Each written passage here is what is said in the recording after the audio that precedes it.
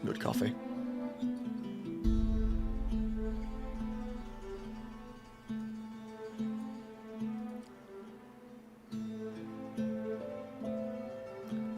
There it is, live on YouTube. Excellent connection.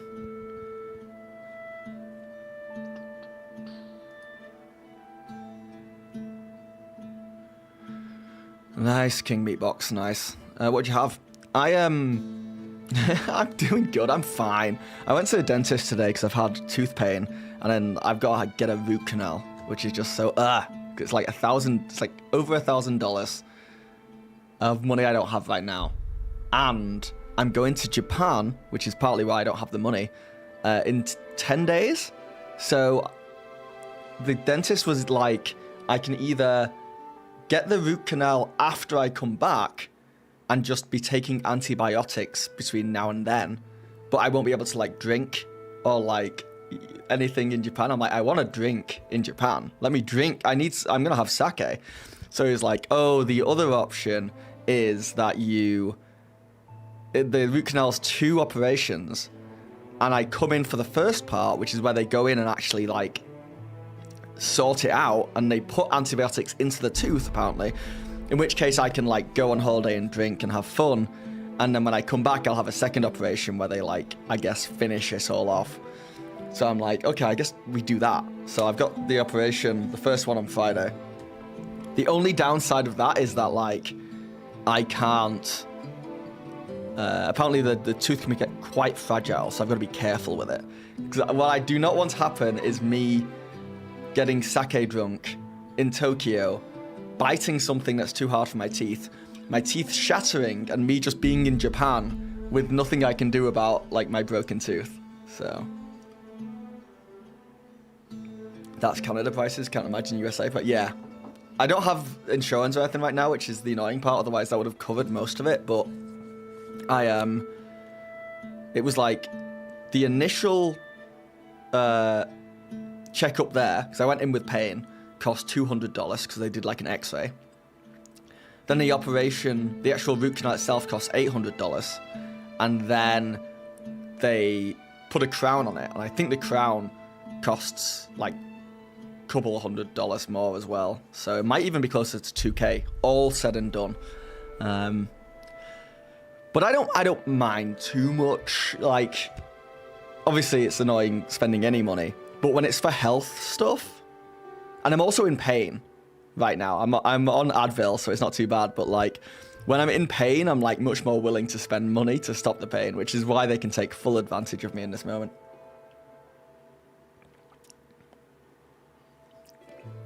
God bless the NHS. God bless the NHS. I think the NHS is why I'm in such trouble in the first place, because I don't think it's cheaper, but the dental work's not as good. So I think the dentists here are taking advantage of me a little bit, but they've redone like all my fillings I had in the UK. They're like, oh, we should do this better. But yeah.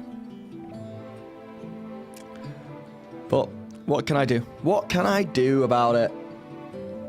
It's health stuff. You had pasta? Ooh, very nice.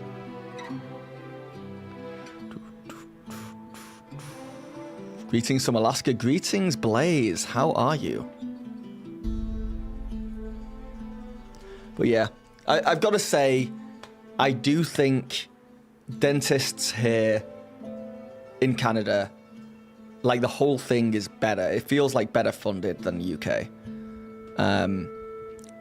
But it's definitely more expensive. They're much more willing to like, you know, do preventative stuff. Where in the UK, they were just like, yeah, you'll be fine. You'll be fine. We'll just pop a filling on there and you'll be fine. Dentists have always been, oh yeah, I was not private. I was a NHS boy. But yeah, tis what it is. Like, can't be mad because they're fixing me up. Okay. So, today, we're going to be playing this game called Solasta 2. The demo's just come out, So I'm not sure how long this demo is, but it's the first part of the game. And it is... you're going to hear this a lot as this game's coming up more and more. It's like supposedly a Baldur's Gate 3 clone. It's not. It's going to feel very similar to Baldur's Gate 3 because it's based on the D&D Dungeons and Dragons system. It's the same thing. You roll d20s to see if you succeed or not. I think a lot of the magic and spells are all the same. It's just not set in the D&D world of the Forgotten Realms like Baldur's Gate is. It's set in its own world with its own lore, which could change things. But the footage I've seen is that it looks very similar to Baldur's Gate 3. Very, very similar. It should be noted that this is Solasta 2. Let me go to the starting soon screen. This is Solasta 2. So Solasta 1, which I presume is very similar to this, came out before Baldur's Gate 3. So if anyone's copying anyone here, it's the other way around. What's your accent, by the way? Bristol? I'm from Manchester. I'm from near Manchester. So, but I don't sound Mancunian. I'm kind of a hodgepodge. But I'm from Manchester, but I lived in Yorkshire for a couple of years. So, and now I've been in Canada for almost a decade. So who knows what that has done to my accent. You played a ton of the first Solasta. It was pretty great. I might play it. I may play through it. I mean, this is my first time on stream trying gameplay. So if you guys like it, then I might play Solasta 1. Because I definitely want to play Baldur's Gate 3 when the update comes out as well. So, he sounds transatlantic now. What, like the World War II, like, newscaster voice? That kind of one? I don't know about that. But yeah, I'm my own thing. I am on the right game, right? On Twitch, I am. Classic Twitch telling me my feed is unstable. It's not. Twitch tries to gaslight me. Okay, so. I do sound a bit transatlantic. Oh, interesting. What accents can you pull off when DMing? I can mostly do this accent. I feel like I could do a Cockney one. I'm so shy that I don't want to attempt it here. But I just go like up or down in my octaves. Is that right, octaves? And I'll speak faster or slower depending on what I'm doing. I'm not good at accents. So, but I've never had any like complaints about it.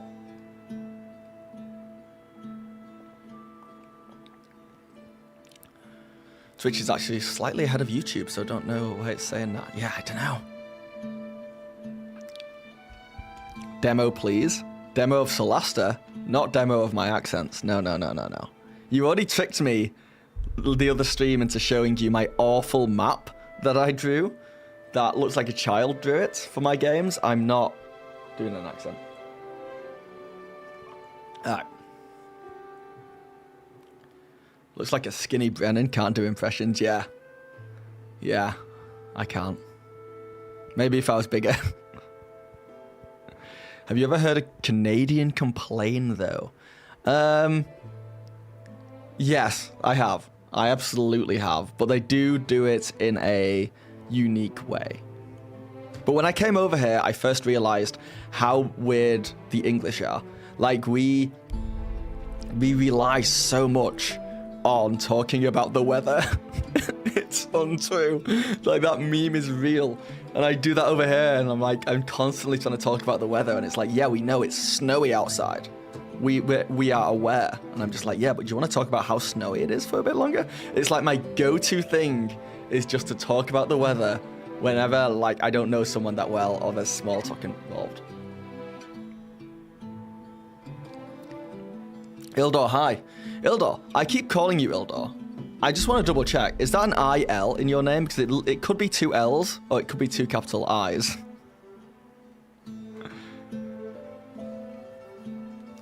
Because I've been calling you Ildor, and I might be Yes, it's Ildor is correct. Cool. Just double checking. IL. Nice. But yeah, so this game is just out in its demo. It is full alpha, so I'm presuming it's going to be very unfinished. And it even says right here, welcome to the Solasta 2 demo, adventurer. What you're about to dive into is a short adventure with a pre-made party designed to showcase a slice of the core mechanics and spirit of our game. Whether you're a seasoned veteran or new to the world of Solasta, we are thrilled to have you here. Solasta? Solasta? You guys know what I'm saying. Please keep in mind that some animations and assets are still a work in progress, but we hope this demo gives you an exciting glimpse of what's to come.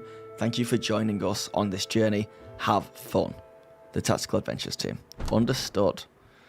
So yeah, as far as I know, when the game fully comes out, you'll have character creation for all your party members. You can make them look however you want. You can do backstories, all that stuff. For now, this is pre-made. What's happening, Johannes? I'm playing Solasta 2, which kind of looks like Baldur's Gate 3. So we're going to test it out. It's on Steam right now, and it's free. And it's just the demo. It's early days. I don't even think this is going to come out this year. I think this is like a next year thing. But I think they would be fools not to go the Baldur's Gate 3 route with the success of that game, since the similarities. And Baldur's Gate 3 was in early access for like years, where they fixed stuff and they made changes and they made it the best possible. So I presume this will go into early access, but we'll see. It's also 5e rule set, indeed, as far as I know. So let's jump in and find out, shall we?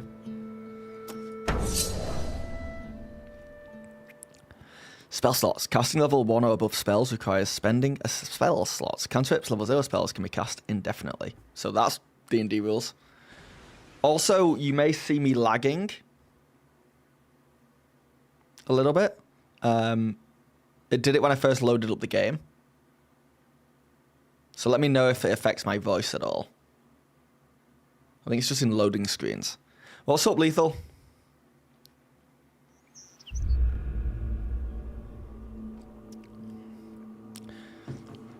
Okay, it is the year 1095 AC, and the Sorak threat ended long ago. 4 orphans who found refuge and friendship together were adopted, and now they share the Colwall name. That family name has brought them together for a quest on the mysterious continent of Neokos. During a series of adventures, they made their first friend, a young halfling named Ellie Sharpreef. They promised to visit her home, the village of Tor Wen. That day has now come.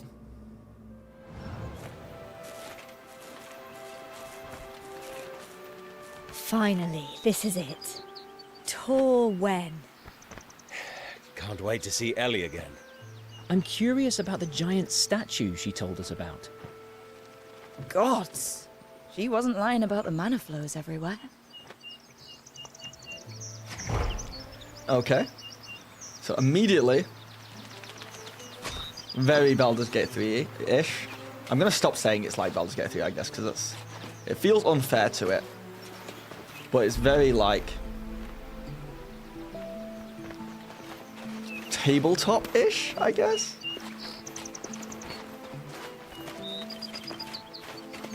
Clicking and I'm running. Ooh, crossroads. This place is magnificent. Move the camera around. Okay, I can't go down that way.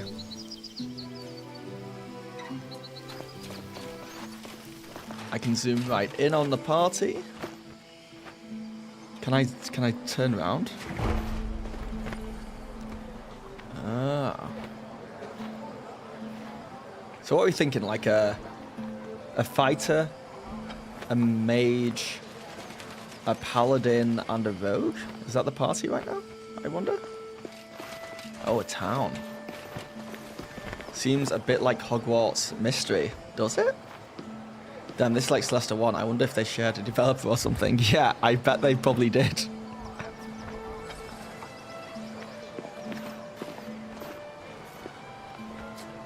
Okay. This is as far as I can zoom out. I guess we just hug the left wall. We always go left. I can't interact with anyone or anything.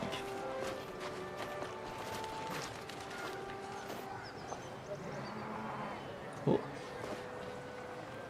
Gotta get used to these controls. Let's keep heading round.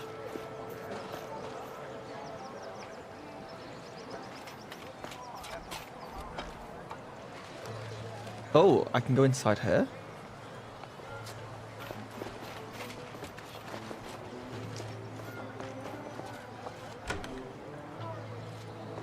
Okay. Hello, adventurers. Welcome to my humble shop. I guess this is just a shop. I don't want anything as of yet, I'm afraid.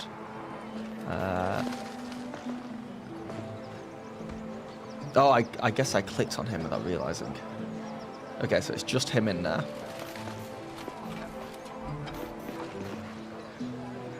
Can't click on anything else. So there's not a lot to do in this area, it feels like. That's fine. Let's keep moving. Good thing none of us are afraid of heights. Someone's pointing fingers. How rude. So I presume this isn't the start of the game, right? Like there would be like some kind of cold open and some kind of bigger introduction to these characters.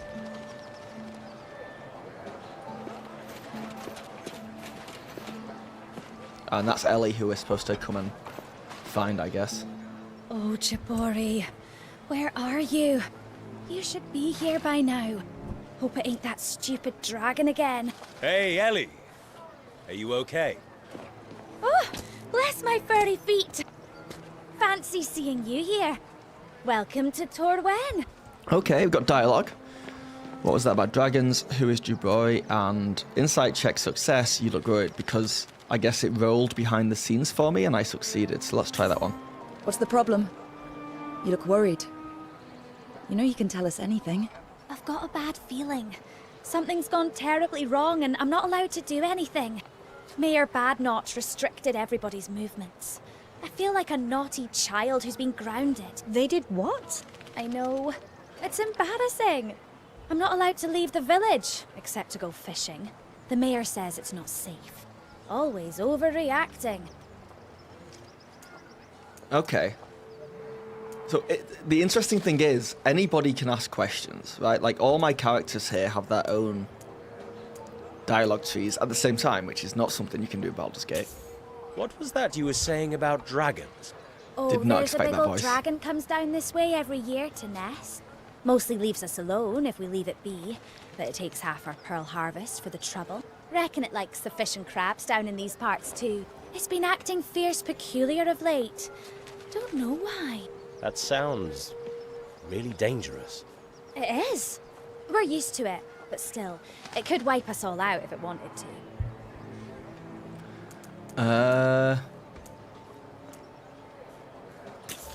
We saw some ruined houses on our way up here. What happened? Oh, that.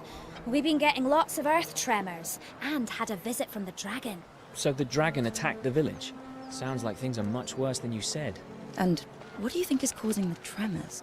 We think it might be the dragon, digging around in the cliffs beneath. It's early the access, so I don't There's been a want lot of shapes to criticize and the plenty of mouth strange movements noises or the too. animations or anything Things like that really yet. aren't good.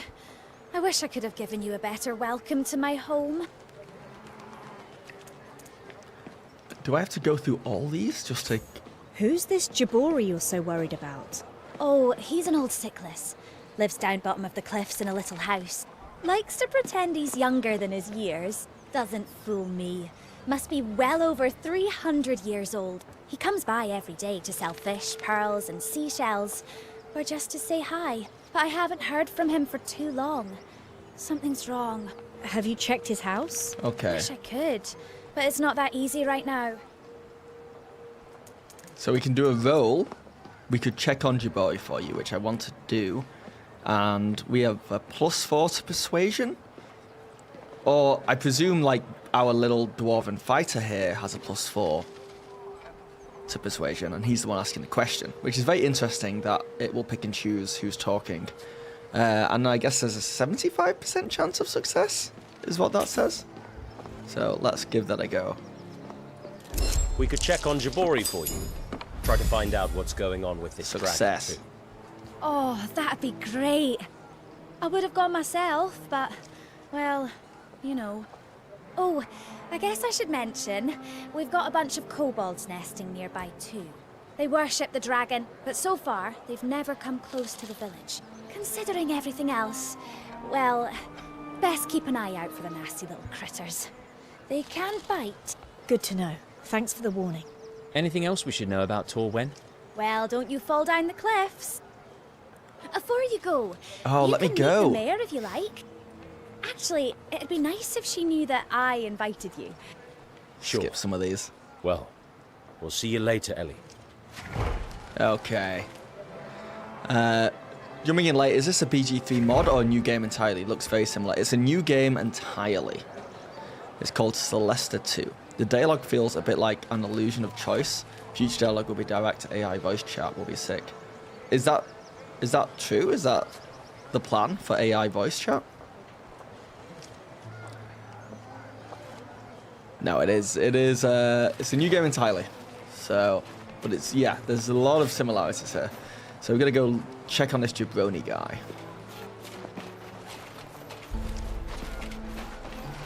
Hopefully get into some combat. Can we do anything with this bridge over here? Oh, you can jump it. Hey, careful! What are you doing? It's nice to meet you too. Do some leaping.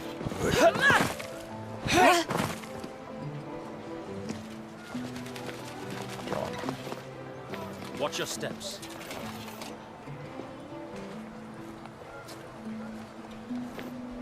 No, can't jump that. Okay, hang on, let's figure out where we're going. Is M map? So we're here. That is where Ellie was. We want to check on Jabroni?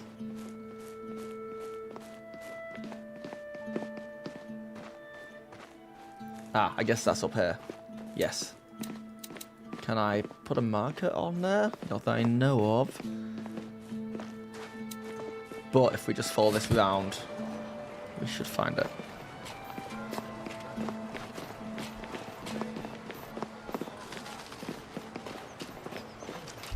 No, What? you move your caravan. But I was here No, I wasn't supposed to be here, but let's see My what this is shop happening. is right here. Your goods are going to the other side of the I need more time to unload. That's all. More time? I need my stuff unloaded too, mind you. What's going on here? Who's asking? People who are thinking about burning down your damn caravans. Did he pay you to say that? I can speak for myself. Move! You have no right. Unbelievable. Oh, okay, plenty of options here. So we can go the intimidation route, the deception route, or the persuasion route. I don't know how I feel about this. That like anybody in my party can talk at any given time. From a gameplay point of view, it's nice to know that I'm not missing out on anything, depending on who I'm controlling. But on the other side of it, it feels like I can't immerse myself entirely into one character. Like I'm playing as the party more than I'm playing as like one single person.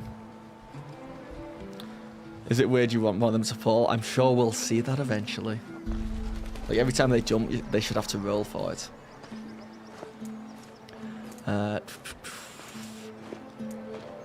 I also don't like. I feel like people are just going to go for whatever has the highest chance of success whenever they can. So deception here. You can lie saying the mayor has complained. We've come from the mayor's house. Even she complained about you. Failure. I think she mentioned a fine. She did. A big one. Oh, a whole party's lying. Is that so? Let her try. Crazy Rosie.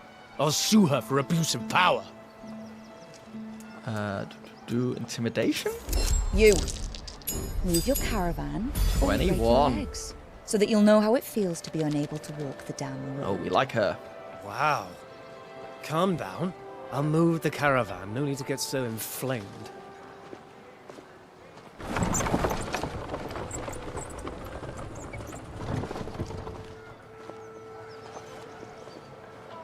Okay, so we got experience points for that. And now the map has opened up north. What's the starting bid for this unique? It's kind of hard to tell. No, I'm going the wrong way. I am You are going here the wrong tenfold. way. Whoa, Right. sprinting. No? Come on, everyone! Gotta make a living. Where's And then to the Jabori? right. He said he'd bring me some shells and pearls today. And if we just hug the left wall, we should get to where we go.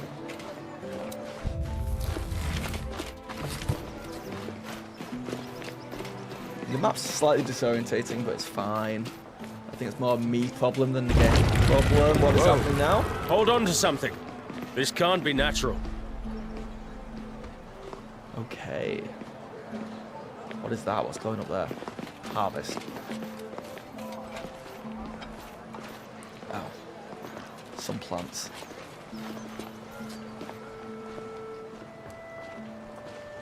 This footbridge is very handy. Are you sure you know where Now the you're real going? question is, can I click somewhere on this map and send my peeps? No, I cannot.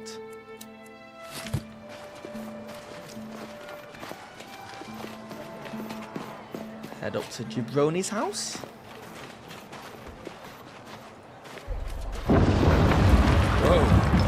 Again? Oh, no wonder the mood is so noxious around here. What's that? Looks like an elevator to get down to the shore. I gotta say, Hope none of you are afraid of heights. I don't hate the world Statues are as tall as the cliffs. or the movement, Clearly, those who built this place really loved themselves. and maybe it'll change in the Ready for future. anything. I'm not here for sightseeing. But so far, I'm not hear like that? sold on the Mother characters is at back all, from the which dead. is kind of what you need in a Don't. game like this.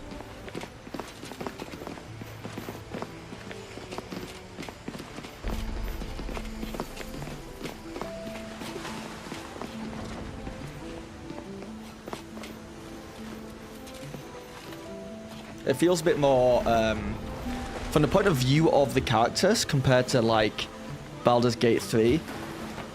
It's it feels more casual. Like I don't care about these characters that much.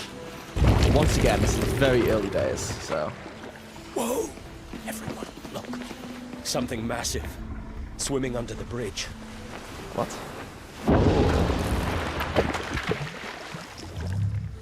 It's a Loch Ness monster.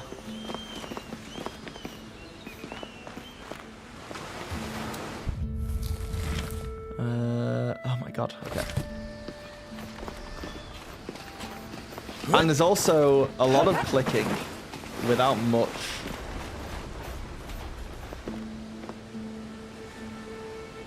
Stuff to do in each area. We've got something here. Look. This is the big statue they were talking about earlier. Okay.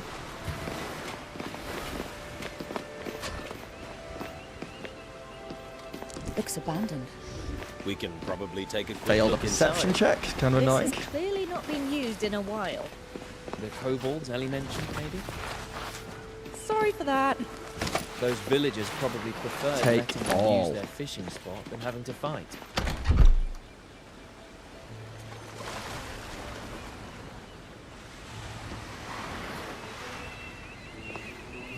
Come on out.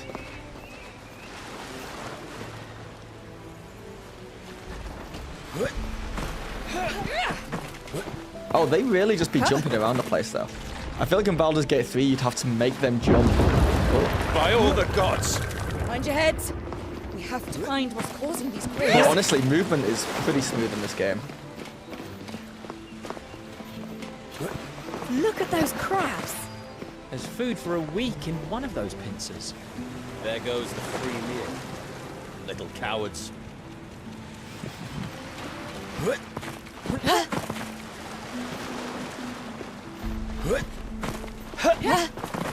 Ew. Learn if the Eating a kobolds are kobold. related to the current Don't judge troubles. before you taste. You see any kobolds? I feel like we're going to be fighting one of these crabs. We head into this cave.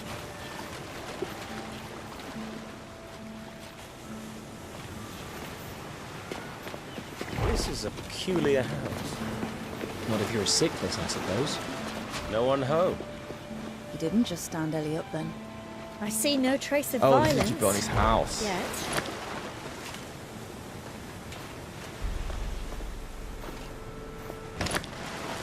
There's something engraved on this stone tablet. Can anyone read that? I thought you knew everything. Once a brat, always a brat. Give us a break, please. Okay.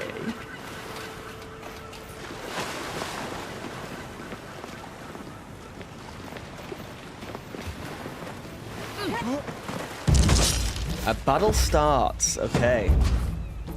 Daisy's up first. We have two different lines here. We have a blue line and a yellow line. I guess the yellow line is her dash, maybe? Because she can only move 25 feet. So let's move her here. And then, okay, so we can see her movement's gone down now to 3 feet. And then... does she have a throwing knife? So she can hit with a short sword, and as a bonus action, she can hit with a dagger. You can spend a bonus action to take the dash, disengage her. Okay, very D&D, obviously. Can I dagger this? No. No, I can't. I don't know if I can do anything with such short range. Advanced combat actions, yes, look at that. Disengage, dodge. Take the dodge action. And then, and turn? Yeah, come close. Oh, where you going, bro?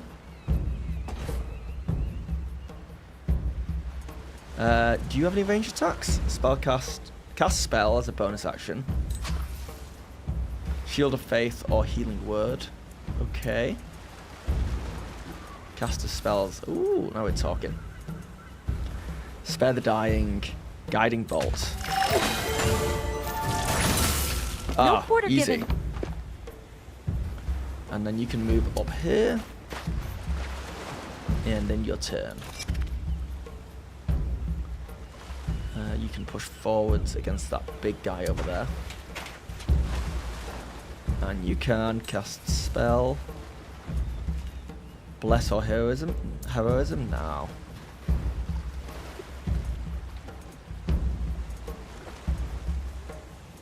Paladin powers. Lay in hands, utilize poison, cure disease. Oh, so he's the paladin. And that turn. I'm sure there's a lot that I'm missing here, but I kind of just want to get through everyone and see what's obvious. Firebolt or Ray of Frost? Let's do Firebolt on this guy. Ah, Next time, I swear. very much missed. So it rolls. So it does roll to hit and do all that stuff as you attack. And turn.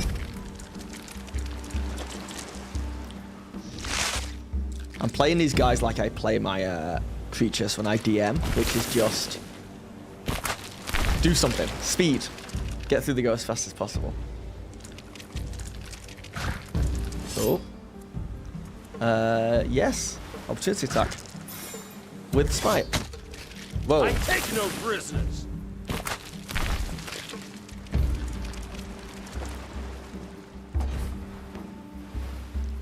Okay, so I gotta say this.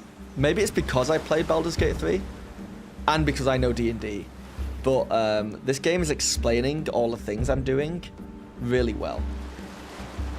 You can.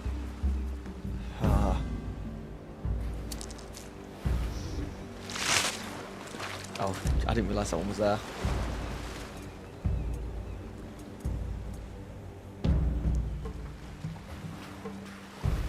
One thing I can't figure out is, like, will it let me throw it?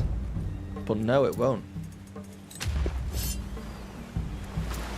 Which is kind of annoying. I just accidentally hit end turn, but that's fine. this guy can just run up here and take a hit. See, I just went to strike, and then it's like, do you want to Divine Smite? It's like, yeah, I do. Which is really nice. That one didn't even fight back. It's almost like there's a Dungeon Master there just telling me what I can do in the moment. Ah, out of line, out of sight. Yeah, cast shield. So I kind of like that in general.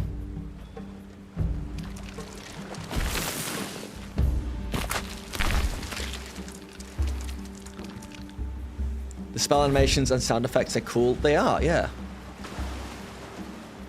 It's been a little bit of a while since I played VG3. But I always remember the combat being, well, fun. I don't want to start a fight with anyone finally get to, actually. No. Can you not attack? You've used up all... Ah. The combat in Baldur's Gate 3 was incredibly fun, but also sometimes infuriating.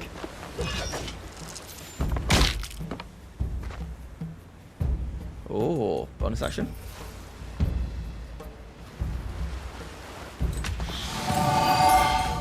Shield of Faith on Juralis.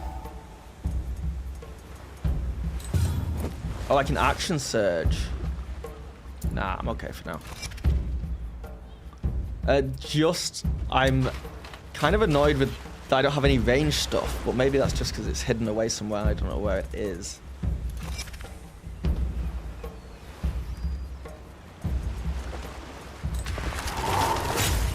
Now, because I'm right next to it, I have disadvantage. I'm just going to take the shot anyway and see what happens. I missed. Fair enough. Incoming attack, I can protect ally. Do it.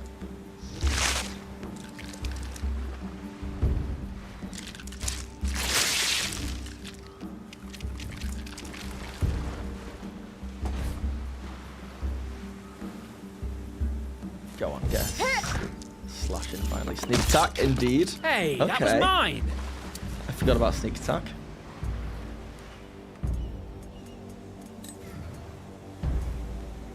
Oh, I can dash as a bonus action as well.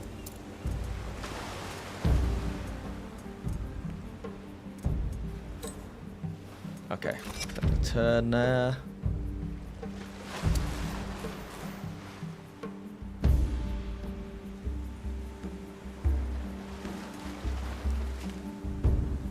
Oh. Cast a spell. It's very good at telling me, like, what I can do and what's grayed out, because obviously I've only got one spell slot and I've used it. But I can still Sacred Flame? No issue. Yeah, this game's really good at telling me exactly what I can do and why I can't do something. It really does remind me a little bit of, like, if Baldur's Gate 3 is playing D&D with a certain kind of Dungeon Master, this is like playing D&D with a different Dungeon Master. So the lore's different. The flow of battle is slightly different, but it's the same rules. Which is very interesting. Get dash all the way over there. This guy's got movement for days. Eyeball him. Still standing.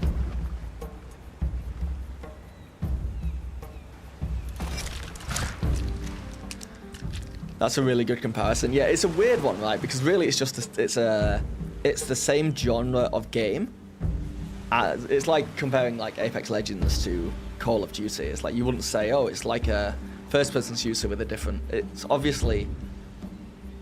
It's hard not to make comparisons between this and Baldur's Gate 3. And that's what it feels like. If both feel like you're playing D&D, it is just two different DMs. Baldur's Gate 3, but with a nicer DM, yeah. But so far, a nicer DM, but a DM who is not prioritizing character development. Right? They're prioritizing teaching you the game, but it's early days. It could change. this XLI. Also, Baldur's Gate 3, I feel like people don't talk about this enough. Baldur's Gate 3 is freaking hard. It's a hard game. This, so far, feels very, very easy. Come on, why can't you move?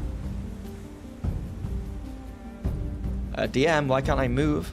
It says I've got 30 feet of movement.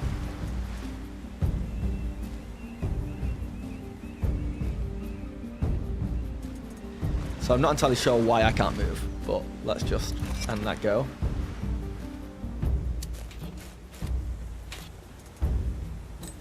It's very annoying that I don't have any range stuff. Paladin powers, we've been through this.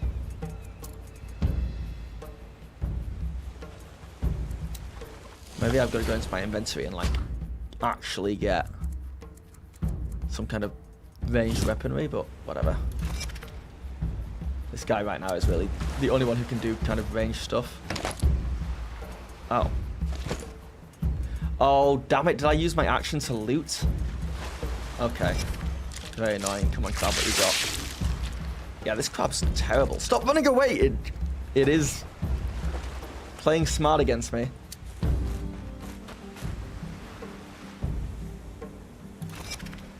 Oh, man. Why can't you move? Oh. There we go.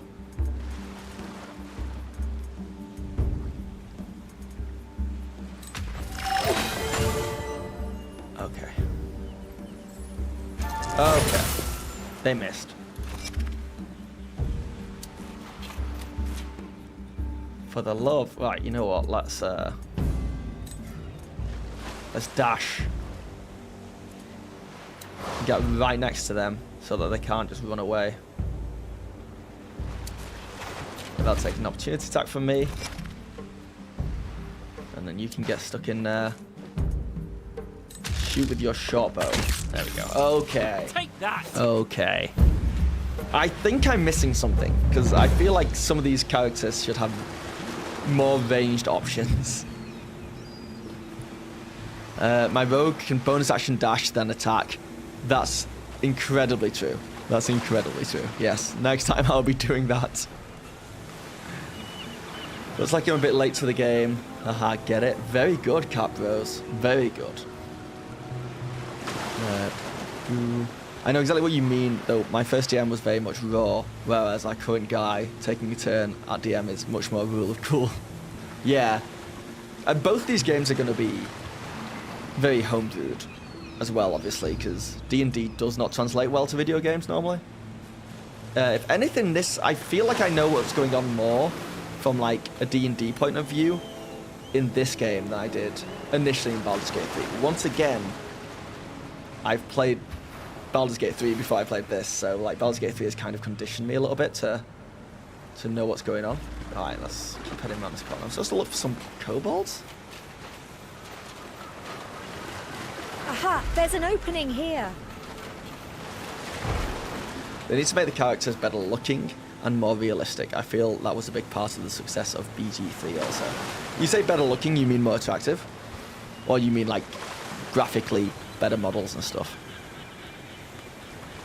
I mean, I'm sure that's true to a degree with Baldur's Gate 3, but they also, the characters were just very compelling, and every single character had like a massive flaw, and also wants and needs that drove them throughout the entire game of Baldur's Gate 3. So it's whether or not these characters have the same depth. We'll find out. I don't actually know if I'm going in the right direction at all. We're getting closer. Apparently we're going in the right direction.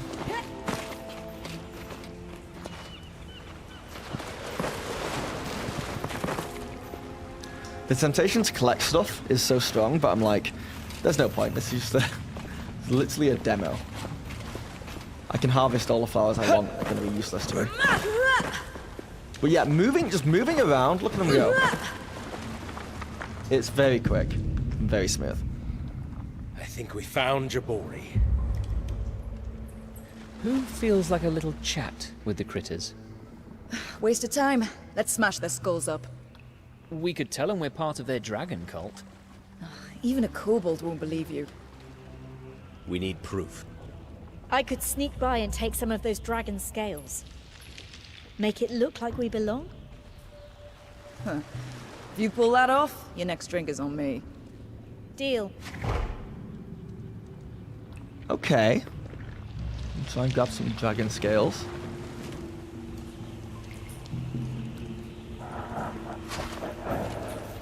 Wait, let me think about it. So we've got a kobold there.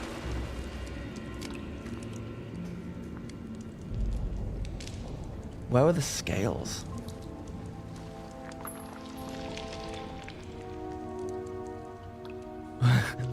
Wait, where were the scales? They're near the bottom, right?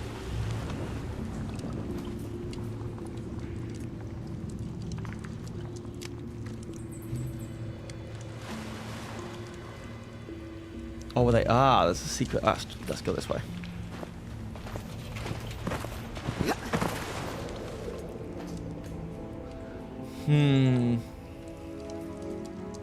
Now, the way they said, like, I can go and steal some scales made it feel like I could control Daisy on her own. So how would I do that? What does tab do? Tab switches between characters. Use this control a group party together or split individually so I can take Daisy on her own. And we can try and be sneaky, I guess? I can start cautiously moving. Okay. We stealthing now. There's such a big step over Solasta 1. What was Solasta 1 like then?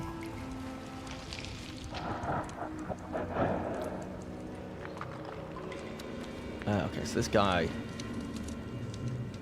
is aware of me, so let me hop down here. Very stealthy like.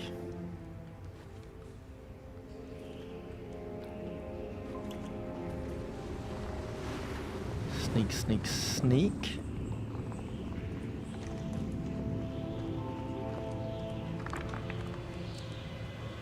So none of these are the dragon scales.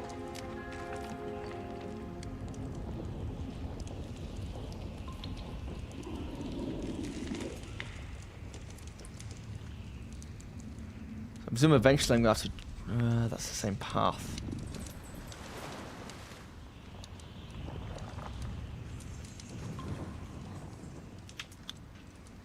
Oh, they're everywhere. Where are these damn dragon scales?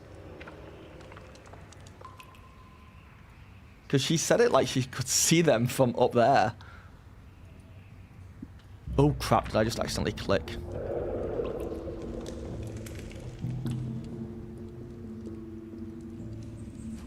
Oh god, good, I thought.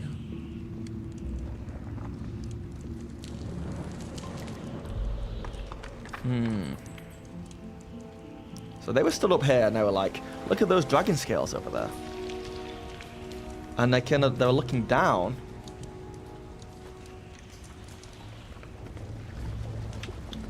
But I can't see anything I can interact with. I think we might just have to fight these guys. Honestly.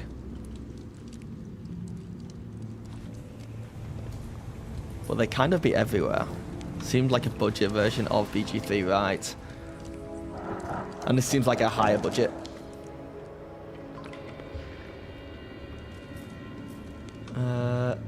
Oh. There's a campfire through there. And more kobold. Okay, well, I guess we just gotta... Okay, head back over to your team. Gonna fight our way through, I guess.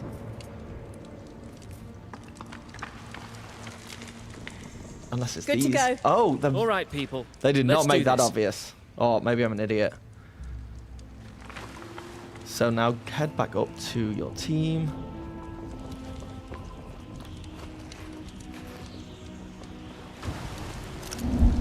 Group mode.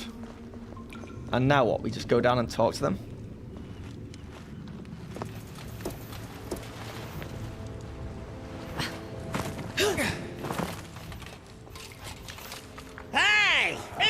name of our mighty obsidian majesty are you lot? Spill the beans, or we'll feed you to a mage. We'll kill you if needed. We could help you, or we are part of the cult. I think we're going to go we are part of the cult, right, guys? Graphically, it's much better. Also, they're making it fully voice acted, whereas in the first one, they only had a male and female player voice. Ah, so it didn't sound distinct with an all-male party. Ah, I hear you. So it's just like 4 of the same guys talking if you had all-male. Would you recommend playing it? That's the real question. Yes, we are part of the cult. We are worshippers With advantage, of the Black of course. Dragon. Success. It granted us a gift, proof of its trust, a scale of its dark body. They're a dragon shaman, boss. And don't want to upset the big un, boss. You'd recommend it? I knows what they is, Slasher. Now shut your trap, all got you. Dragon shaman. I suppose so. Damn Sickless and his friends poking stony Goddamn faces Sickless. where they not wanted. Just working out what we do next.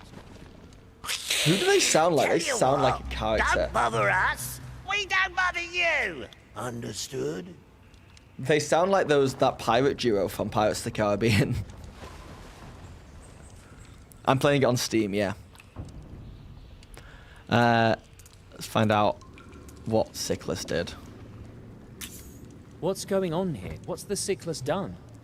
Loads of rumbles in the ground. Mighty obsidian mistiness gets all angsty. Her head got broke by one of them tremors. Strange stone faces turn up. Big fight. Doesn't take a Sarkazul brain to work it out. Yeah, it doesn't take a Sarkazul brain, guys. Did the dragon go away? You think your obsidian majesty has left? One thing Don't you?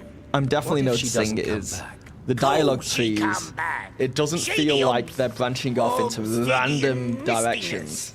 It feels quite Bestest linear. Dragon in Neokos. You'd recommend it. It's got much better verticality than BG3. So, for example, PCs can fly and hover. It sits closer to 5e rules than BG3 did as well. Interesting. Why are the kobolds missing eyes? Are they? Hold on, let me get a closer look. Strange stone faces. Strange stone faces, you say? Strange Sicklers. Yeah, some strange-looking sicklers. Different. Oh yeah, I see what you mean. Odd colour, not normal. Look, this is Catch early a alpha. We vibe. can't judge it on Ain't anything clear like what that. they want ain't here. They capture some kobolds, walked out the caves at low tide, disappeared. For 30-something people they claim to have, I wouldn't expect such non-linear dialogue as BG3. They only have 30 people working on this? One thing I don't like, yeah, the dialogue trees in general, I don't like just having 4 options and then whatever I say doesn't really do anything. It's just, you've just got to keep clicking them until you hit the right thing, is what it feels like. What will happen to this Sickless? Mighty That's what that page says, huh? obsidian mistiness will eat him for her dinner. Probably calm her rage. At least for a day. Oh, damn. Perhaps we'll speak later. We need to go. Shut up! How many people worked on Baldur's Gate 3? Alright. Well, we have befriended the kobolds, and we can pass through no issue to this campsite over here. I'm still hidden. What a pinky face doing here? Nasha let they walks. We'll have to wait for the low tide. That kobold just called me a pinky face, and I Yes. don't even want to, Let's rest like, here until think about that too much. Agreed. Jabot is still prisoner, and the fisher folk are still missing. Who knows how much time they have left? Okay, I will not rest. Interesting. That was like the DM being like, are you sure you want to do that? Because these could be some of the consequences.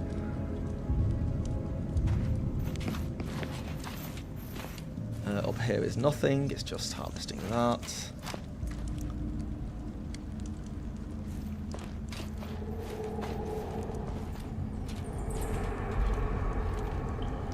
$470 people worked on BG3. Fair enough. Fair enough. How's it going, Laura? That is Nash's loot, Pinkface. Hands off! Oh, I think he's calling me Pinkface. I don't know what that's about.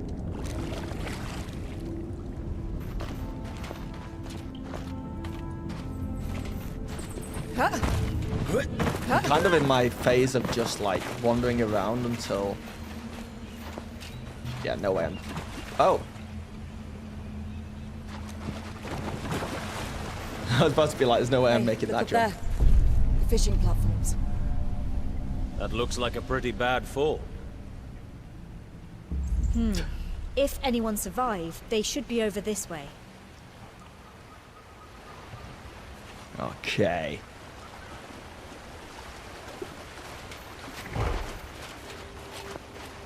Clear passage. Did you see that? Over there. A bit of caution here, please.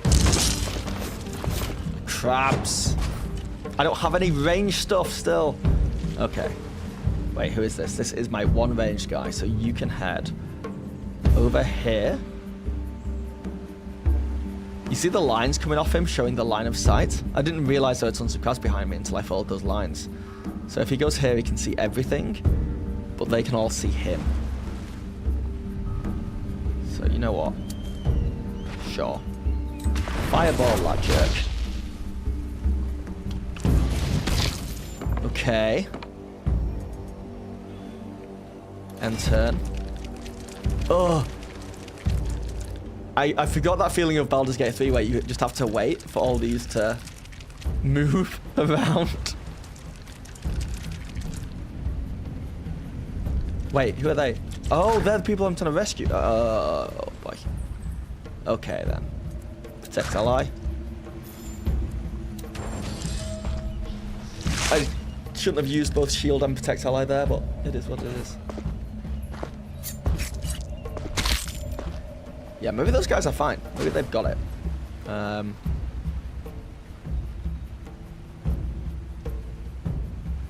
Yeah, slam this guy. Divine smite him. Another victory! Another! And then go over there and just hold. Have I played Pathfinder Kingmaker? I've not. Should I? Is the question. There's always a team or two of people working on future stuff. Oh, in BG3? I, Danny of the Great Twitch subfamily, command you to fulfill your oath and to ban all your enemies. I can't ban from YouTube.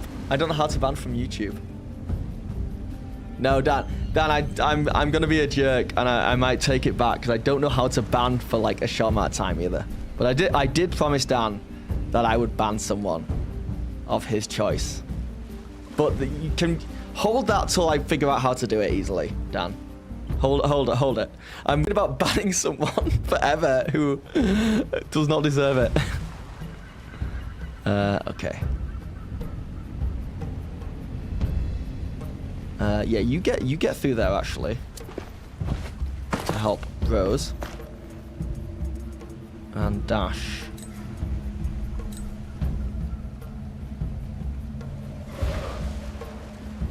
Get stuck in there. Yeah, why low? What did she do to you? What's happening, bro, Jojo?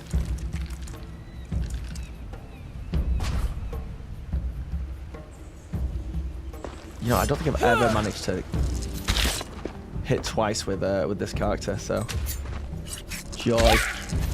Not that I did much. That extra 3 damage on the second hit is well worth it.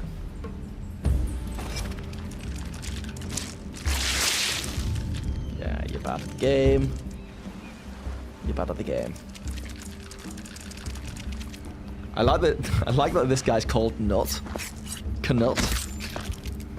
Solid name. Solid dwarven name. I think those two can handle that. I think you should see what you can do over here. If anything, what's your range like on Fireball?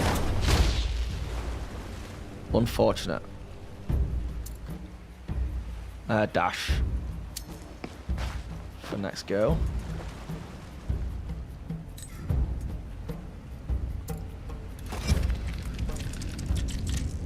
Just stuck out like a sore thumb. Fair.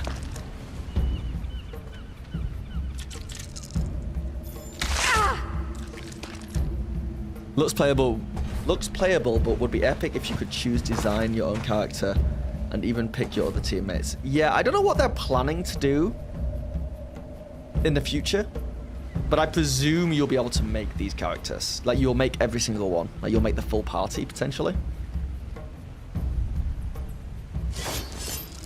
But we'll see. Oh, don't miss, bro. That's so embarrassing.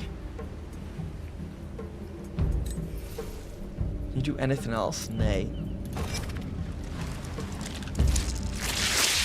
It's okay. They're missing too. They're missing too.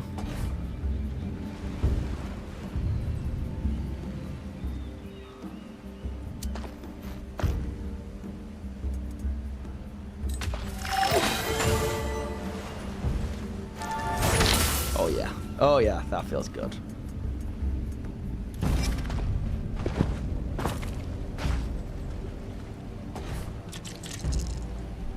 I don't want any of these people to die. That's my goal, and it's going well so far.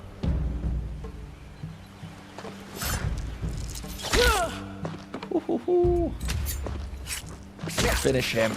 That's the way. That's the way indeed.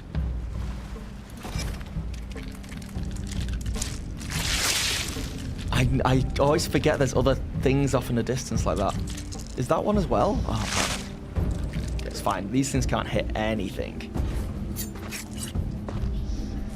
But neither can my guys.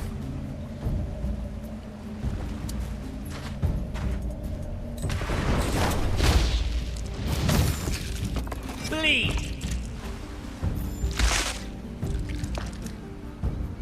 You can create your characters in the full game story. Yeah, I would presume so.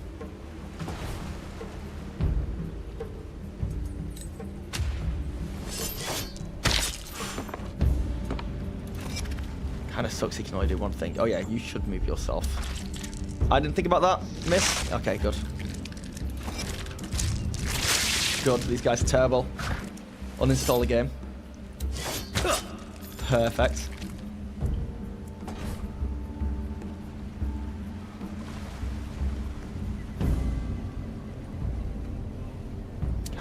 You. No, he doesn't get hit. Turn it over. There it is. Keep them coming! Everybody lives. Just this once. Everybody lives. Except the crabs.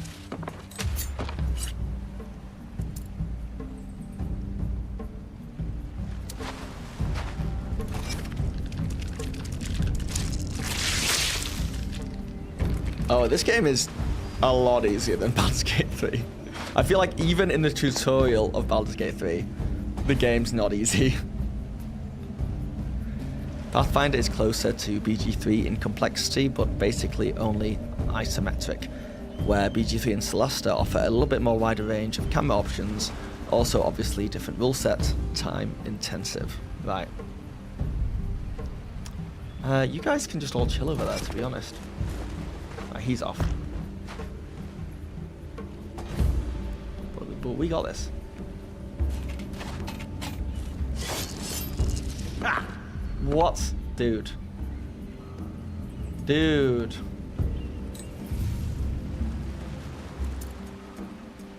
Nothing else you can do. But these crabs are terrible though. Terrible.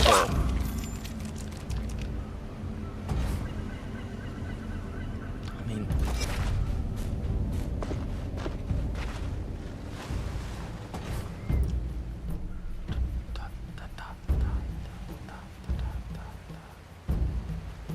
yes. So let's do the bonus action dash here. Oops.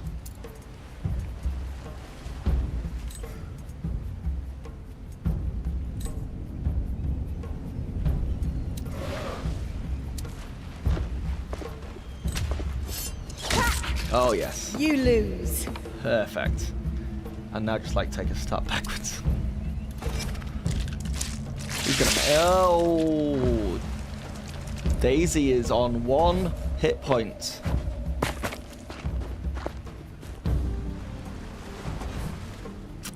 I guess maybe see if you can do anything from here, but you won't be able to. 'Cause it's so far away, lame.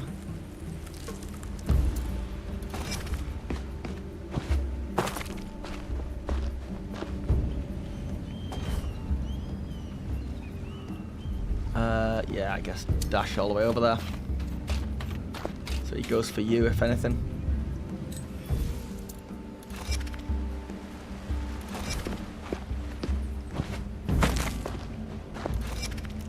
I was hoping they would have a system in place where you could fast forward through other people's goes.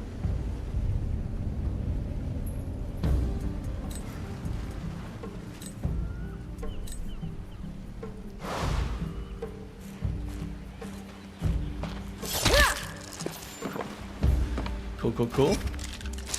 Oh no, I didn't... Hold on! Daisy's down. And you can see at the top corner there, next to Daisy's head, she has death saving throws.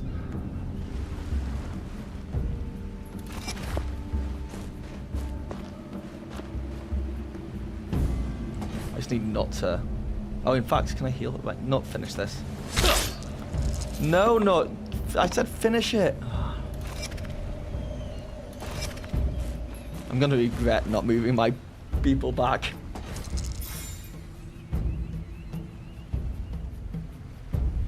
Oh, why is she back up? What? Oh, she rolled a nat 20 on her saving throw, so she got up with 1 HP. I love it. Yeah, okay, that's poetic. That is poetic. Thank you so much, friends. Don't mention it. We're lucky you came to the rescue. We've been repelling crabs for hours, but we were Repelling almost crabs. exhausted. They would have eaten us. Well, you should go back home. Through those caves. Beware of kobolds, though. We will. Thanks again. And see you up there. Drinks are on me. Imagine just saving people from some crabs who needed it and then going, okay, just go back through that dangerous cave with all the kobolds who will try and kill you. Happy to save you. Like, they're gonna get eaten by kobolds. So now, can we rest is the real question.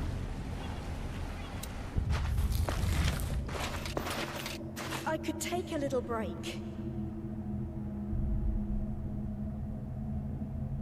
Okay.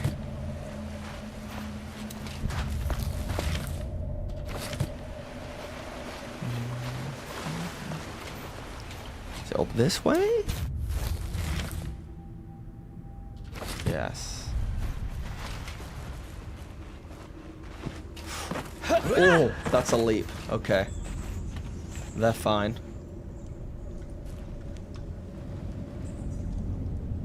That's what I swam to before, so hopefully that leads me to my campfire again.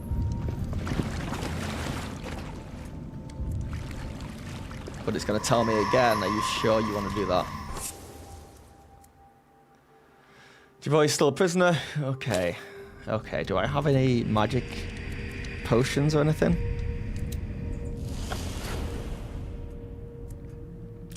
I'm sure yes, okay, this guy's got one. Can I give that to? Send to Daisy. And then head back over to Daisy and do a little bit of one of these. And then a little bit of one of these. On yourself, Daisy. Where are you? Oh, you're right there. So she's so stealthy. Okay, well, it's slightly better. And then we want to head up north. So we came from there, so yeah, back this way.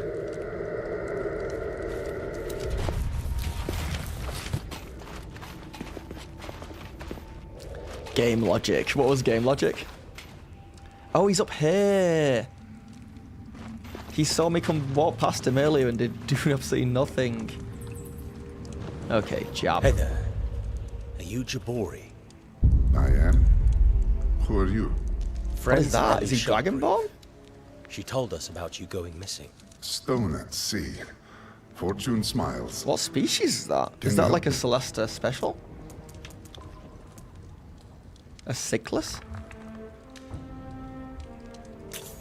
The kobolds seem to have had a fight with other Cyclus. That makes it difficult to get them to free you. They have met with Kivuli. They are a corruption of my people. The kobolds are too stupid to make a difference between me and them. Kivuli? What are they exactly? Siklas, who gave themselves to a cult. An NPC, after being saved from a deathly battle, ends up going back through the dangerous cave to safety. Yeah. I guess tell us about the dragon, What's but I with don't the want to spend too much kobolds and time the in this dragon? dialogue. They worship the dragon. That's all. Bring it offerings every year, nothing wrong with that. They never bothered me. Nor the villagers. Until now. Ellie. Okay, we'll try and get him released. We'll see what we can do. May the land hold. We're just gonna go ask the kobolds, right? Like, nicely.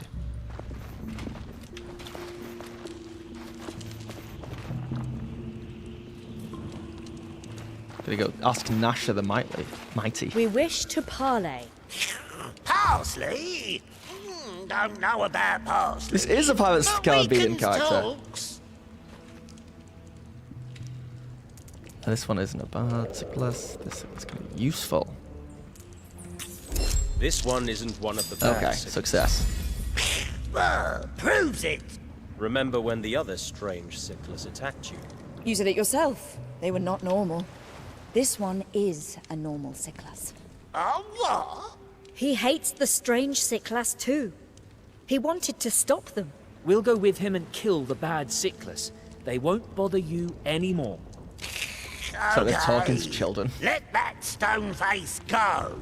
These peeps gonna stop the shakes. Stop the nasty stoneheads. What's happening, Dave? Well How done. are you? I can't believe you convinced these creatures to let me go. Don't mention it. Now, we'd appreciate it if you could tell us what's going on. Yeah, what's causing the Do you quakes? know what's behind the tremors? An unstable aether nexus. A nexus? That's a magic power source, isn't it? That's what I would tell a child, but yes, that's Oof. it, more or less. That's fine. We're children, more or less. There's a nexus here. It's supposed to be hidden in an iridu, and I'm its protector. A what? Iridu is a Cyclus word for, well, you may call it a temple, but it's not dedicated to a deity. Can you stabilize it?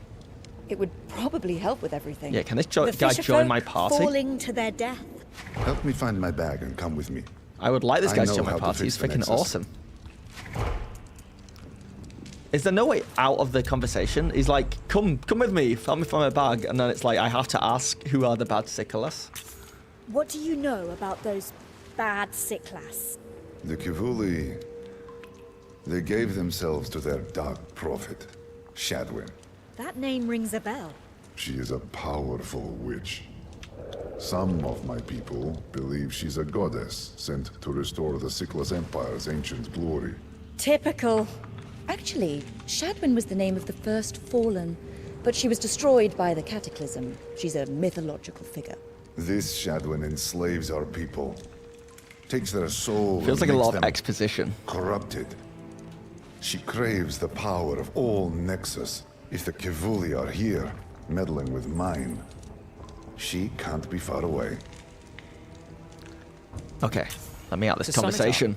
we need to find this nexus and with your help, stabilize it. A sound plan. Wait a second. What if we can't? What if it's too dangerous? The Nexus will eventually explode and destroy this place, Torwen, and all your friends over there. Right. Come on. Don't tell me you're afraid, sister. Me? No, the dragon has left Sister. after all. What could possibly go wrong? Enough chatting, kids. Let's go find this nexus. When I said we were children, it was a joke.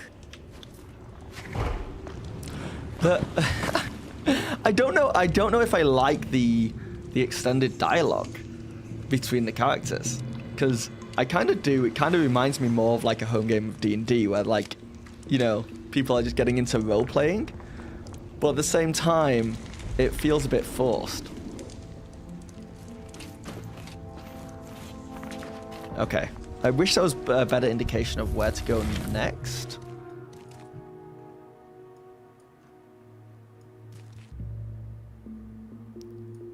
Because I don't know how to get there. I guess I just head south. Do I need to leave the cave? Is that what I need to do?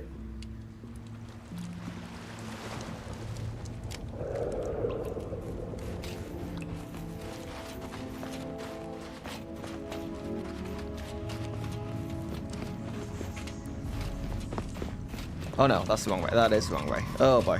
Hold on. Oh no. No, it's the right way.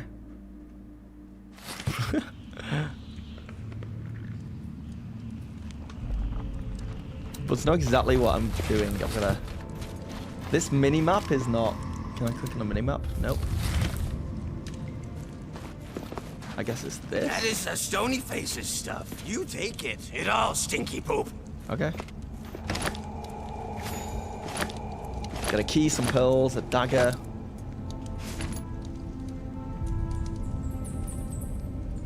Now where to? Now I can't quite see what's behind all this.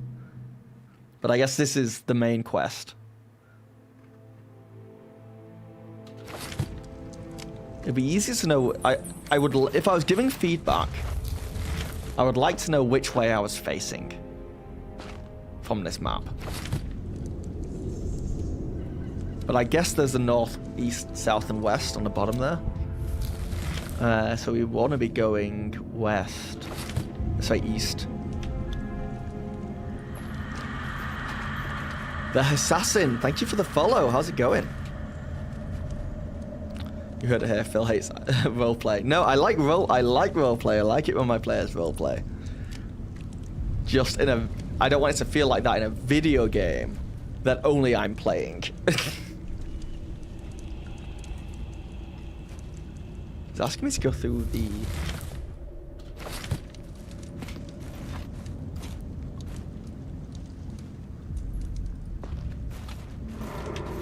Alright, go around.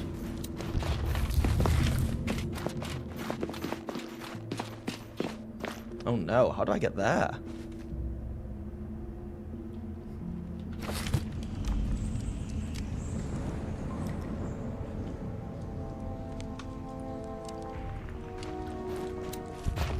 No! Oh, I'm very turned around.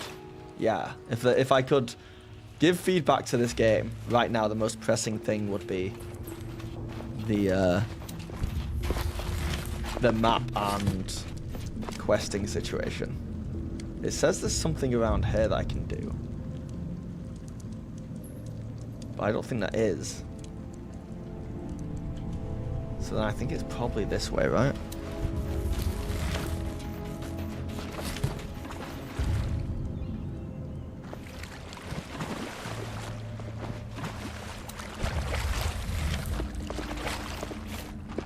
No?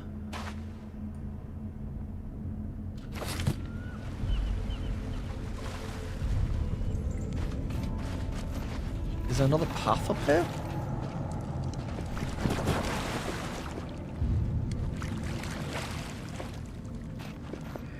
I've been watching you on YouTube for about a month now, saw you streaming and was intrigued. Well, welcome in. Welcome in. Yeah, just checking out this new D&D based game, which is a demo in its alpha, so it's got issues. It surprisingly doesn't have that many alpha issues. Like, there's no game breakingness to it or anything like that. My only issue is just finding exactly where to go. No, that's the wrong way. That is the wrong way. No. Come back. Come back. There's no path there. There's no path there. Those guys are still hanging around who I saved. It has to be through here somewhere.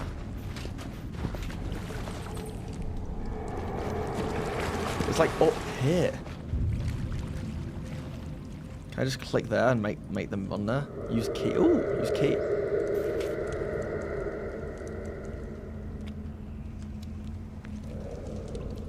Oh, can I jump in there? Come on, I can see it. Oh, they're going somewhere. Nope, they just stop in there. So I don't think that's get-toable.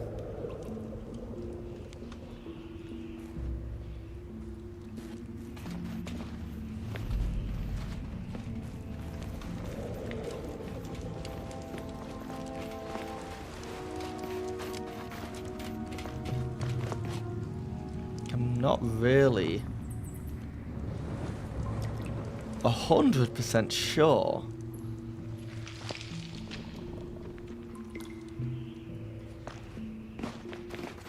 On where to go, because they just kind of like,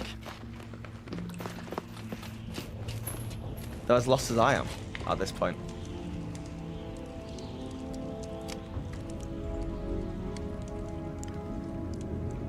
You've seen it on your radar but never given it a shot. Only issue is finding where to go until you find a door. Man, is that you telling me that there's a door somewhere, or is that just a D&D door joke?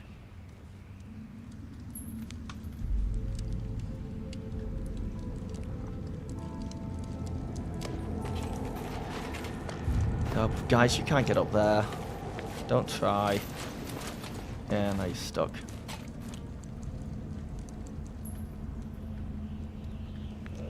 It's kind of an absolute maze. Rest. Oh, do I actually need to rest. Okay, that's on me. If I just read the instructions. Oh, it's got similar rationing as Baldur's Gate 3, where if you take a long rest, you have to use up resources. The Forgotten Realms suck, to be honest. It's the most popular, but one of the least interesting settings. Wish something like Eberron or Drakkenheim was more popular. Just a door joke. Never played those games myself. Fair enough. I was like, you were kind of right.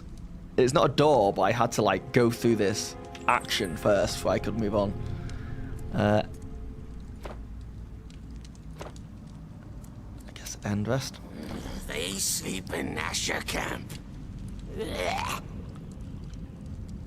So now I can go down here. Right. Oh. I was beginning to lose my goddamn mind. Okay.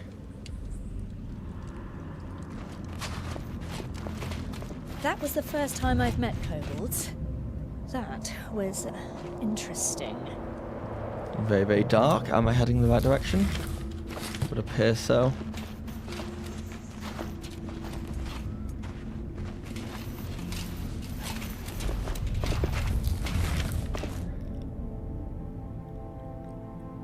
So I can go right or left here. Let's try over here. Down we go. It's too quiet. It's quiet. It's too quiet.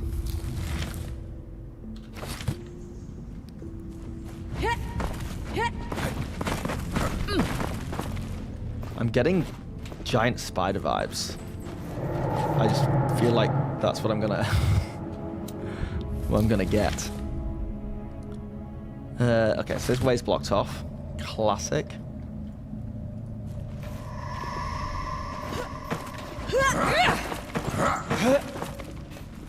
Clear passage here, though.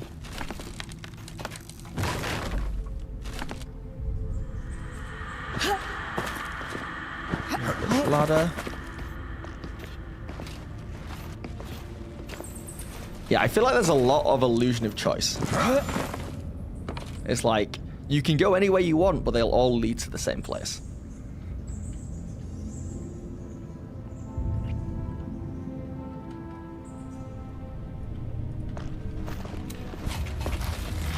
Alright, apparently it's just around the corner. Speaking of doors, the classic D&D trope. Take a look at this bad boy. I gotta say, the game, when I'm exploring and like the atmosphere of it and the vibe of it is top notch. Now that we're in like some underground cave system and finding some kind of ancient door, I'm like pulled into this.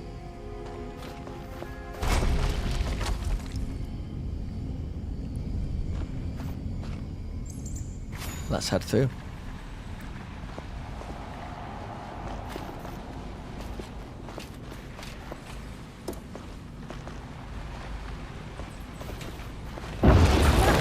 Hold on. We're getting close. Okay. Is this room just an, like, tiny hallway? With 2 doors in it?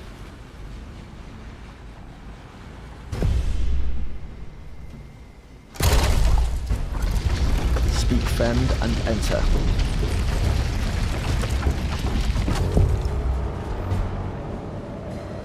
What kind of place is this? An Iridu. Oh, it's an Iridu. My ancestors built it a long time ago. Of course. It's even older than the Manacallum ruin in the village. This room is called a Star Chamber. This character is giving me Garrus from Mass Effect vibes in a big way. We're not alone.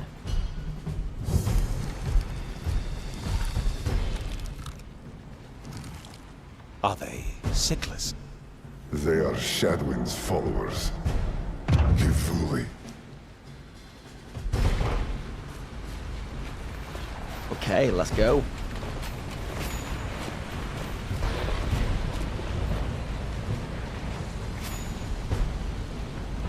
So,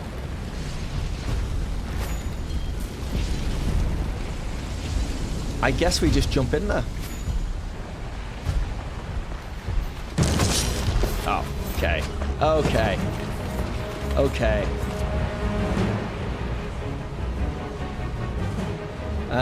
Since Daisy went down so fast last time, I'm going to keep her at the back a little bit.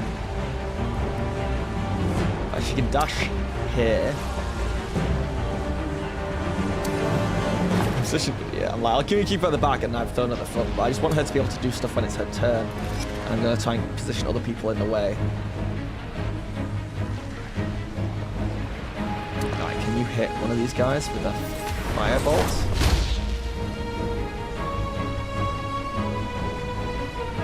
Go for the hunter.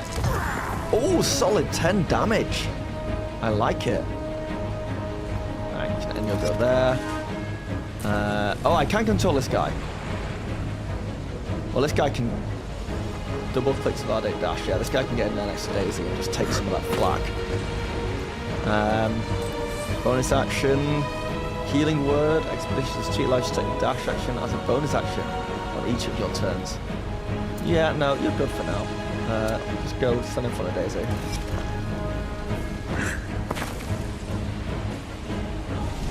Okay. Okay. Okay, it's kicking off on there. Unfortunately, old Knut over here simply has to get stuck in. He can't do anything else, so he's going to dash. I'm just going to get everyone on this tiny, tiny platform, and it's going to turn into a Mario Party mini-game, and I'm okay with that. Okay, good. Keep missing, bro. Cold walls don't give up.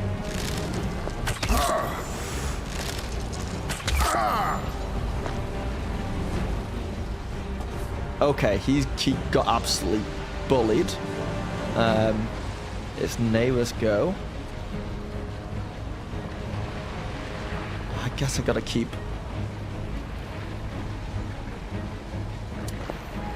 true to my word and get everyone on there.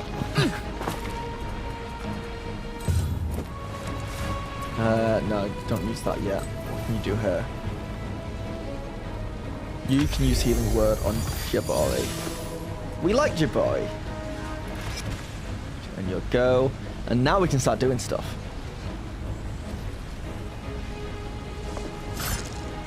Sneak attack. Oh my god, finish him off with your second hit. They explode, apparently? One Thunderwave and it's all over. I didn't even think about that. That was really bad gameplay for me, yeah. Yeah, that's why I got thrown off ledges in Baldur's Gate 3 all the time. In BG3 you would have pushed them off already, yeah. In fact, do I even have that option?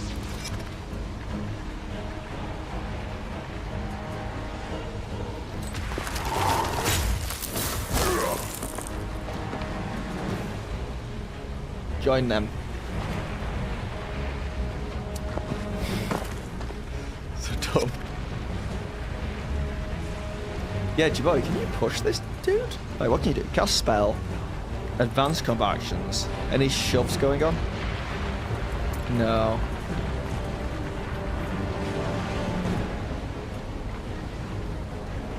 No. Alright, well, just go for classic slash. And then heal yourself. There's no shame in that here. And then, you just... Oh, what am I doing that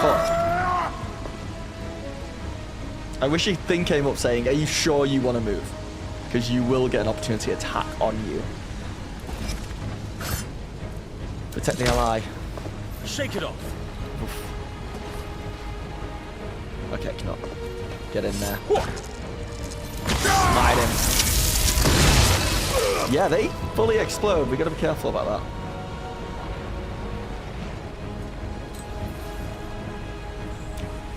Adds 1d4 rain damage to your successful weapon attacks. We'll do that later, I think. Okay.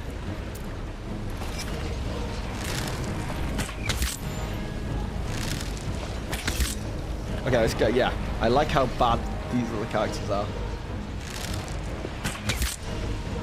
Keep missing.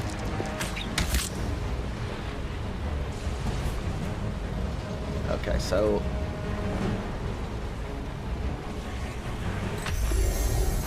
I really want to keep Jabari healthy. Wait, is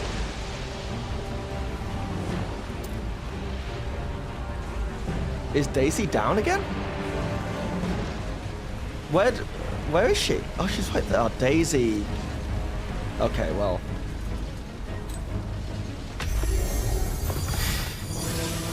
Thanks. Didn't even notice that. Okay, Daisy. Now we're stuck here. Now we're stuck. Now we need to go. Yeah. Let's start making our way down there. Making our way. Okay, Daisy. Jesus Christ. Go down here, Daisy. And for the love of God, stay behind everyone else.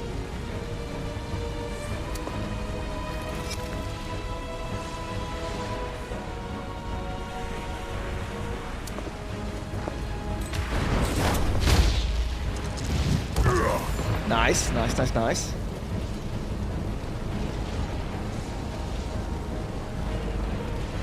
When you have spent your main action, you can still cast a main spell with a bonus action. With Quickened Spell. Now, you live for that, you live for now.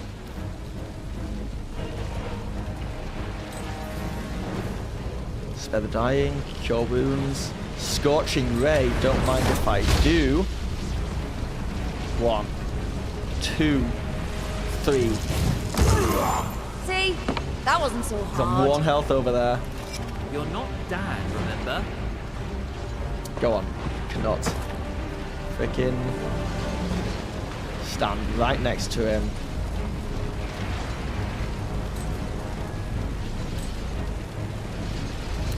Like a maniac, so he can't move anywhere.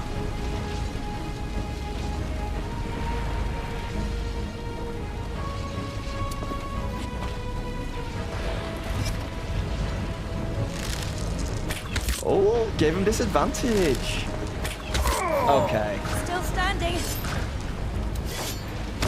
giving me the opportunity to sack there.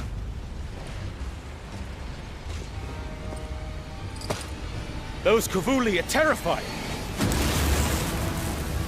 Hey, look, the Nexus. Turning around and being like, hey, look, the Nexus, when it's like a nuclear explosion right next to your face is very funny. I have to correct the mana flow. If I don't, it will explode This guy's and voice is destroy us awesome. all. Destroy!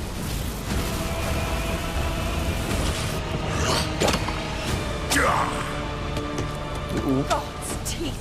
More of them. And kobolds over there. Yeah, but the kobolds are on our side, right? What kind of kobolds are those? They are corrupted, like the Kivuli. All right, everyone. Get ready. Hold the line. No need to tell us. We know what to do. Yeah, Daisy. Daisy's got this. Daisy's gonna go down straight away and just kind of lie there. Good plan, guys.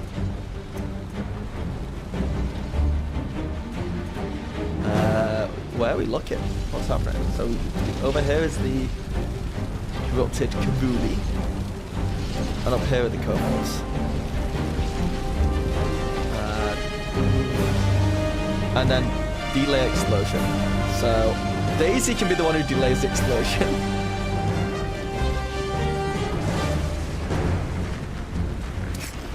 And then they were... Oh, I didn't realize that they were right there. Okay. Bad move. But she can slay this guy. No, she can't. And her go.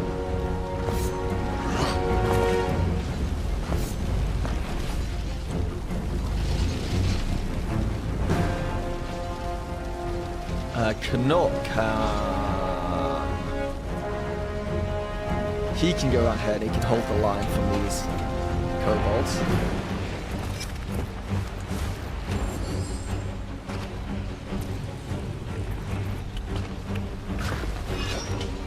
Yeah, I get the opportunity to attack. Love it. That guy's going to be low, right? Gotta give the slash. Ah.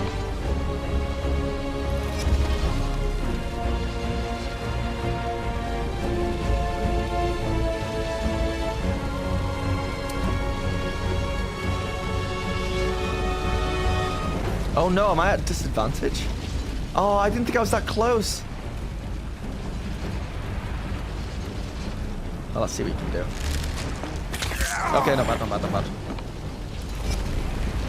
Daisy, delay explosion, stabilized. Messiah's laughing. Okay, that's just Daisy's job now. Ooh. Okay, bro.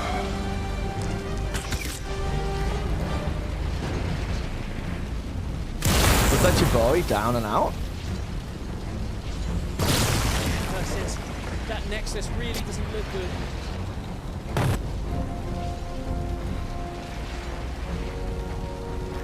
Why can't I move anywhere? You What can is- take it. Oh, it's just on my go yet.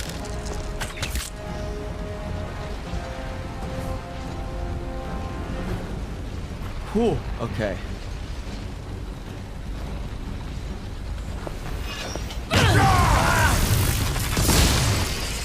That's fine.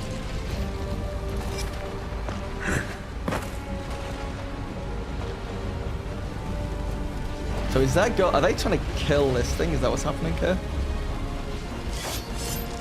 What? Only the last blow matters.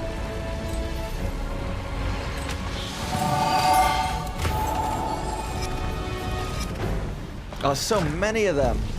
Yeah, shield that bad boy.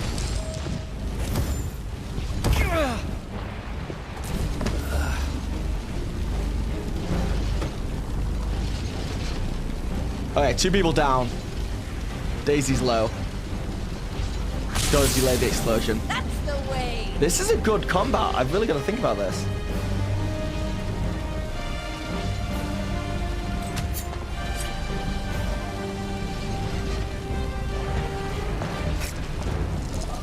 Why am I people so bad?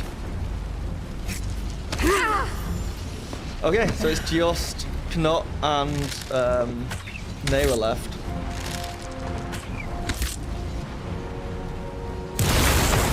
And we gotta deal with that. We gotta keep stopping that from exploding. And it's destroying the terrain. This is a good combat. If it doesn't kill you. We may have to redo this with the knowledge we now have. My turn. Hell. Let's see if we can stabilize. Doesn't look safe to stay close to the Nexus. So he's just unconscious now. I didn't think about that. Restores you're fine now. Out of spell slots. Out of everything. We just have to get in now and take some hits.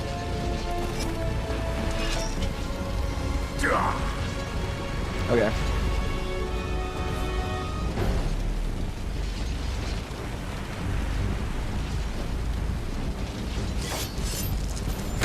Okay.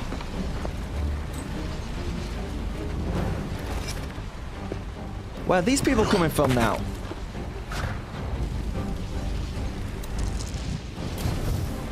Yeah, this... Remember when I was saying this was a really easy game before? Deal with it.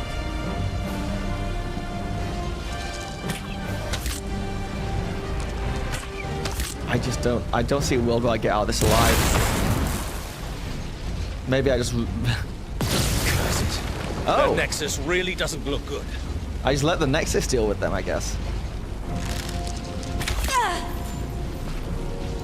How's it going, Schmingus?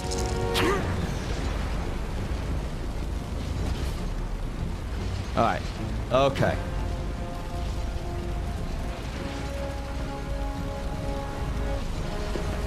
Let's get rid of this Kavuli Mauler. That's it? That's the damage you're doing? Go on, second wind yourself. Get some health back.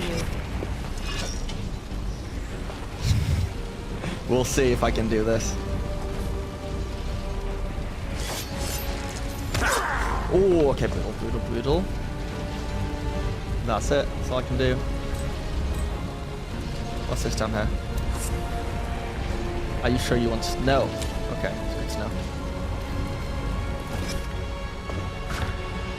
Okay, keep protected. Keep missing, bro. Keep missing. Critical miss.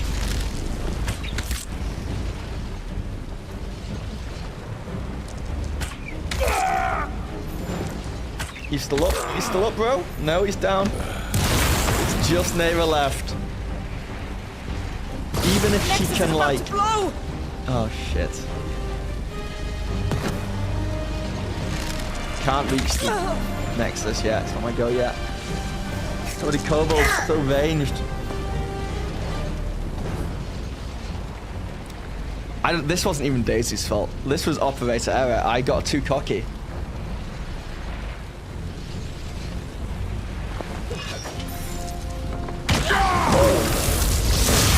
Oh shit, it knocked everyone over.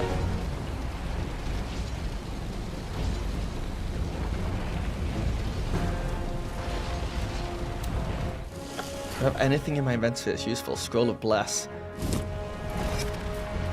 Oh, get lost. Oh, ally. They're allies. Just gotta wait, my health is not looking good.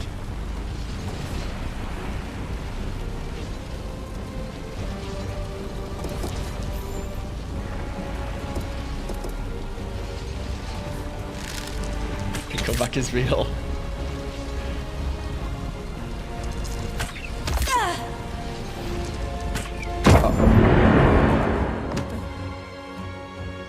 Okay. That's fine. That's fine. That's how games are supposed to work. You're supposed to lose. Maybe not supposed to, but it's fine to lose. Then you go back in, and then you kick ass. Because you understand now that if I just wait a little while, the Nexus will destroy the stairs that they're all coming up on. Oh no, this was the checkpoint? Hold on. Load game. That's a bad autosave. Everyone's dead. Oh, it saved the combat tons.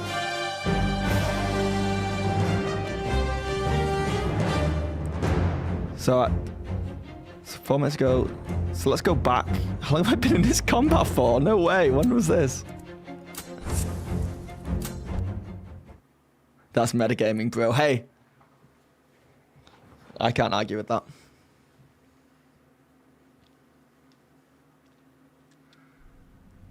Okay. Okay, we're back here. This is fine. I didn't mean to go that far back, actually. Load game. That's 1658. It is now. Let's just go back to, I guess, here?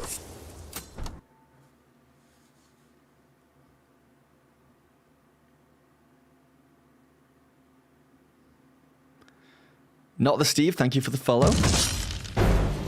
Alright, battle starts. This is where we want to be.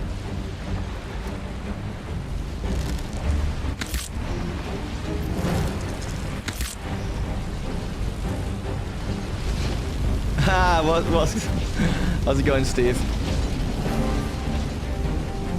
Welcome in, welcome in. Alright. You're here to catch me dying over and over and over again.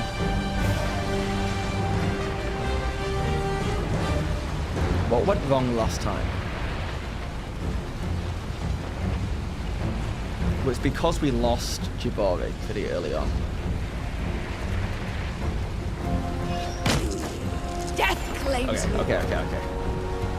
But there's no way I can heal because I've used all my stuff.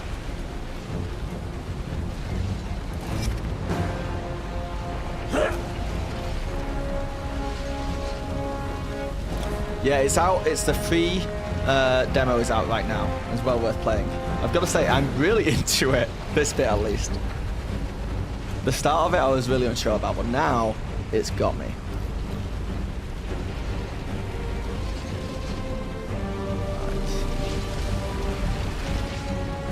Joy, can you heal yourself?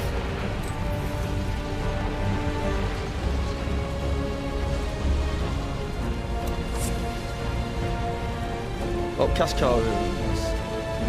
Sure. You're gonna stay in the fight, but that's it? 5 health? Get out of here. You got the bad guy there, so you are gonna move over there. Oh, here for safety. And turn. This is equivalent of telling your DM, oh, I didn't know that's what that did. Nice DMs will retcon, you know?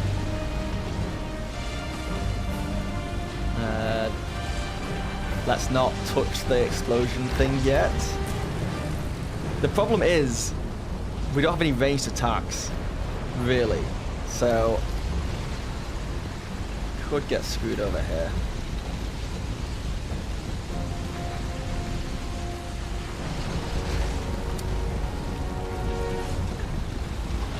Yeah, just go for the double hit.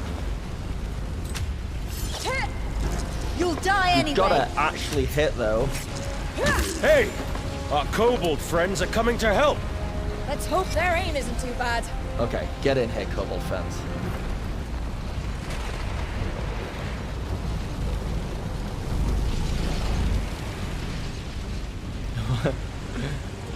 Right, okay. I know this thing's gonna destroy the stairs at some point, so I don't want to go anywhere or do anything. So just loot.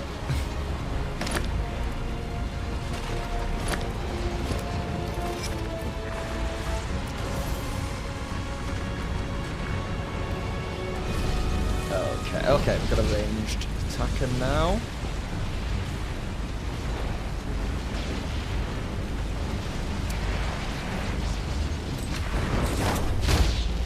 Actually, what else can you do spell-wise?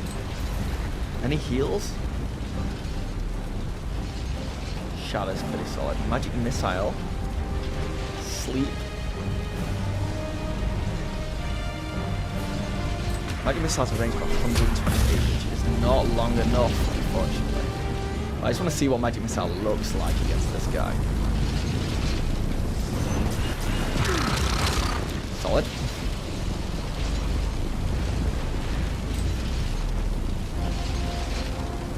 So you can crit a spell slot. Yeah, spell slot.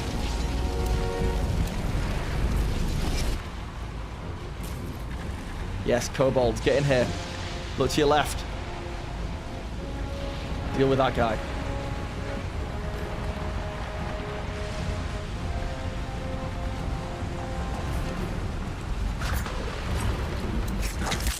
Okay. I'm fine with that.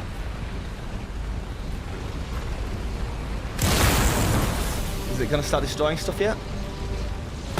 Okay. I think it destroys the stairs next. Or maybe it destroys those stairs. I'm slightly concerned that Daisy is stood on the stairs. But hopefully we can rectify that soon.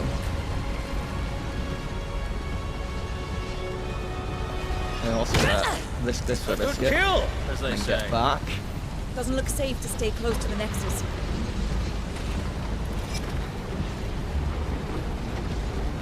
Okay.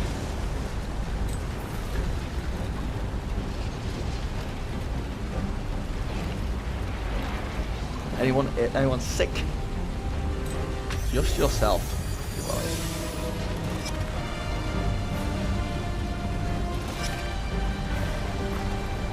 Come on, stop on the stairs. Daisy, I need you to just move. Staying in range of them, just move up here. Curses! That Nexus really doesn't look good. Attack. Yes. Second attack. Yes. And turn. Yes. Not. You can finish this guy off most probably with the smite. That's the way.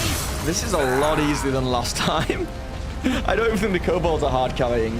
This is just, for whatever reason, the rolls are better. I wonder if it's made it easier after I died.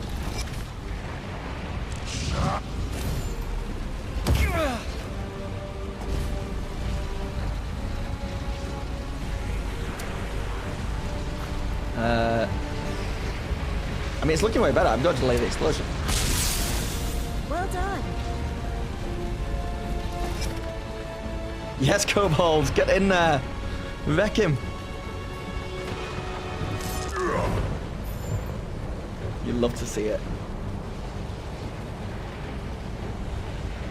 Yeah, just surround him. That's fine, that's fine, that's fine, that's fine.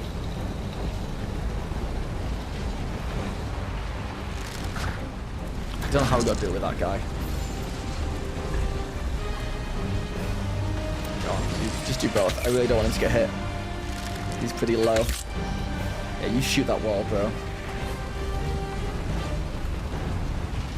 Okay.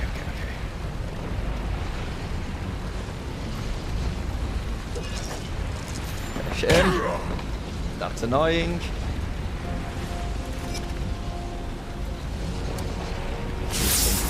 Delay the explosion. That wasn't so hard.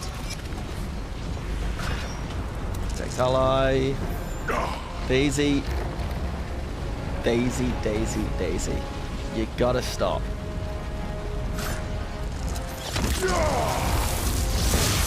Love to see it. Daisy's down. These guys explode and they kill people. Daisy's down. It does appear to be Daisy's go, but Daisy can't do anything. So Daisy is gonna end turn.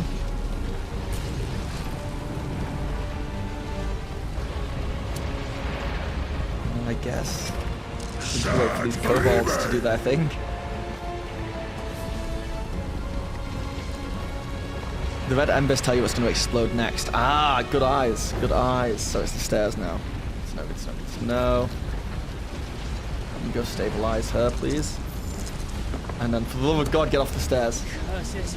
That Nexus really doesn't look good. Yeah, kill him.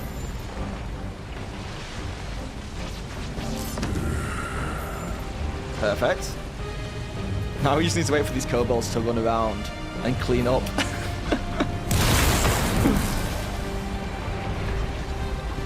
Yeah, okay.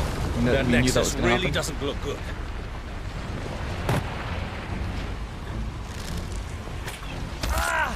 So many more of them. Like, don't fire again. Don't hit me. Don't be dying. Okay. So there's nothing you can do. Stabilize him, please. And then I guess move away from that situation.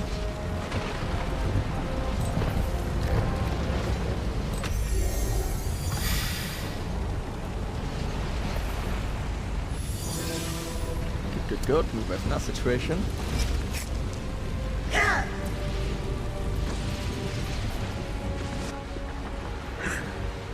Thanks, Bob. How's it going?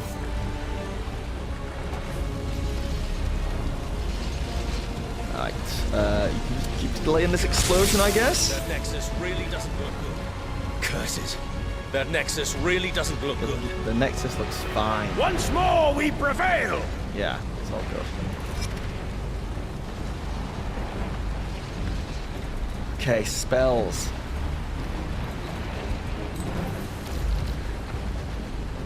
He's so far away, I'm low-key angry that I can't do anything.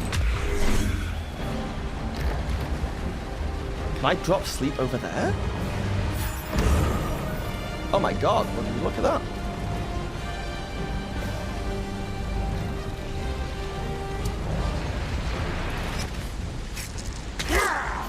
The magic users are definitely way better in this game. How's it going, Carlos? Right now we're just watching a bunch of computer kobolds do the hard work for me. The nexus is about to blow. Okay.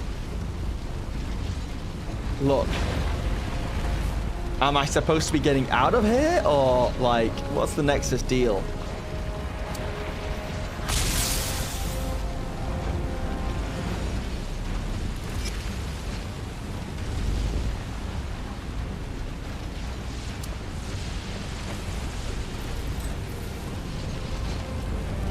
Okay, he's got no more healing, which sucks. Come on. Not bad.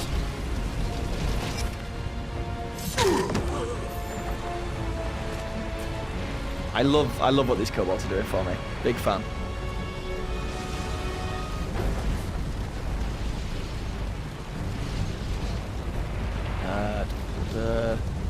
I guess sometimes we just gotta start moving.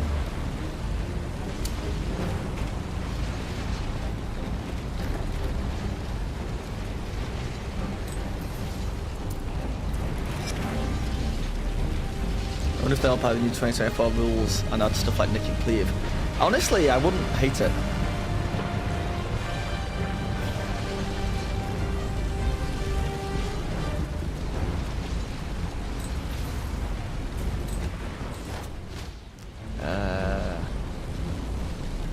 That guy's sleeping, I guess. Yeah, magically asleep. We don't want to mess with him.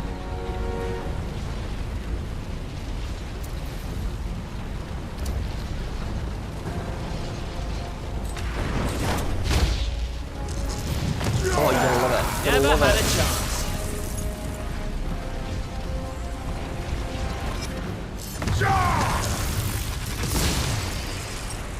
Oh no, all the kobolds died.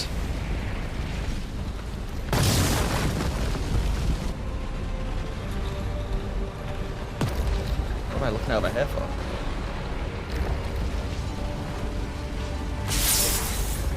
Good kill!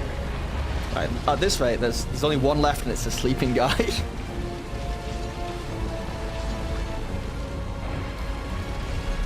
Oh man.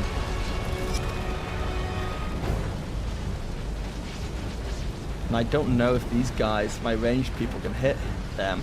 Let's try. Oh! There's no way Ray of Frost makes it up there. Kind of annoying. I guess we go moving.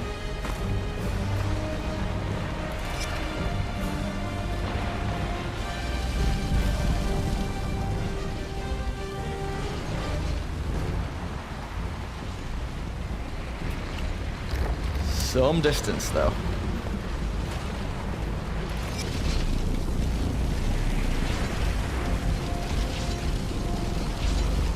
Fireball. If we had the resources to cast fireball, we would be doing. Right, we might be able to just finish from here. We can fire bolt, but it's 35 chance of hitting. 40% chance of just hitting with my normal bow, or where's my spells? Magic missile always hits.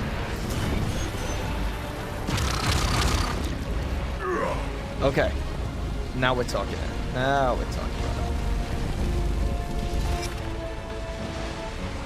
Only one kobold survived. This goddamn hero. Okay, this guy's going to continue to destroy random rocks. He's destroying 2 at a time now, though.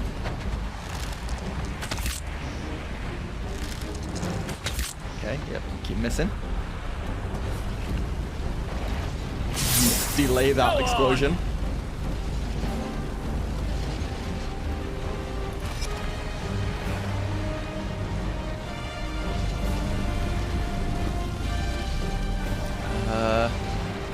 If I go here, can you see him?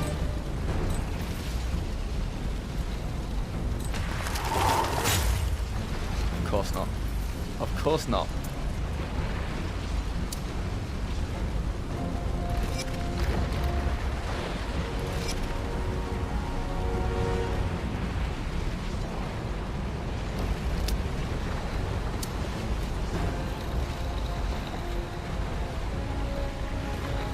It's sort of funny how the bow just plops to the ground on a miss, yeah. We shall name the kobold Jeff.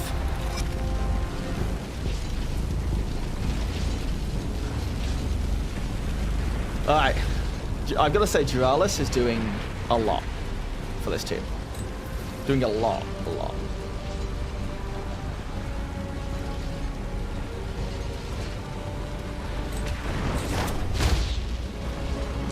Go on, finish him. Oh yeah. Okay. That was an epic battle which turned a little bit tedious at the end, but it was good. Oh, God's teeth. That was a close call. Whoa. It doesn't look like the Cavuli had any voice fear was of off. destroying the Nexus. Why should they? My servants are fearless. Death is as nothing to them or to me. Who is this? Death is nothing You to should be Daisy. the ones introducing yourselves. You dare attempt to stand in my way.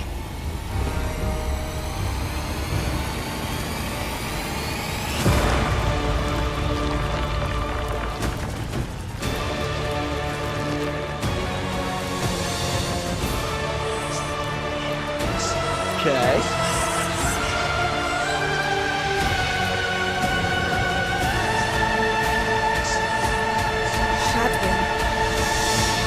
Wrong voice again. Is that fear I sense? Good.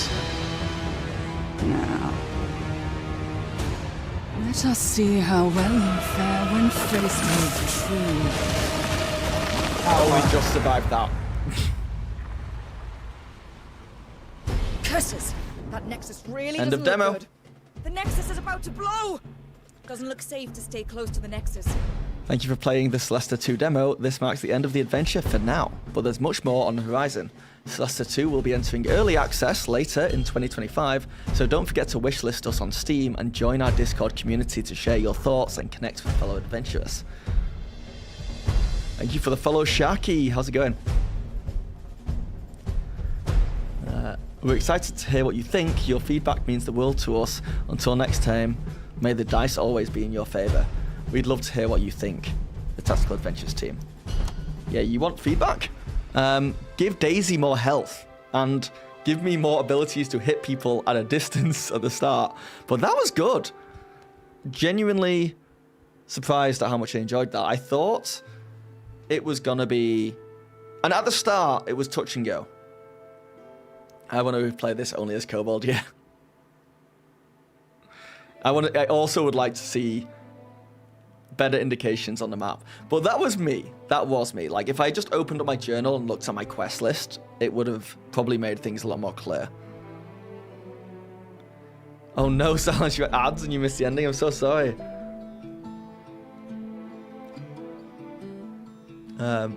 Yeah, getting around the Kobold prisoner area was a bit weird. Like, finding the scales, and I walked straight past the prisoner the first time. Like, straight past them. Didn't realize. But, saying that, when we first started playing, I thought the dialogue was really wooden, and I didn't know any of these characters, right? It just threw us into the deep end. And the world was cool, but very linear. It's like you couldn't talk to anyone. It was like pretty, but there was like it was just me walking around, not interacting with anything. But then at the end, once we got into the actual, I guess, temple, once we first found that door, and like the atmosphere, it was dark. We were like walking around by torchlight. It was eerie. It was really atmospheric. That was cool. That was very cool. And that last fight, I wasn't expecting such a cool tactical thing where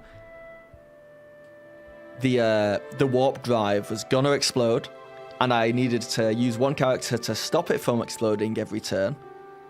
And also, it was destroying parts of the environment every turn. It was very cool. More arrows, more kobolds. 8 out of 10. Yeah. You feel like there's always one part in every game where I'm completely lost and wandering for an hour before I figure it out. Yeah. Same. I still think it's peak irony that BG3 devs left the tools to be able to make a new game in the code, so we will get a 3.5 even in video game form. Yeah. Are there better modded campaigns, like more complete and complex? If so, which one would you recommend? What, for Baldur's Gate 3 or for this? I hope it sets a standard for turn-based games. Well, yeah. Well, I mean, I think Baldur's Gate 3 did, right? Like, I still think, from what I played, it's not gonna go down in history like Baldur's Gate 3 did. This game, Solasta 2, will just be like a fun game to tide you over. So, I've not even looked into the mods for BG3, to be honest. Are they okay with it? Are they like team mods? Like, do you think they'll make mods available just in the game legally at some point? Because that would be cool. Alright, let me close this. My computer is whirring. In fact, settings. What else was on here? Show tutorial. Controls. Video. Right, so I had my quality preset to epic on everything, which is probably why my computer is taking off. And now this is not an attack on the game because it's in early alpha. So it's not their priority to get this stuff right. But that didn't look epic graphics to me. That looks high at best.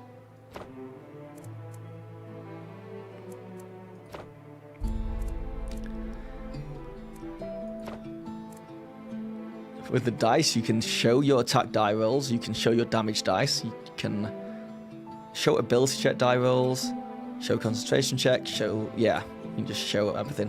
Dice speed multiplier, slow down to accelerate the dice roll. And so if you don't like how long it takes to roll the dice, or you want it to feel more like D&D and you want to slow it down, you can do. Speed it up and slow it down. It's cool.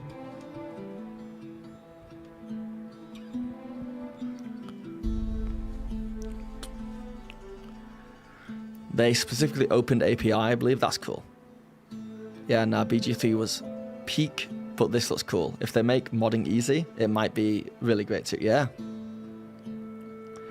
Yeah, they must have been... I wonder what went through Solasta 2's mind, like the game devs, because they must have been working on this. Maybe they weren't. Maybe Battlestar. Sorry, maybe Baldur's Gate 3 came out, and then they were like, guys, we gotta make Solasta 2. Like, we have to.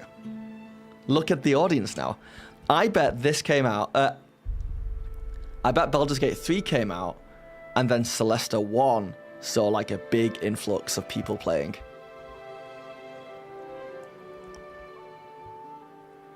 But yeah, I got a lot of time for that.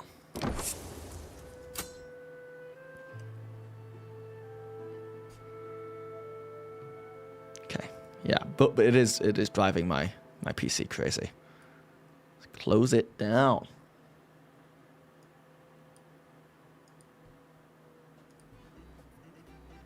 It, at the very least, it's made me really want to load Baldur's Gate 3 back up. I cannot wait for the new update to Baldur's Gate 3 so I can jump on there.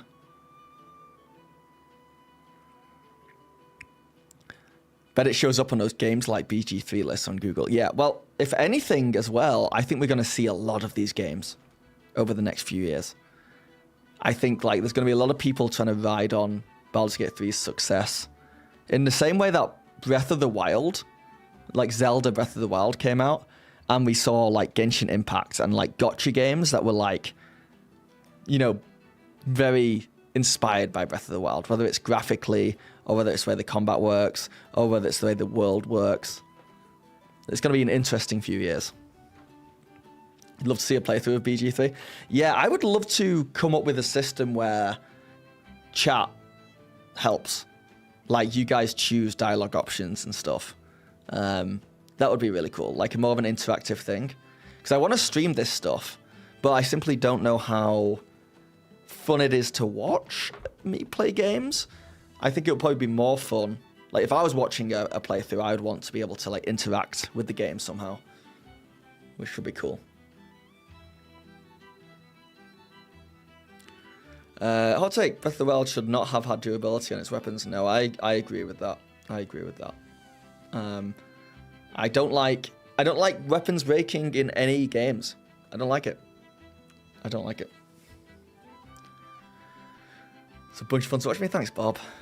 BG3 show the industry that there is big money in this stuff. Big money. Like, the crazy thing about Baldur's Gate 3 is that it came out at a time where all these video game companies thought the only way to make money and stand out was to come up with this, like, be a free-to-play game with microtransactions. A gotcha game. And that was, like, the way the industry was going. And I think it blew everyone away that Baldur's Gate 3 was so successful by doing literally the opposite of what every other game out was doing.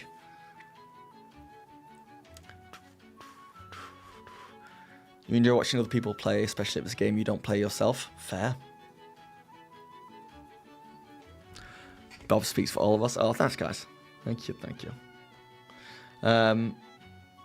Yeah, once Baldur's Gate 3, the update comes out, I also might, I don't know if people want to do this, but I might reach out to other YouTubers, D&D tubers, and see if they want to play multiplayer Baldur's Gate with me. That game we were just playing, CB Flam, was called Solasta 2. Speaking of what was Skyrim playthrough, hey, if I just became a fantasy video game guy, I'd be down. I would just play fantasy video games all day, baby. But I just don't know. I don't know if the views, it has to be worthwhile for me a little bit.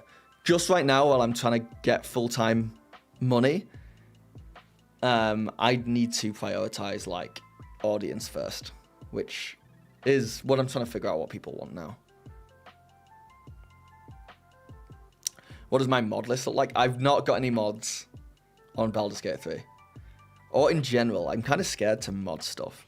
I got a mod on the game Lethal Company, And the only other mod I've really ever done to my computer is adding mods to Among Us, which is also a great game. D&D YouTubers Among Us when? That's the real question. That is the real question.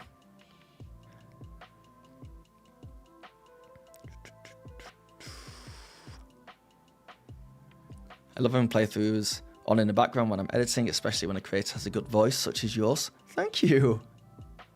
I hate my voice, but everyone hates their own voice. How big does a D&D tuber have to be to join? I mean, to be very candid with you, as I always am, I would be aiming. I would always want to be the smallest YouTuber in the room. Especially if I was like setting it up, I would be doing everything in my power to make sure that I was the smallest. So.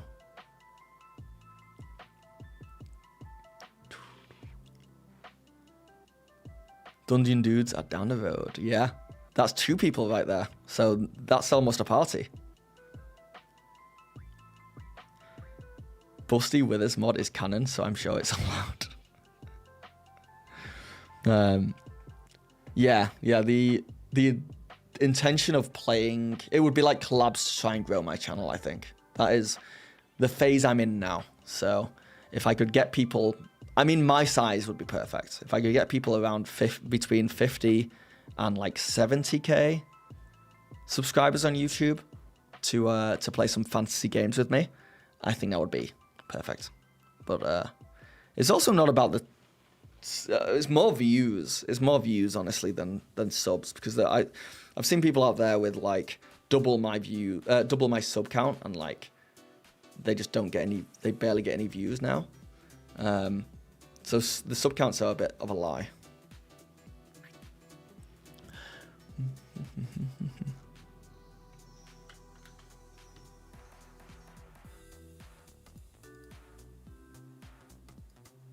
Where in Canada do I live? I am in Toronto. T dot.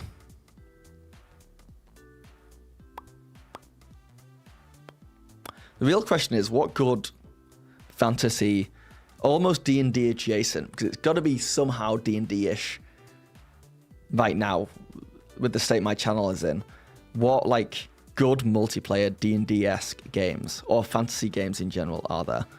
Because obviously Skyrim is not multiplayer. It's like Baldur's Gate 3. Dark and Darker is another game that I've played, which is very D&D inspired and is like a lot of fun. WoW. I've kind of always avoided World of Warcraft just because my addictive personality, I think, would get sucked into that game hard. You know? Like it's it's a lot. It's scary.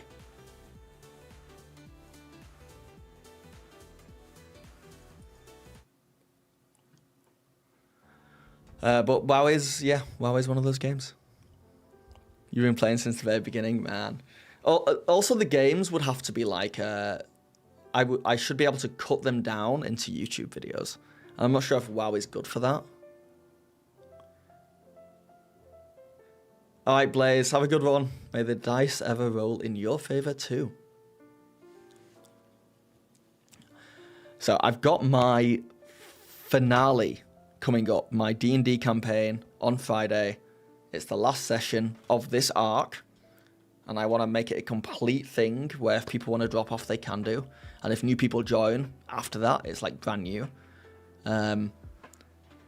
So I finish the campaign on Friday, then we're off to Japan in a week later. So I really want to get enough videos built up so that during March I can still upload consistently, even though I'm going to be in Japan, which I'm incredibly excited for. May try and do a video while I'm in Japan about like fantasy TTRPG stuff in Japan and how weird it is, but we'll see. We'll see how it goes. You're jealous both for the campaign and Japan. Yeah, this has been a good campaign. This campaign's been a lot of fun, I think. And I've done something different with it because I knew we ended up like I say campaign, like this is just an arc. It's only been like 8 weeks long, I think, so 8 sessions. So a mini campaign, really. But because I knew we only had so many sessions, I've made it really episodic. So each session was like almost a standalone monster of the week situation where they would go to a new place, they'd explore it, they would finish the story and beat the bad guy. And every session had like the same amount of social encounters, same amount of exploration, and like one big combat at the end. So it followed a very like TV serial-esque structure, but it made like prepping and also just pacing the sessions really easy for me. It was like a lot of fun. Normally I don't do that. Normally I just do like, it's a lot more open-ended to what could happen. And like, I try not, it's not railroady as much, but it is like, hey, in this session, this is your one goal. And once you hit that goal, that's the end of the session. So it's cool. That's how you like to structure it too. Yeah, it's been good. I got to admit, I can't wait when we come back. If people want to keep playing, I want to like open it up more so we can explore more, well, anything. And like if they spend 2 sessions in a tavern, so be it. Because I do also miss that. I do miss just like sitting back and like letting my players play the game and go off in tangents and figuring out how to like bring it all together at the end. But I've also enjoyed this more structured kind of approach. So maybe there's a middle ground. How long do you guys normally play? Like 3 hours, I would say on average. We sit down at the table at 7. Then we start the game properly at like 7:30. And then we usually go till 10:30, maybe 11, depending on what's happening at the time. But it's been good. 8 sessions, 8 weeks. Meanwhile, my campaign, 7 sessions over 8 months. Oh, that's so exciting, man. Yeah, I've really looked out with this current group. I've found a bunch of people who genuinely enjoy D&D, which is like very rare. But yeah, I feel you, man, yeah. Silence, you're planning a finale for yours, and the BBEG is an Elder Brain Dragon. 6 level 12 PCs, CR22 Dragon, wish them luck. Hey, good luck to them. They got this, I'm sure of it. Your last session was 3.5 hours of price haggling in a market. It was exhausting. They're all Dutch, so I really don't want to spend money. You know, that's the thing, Starry. With my current campaign, that's because I'm trying to structure it and be like, hey, this session we have to finish like this part of the story. When they start taking their time or it takes too long in a thing, I've just been like outright saying, like, all right, we need to move on. If we want to get everything done that we need to do today, we need to move on. Is there like real quick? Is there anything you want to hit, you know, in this scene? And then if anyone wants to do anything in particular, we just kind of speed run it. But normally people are just like, oh yeah, no, let's move on. And it's been quite nice to have that kind of open communication. Did I know my players beforehand? This current game, I knew 2 of them. One is my wife, the other one I've played with before, and then another 2 people were colleagues for my wife's work, and they have both played D&D before, but I'd never played with them before, so, which has been fun. Your kids did voice an interest in playing. I might try running that. At least then I should be able to do it more often. Yeah, get the kids in. I currently am privileged enough to play 2 in real life campaigns. That's very privileged. Yeah, enjoy that. Oh, but the sessions last so long because of combat and lack of focus. Yeah, that's what I found. Like, the focus thing is the thing. Like, if combat's taking a long time, that's usually on me as a DM, because I have a lot of power in that world. But if it's focus that's slowing people down, that's on the players. So I've just started calling it out when I see it. I'm like, you're taking a while. It's like, oh, I know. They're usually like, oh, sorry, let's move on, blah, blah, blah. Or if they're being indecisive, I'll just tell them like, like, oh, well, you know what? These are probably your best options. You could do this, this, or this. If you do this, this is probably what's going to happen. If you do this, this may be what's going to happen. And just give them more information, and usually they just take that and run with it. You had an idea today to... Sorry, my voice is breaking. I finally hit puberty.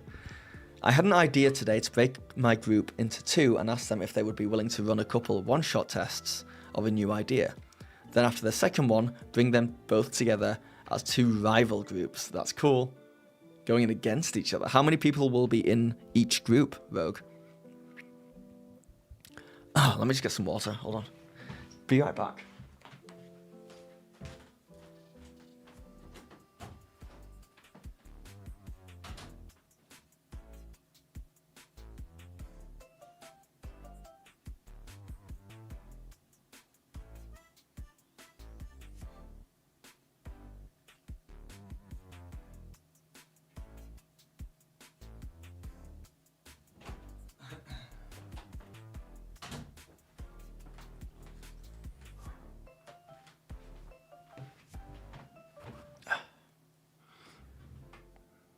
Also, if you guys are on the YouTube chat, it would mean the world to me if you hit that like button, if you haven't already.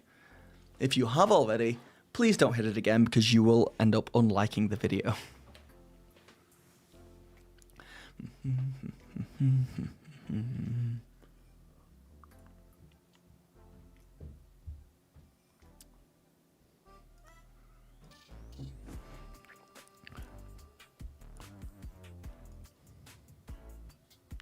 Opening YouTube just to like. I appreciate it. I appreciate it.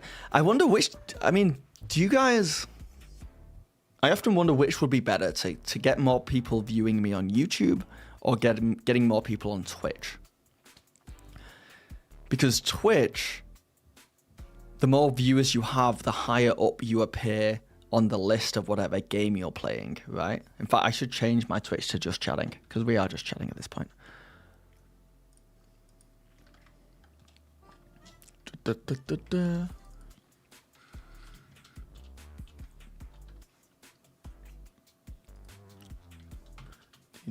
DMQA and then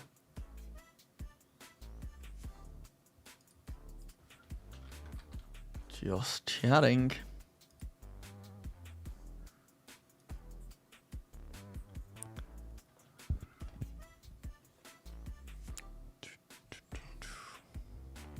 What you should do, Rogue, is say you've split it for ease, then occasionally drop another player's name from the opposing group to sow the seeds of mistrust. Yeah, it's pretty good.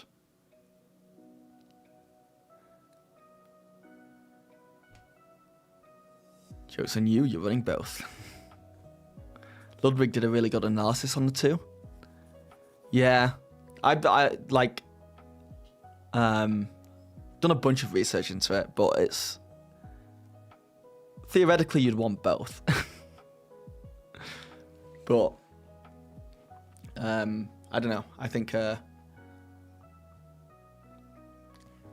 definitely have a lot more push on YouTube right now as far as views go, but I've got like also 50 times the followers on YouTube. But I wonder if I start making videos showing off chat more and maybe even just asking people to follow me on Twitch more, I might be able to up my numbers on Twitch.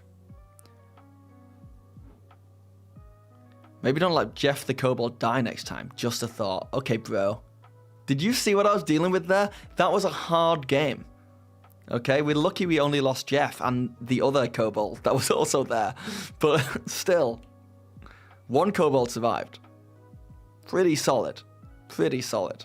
I lost one of my own party members, Jeff, so back off. But for real, I do feel bad about the kobolds who died. Because without those kobolds, I would not have survived that game.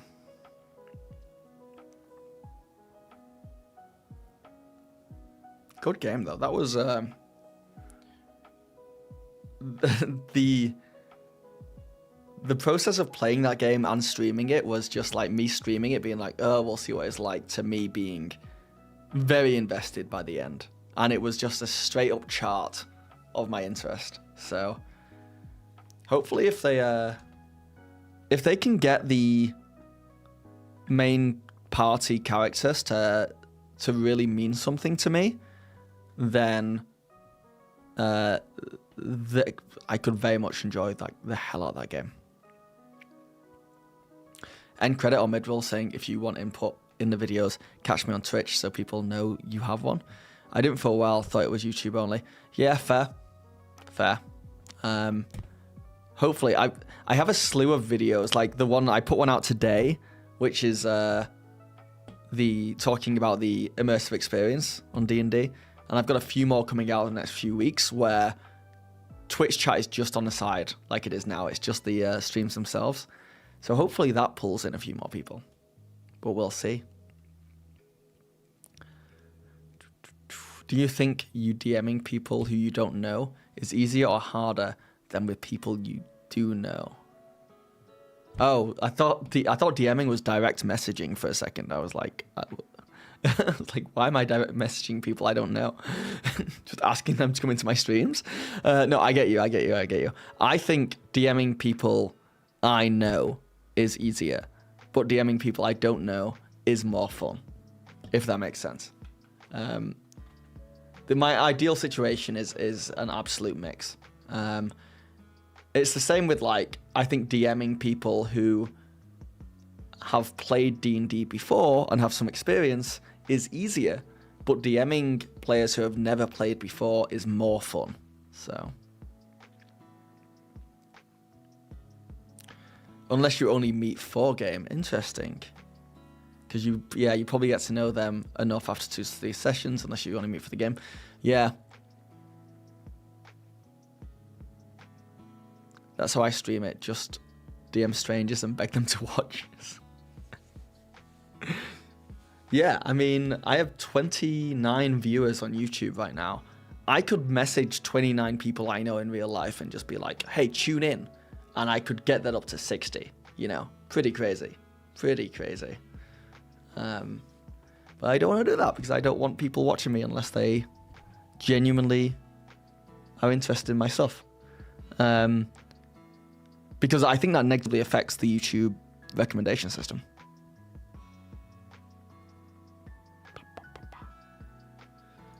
But also, YouTube, I don't know if you guys care about this side of these things, but YouTube, I think, the past couple of videos I've been getting it's been going to VOD, and I've been getting over 1,000 views on the VOD, which is really cool, really good, because if I stream 3 times a week or 4 times a week, that's 4,000 views a week, which is 4, 8, 12, 16,000 views a month extra just from streaming.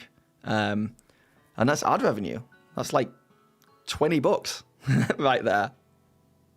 What's a VOD?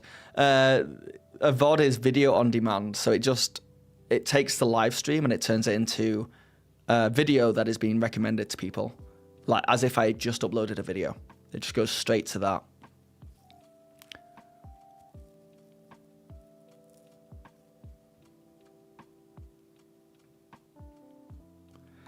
So that's nice, but that's all after the stream, right?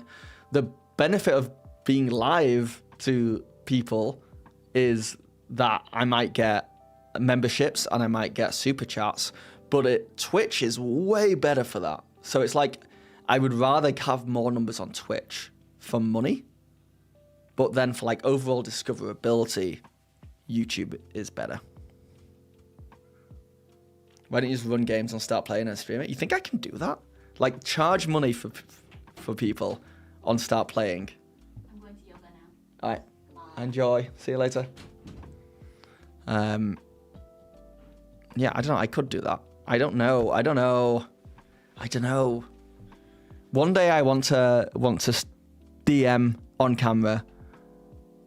One day I do, but I don't think I'm ready for it yet. I'm too shy.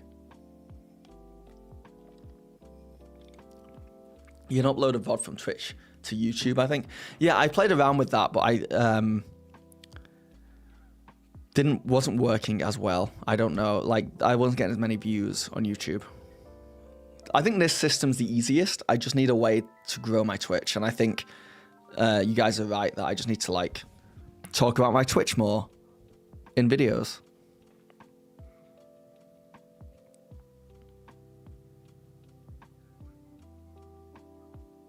I think Doug did an amazing D&D live stream about... Yes. Yeah, Doug did a great job.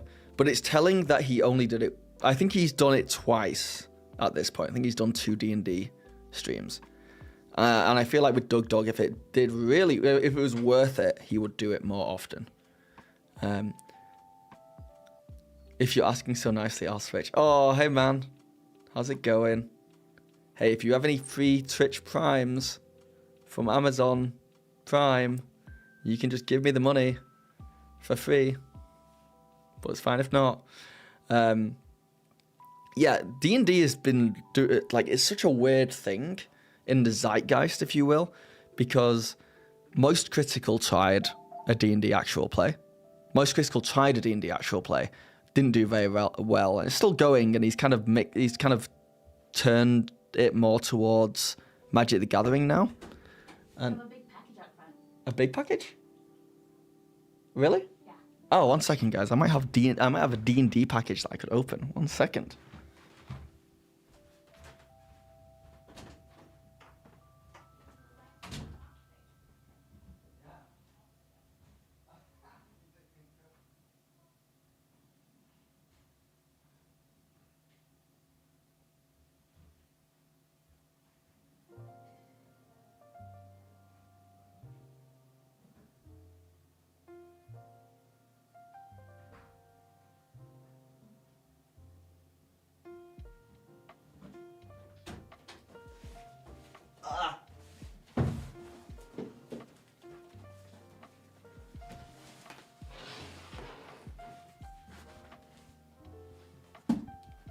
I got some minis. I think WizKids sent me some stuff. Hold on.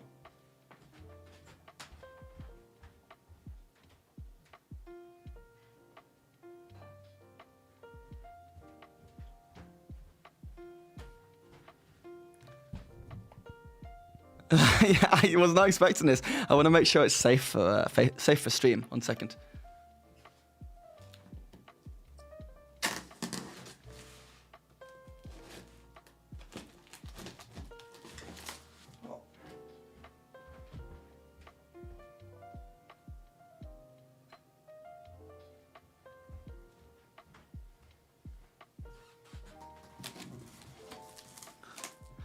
It's a big box, yeah. Let's find out what's in here.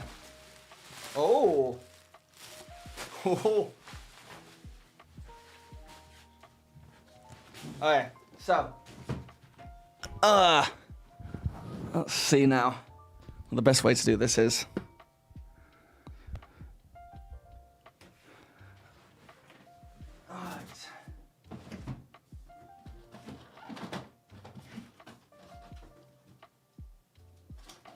Did they know I'd be talking about Baldur's Gate 3 this stream? Hold on, is there any...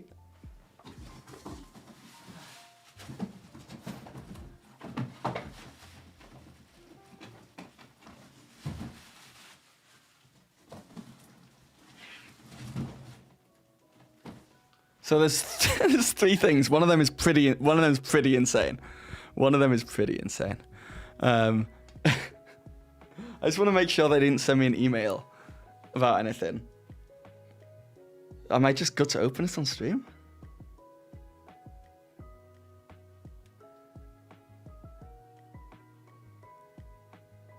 No, I didn't get anything from WizKids. Okay.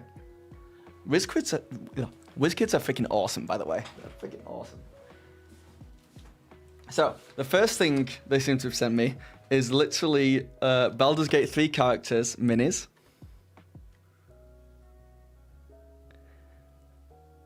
Literally all the companions from Baldur's Gate 3. And it's freaking awesome.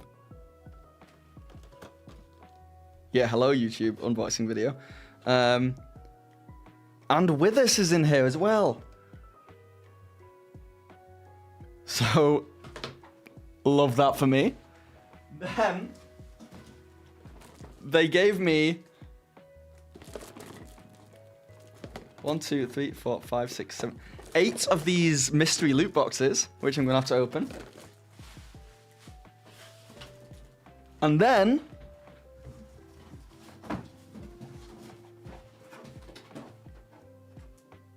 oh, what the actual hell?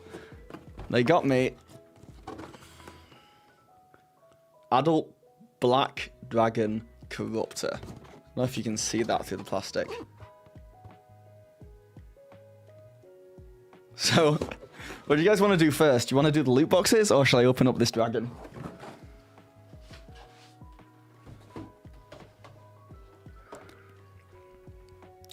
Oh man, that's it. I'm moving to Canada and joining your table. Yeah, these are coming out. I'm going to have to change my finale that I'm doing on Friday.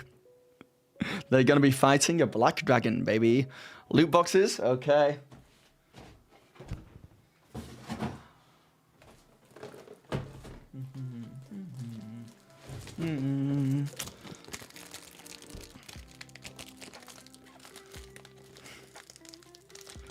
Ah. Can't get into the damn thing. Ah! 2 seconds. Let me get the knife again.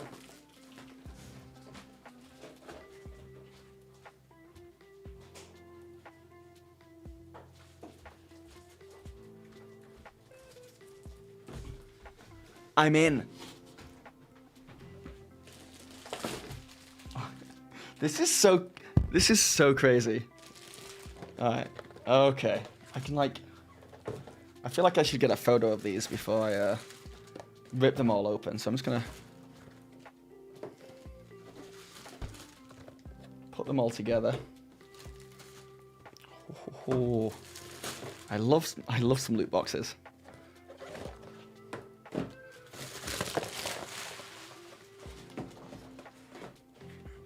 Okay, let me just take a photo. And you guys can follow me on Instagram to see this.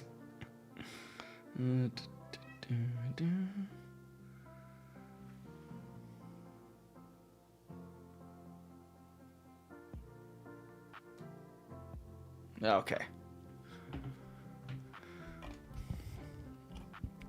Mick Chaos, you've played all of Solasta 2.1, but sadly the minimum specs have increased for Solasta 2 and your laptop won't even run the demo. That's pretty annoying, to be honest. Monkey C box, monkey want box, indeed. Imagine getting emails from us saying to open them to celebrate patch A and B. Yeah, imagine if they're like, under no circumstances, open these on stream. And I'll be like, you've got it, and you'll just see this stream disappear off the internet completely. Alright.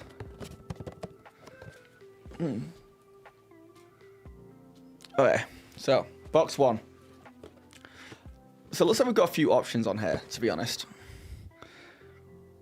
We've got a Noel, Spectator, Yorgir, and Dame Aelin.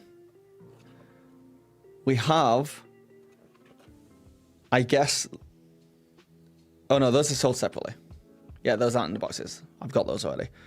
We have a bunch of these other guys, like the Slayer of Baal, which is freaking awesome.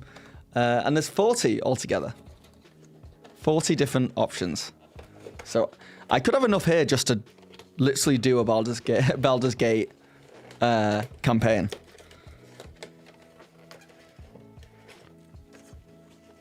We won't snitch, this stream didn't happen. What stream? Okay, the first one... Oh, there's more in here. I was about to say that the first one's kind of a letdown, but kind of funny for anyone who has played Baldur's Gate 3. It's just a bear. But for those who know what happens to... Or what you can do with a bear in Baldur's Gate 3, it's very funny. But there's actually more hidden here. So this has come with 3 minis. Other minis. So it's 4 minis in total. So I guess every box is 4 minis. Or a bigger one. Okay.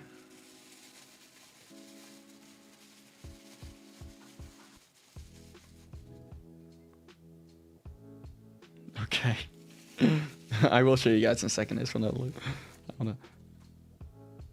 Oh yeah, so the first thing is we have a If anyone recognizes this character from Baldur's Gate 3, you can tell me. I don't think the lens is going to be that good, but it's just a woman with a mace. Fundamentally. Then I've got this tiny golden elephant, which is a character from Baldur's Gate 3 that is like a fey, wild, flying elephant guy. I think that's who it's supposed to be. Though he has a monocle, I think, in the game, if I'm remembering correctly. I got this cool-ass doppelganger guy, I think. And then we got the bear. So that's the first one. Normally these packs come with 3 medium or small minis and 1 large mini. Yeah. Yeah, that's kind of what is doing it. Name should be on the base. Thank you.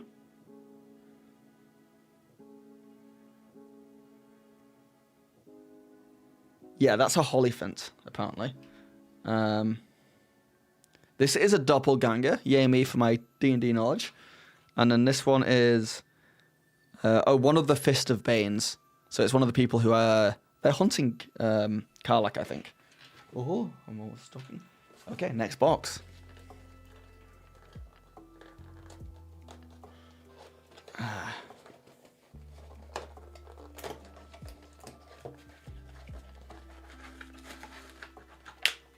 And some of these could be the same boxes, to be honest. So you gotta be careful with that.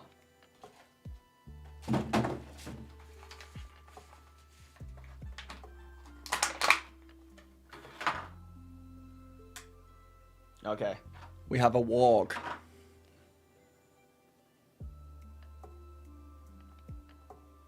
It's always fun. And then one of the Githyanki bros. Oh, that I'm throwing around. And it's fine, it survived. Holy crap. I want to do this as fast as possible for you guys because we've got a lot to get through. I'm going to end up with so much garbage.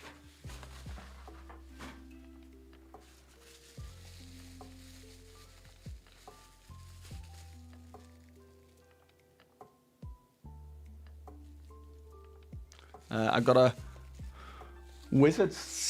Oh my god, what is wrong with me? Got a wizard skeleton dude. Not with us. And I've got a... Oh, one of the... What's her name again? Yes, Priestess Gut, the goblin. You need to start streaming to get some whisking stuff, yeah. Alright, okay. We're almost halfway through the boxes. I'm gonna end up with so many minis. I don't know what I'm gonna do with them all. Honestly. Third world problem, I know.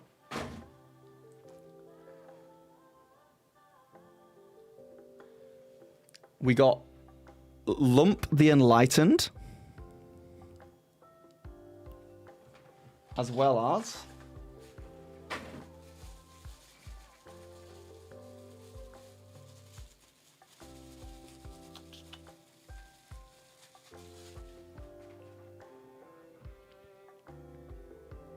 Oh yeah, just one of the Goblin Bros. I feel like I'm going to end up with a lot of goblins.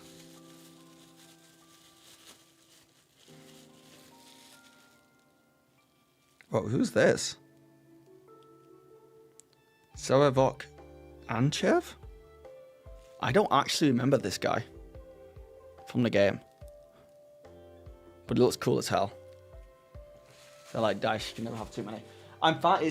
I wanna like show them all off though on shelves. I don't wanna hide all these away.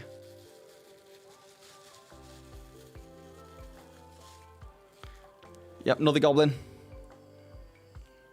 Of course. I'm hoping for one big boy pack. I wonder if there's a more fun way of unboxing these.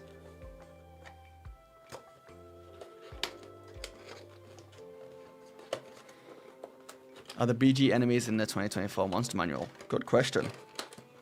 Like, not the named ones, but they have doppelgangers and goblins and stuff in there.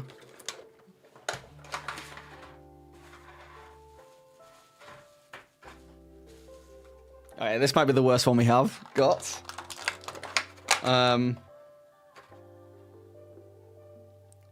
It's an ox. So there's that. And then here we have a little fiend imp guy. The damn ox. And then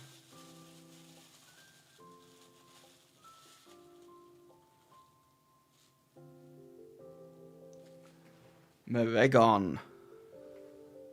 That's very freaking cool. Apart from his axe is a bit wonky, but we can fix that. That's just from traveling. It happens to 1 in 5 men, guys. It's not a big problem. But how cool does that look?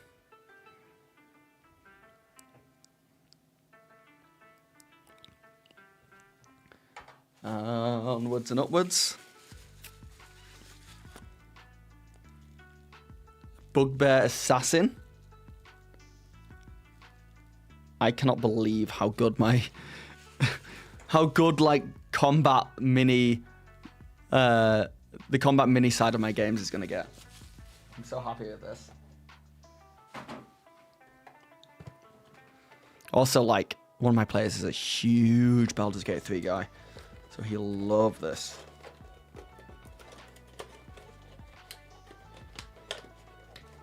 You've got a Minotaur in your campaign who can speak to cows, to all cows.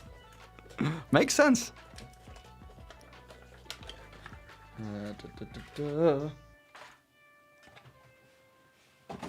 Okay, this is very cool. I don't remember this on Baldur's Gate 3 either. I'm sure it was in there. But it's fundamentally the spider that bites Peter Parker in Spider-Man. A phase spider. Oh, I do remember these. Yeah. The legs are like really cool. Like a little bit bendy, like rubbery almost. Arachnophobia warning. Phase spider from the well. Da, da, da, da. Oh, we got a repeat. We got the same goblin as we got last time. I'm surprised that's not happened more often, to be honest. Oh, 2 of those goblins. Oh, yep. We got a repeat. We got the Githyanki crossbow guy again.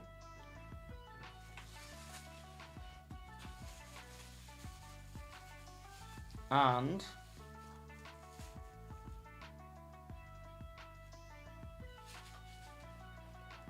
we did it, guys. We got a Mind Flayer.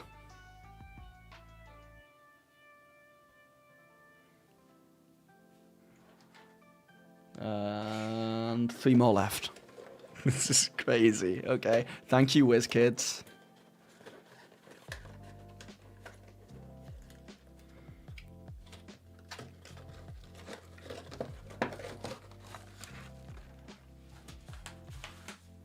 Oh, no way. Get out of town. Get out of town. Got a goddamn shambling mound. I literally used one of these in my last sessions. But I didn't have a shambling mound. I just used like a random other mini. That is so freaking cool. Highly recommend using the shambling mound from the new D&D Monster Manual, by the way, because it is a lot of fun to run as a DM. I found anyway.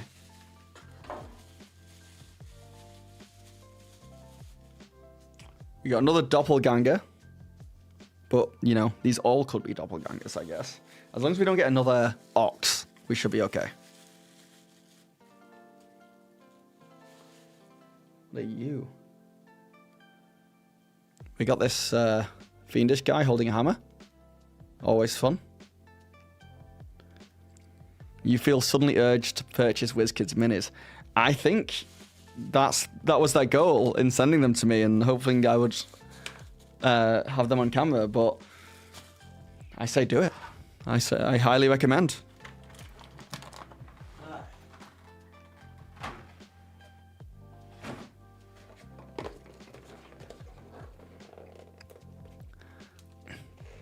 That Shambling Mound is sick. That Shambling Mound is very cool. It's also the biggest one. Just looking at them all on my desk now, it's the biggest one they've sent me. I kind of want a repeat of the phase spider because I feel like I would be using more than one phase spider. Let's see what we can get.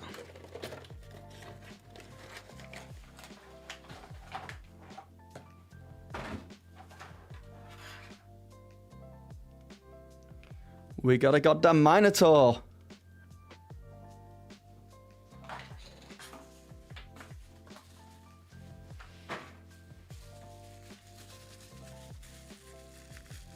Oh, what are you? We got a Duergar, the underground dwarfs, which is pretty cool. That's actually really cool. I really like the texture of that one.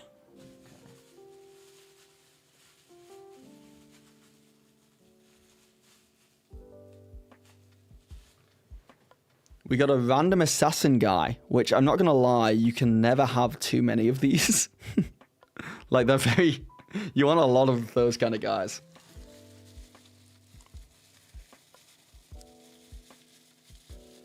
Look up the Fandalva and below Shambling Mound. I have that one, it's neon green. That sounds freaking awesome.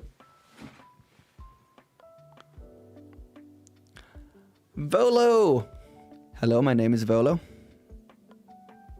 That's huge. I'm very happy with that. Everyone's favorite character from Baldur's Gate 3 who tries to take out your eye for science. And then the last one. I was hoping to get the Slayer of Baal, to be honest. Or at least one of these big ones. There's a cool angel one. But we'll have to see.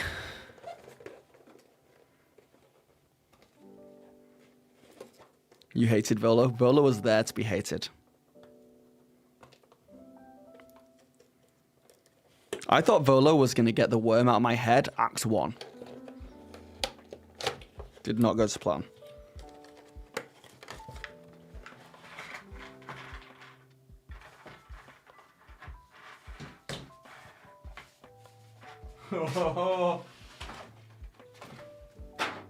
Okay, there's a good one in here, which I'll show you at the end. A very cool one. But first of all, we got another bugbear with a crossbow. Come on. Come on, camera. Yeah, bugbear with a crossbow. So we got two of those. We got a few repeats, but not that many. Could be a lot worse. What are you again? What are you? Is this one of the mushroom guys? That's very cool.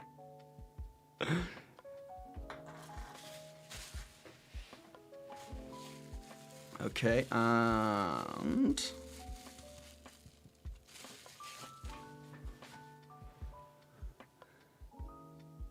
a knight.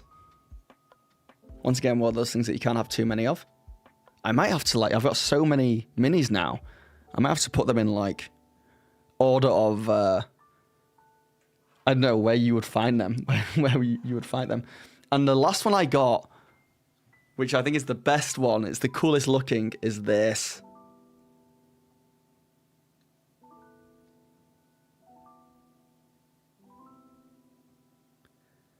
It's so cool. Oh my god. It's a bullet. Yeah, and Silence knows. That's phenomenal. Look at the... Can you see the inside of its mouth? It's got a little tongue in there. And it goes all the way in. That's so cool. Oh my god, imagine trying to paint that. Getting in there like that. That's my favourite one. This one and the Shambling Mound are my favourites. Very freaking cool. That's so awesome. Okay. My least favourites are... also, I really do like the face spider. Just because I think it just looks so cool. The ox is my least favourite. And the bear. Because they're just animals.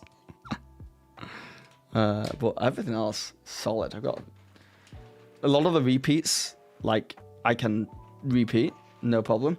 There are some weird ones in here, like the Fey Elephant guy, but this could just be used for someone's familiar pretty easily. So that's good. And now I just put all those boxes and all the garbage back in the box with the big boy. So 2 seconds while I mess my room up big time.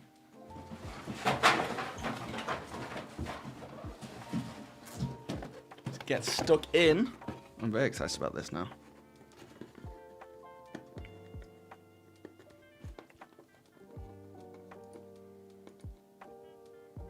I should totally change my my Twitch to not just chatting, but to Dungeons and Dragons, because this is very much Dungeons and Dragons stream.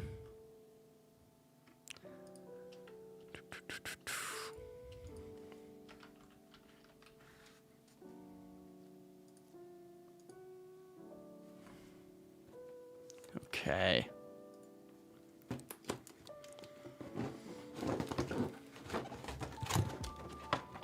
What's happening, Tom? How's it going?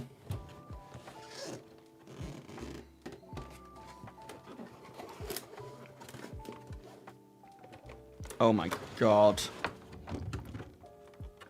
Look at this bad boy.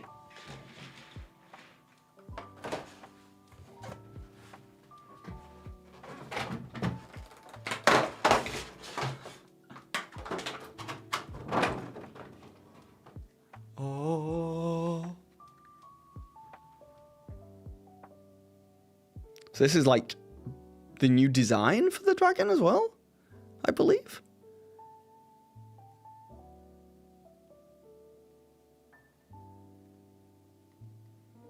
I am making my players fight this, even though they're way too low level. And then, oh my god. Finally, let's just take a quick look at the Baldur's Gate 3 lads.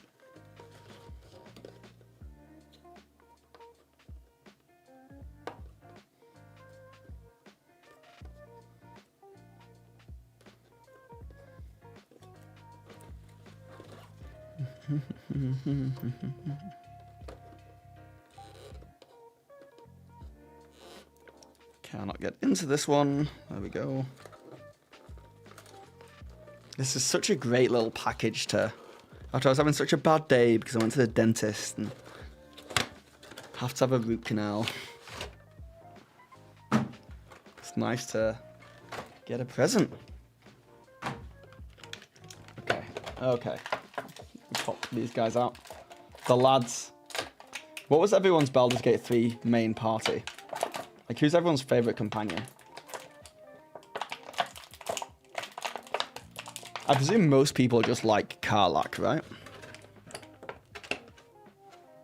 What level are my players? They're 6 right now.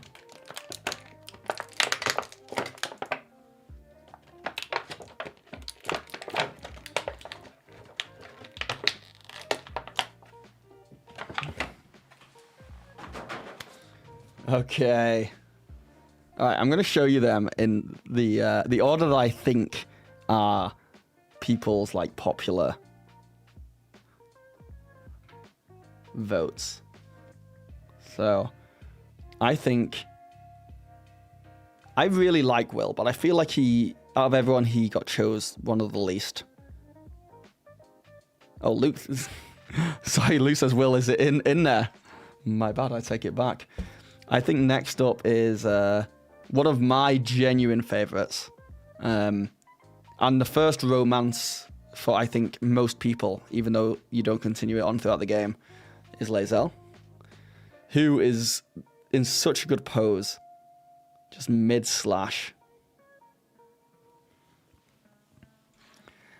Then I think, even though she was in my party and she was my romance interest, just because I couldn't figure out how to romance Karlach, was Shadowheart.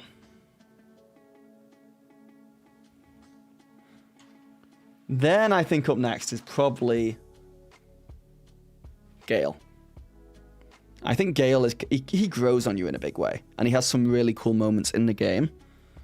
But I think most people's favorite characters, probably the top 3 are Astarion. Just because, I mean, come on. Karlach, of course.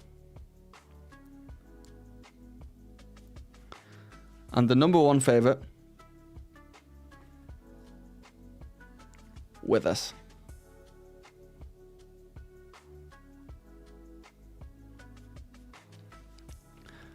You killed Astarion your first run through. He was a cocky bastard. He was, but that's why we love him.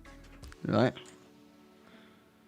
Oh my god, guys, I have so many minis. 1, 2, 3.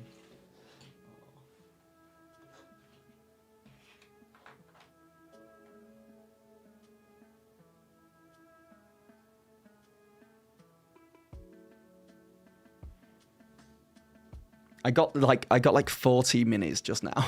40. I don't think I had 40 before. I think I just doubled my mini count. Thank you, WizKids. Jesus. But they're awesome.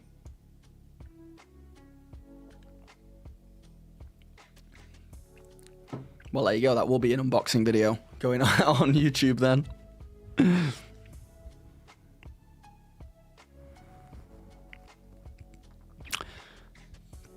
Paladin, Warlock, Tav, Gloomstalker, Rogue Fighter, Astarion, Barb, Fighter, Karlach, Cleric, and 1 level Wizard, Shadowheart. Wow, look at you, Cylons, going for the changing the main characters.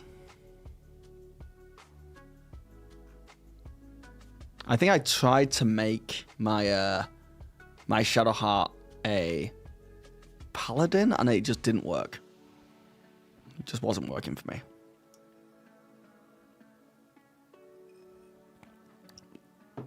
But it made sense at the time because she's got like a shield and a mace and, you know, whole thing. Am I too late? Are you ending soon? Well, we've done the game and stuff. I've just been chatting. But yeah. Yeah. Played Solasta 2 for a few hours. Good fun. Opened 40 minis. Good fun. But how are you, Cool Cylinder? You just played as Paladin yourself, nice. I went down the route of the Bard, but the Sword Bard? I can't remember the name. But yeah. I'm good. Yeah, I cannot complain. I'm in a good mood now.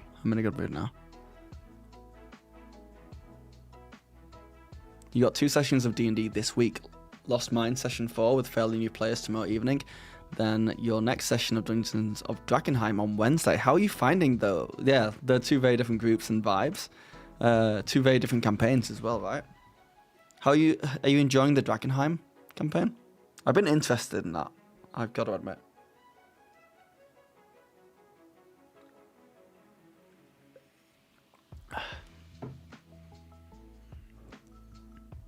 You ran your How to Train Your Dragon game on Saturday. It went well, that's awesome. So does everyone get a dragon? They changed wizards in BG3, so with a 1 level dip, she can learn all spells, as it doesn't matter about wizard levels like the 5e. Ah, very cool. I did not realize that. The rabbit hole of Baldur's Gate 3 is like, I've completed the game and I've played it for a lot of hours, but I never went fully down into like the systems of it because it seemed like it was like a lot.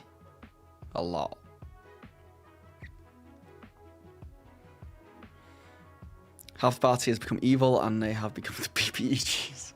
Classic. Mike, yeah, it's great fun. Sorry, Mick.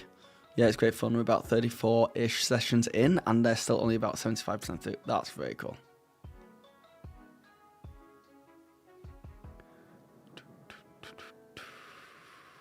Oh, you don't like that they've become the BPEGs? Yeah, I get that.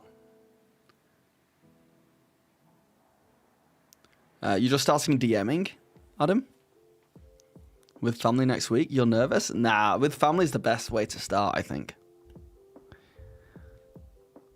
Your last game, Changeling, Warlock, GOO? What's goo again? Pact of Tome, Aspects of the Moon, Glamored, Studded Leather. Yeah, it's a lot. The Baldur's Gate 3 stuff is a lot. I don't even go that deep into D&D stuff. I'm not like the deep dives that the D4 deep dives channel that really dig into like the numbers and really get their like elbows dirty.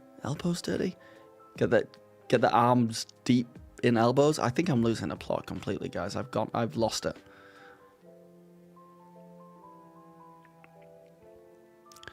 I'm really bad at planning longer campaigns. Yeah, me too. I do it in arcs. I think that's the best thing. Like every 4 sessions can be its own arc in its own place, and then you can kind of like link it to the next place, then the next place.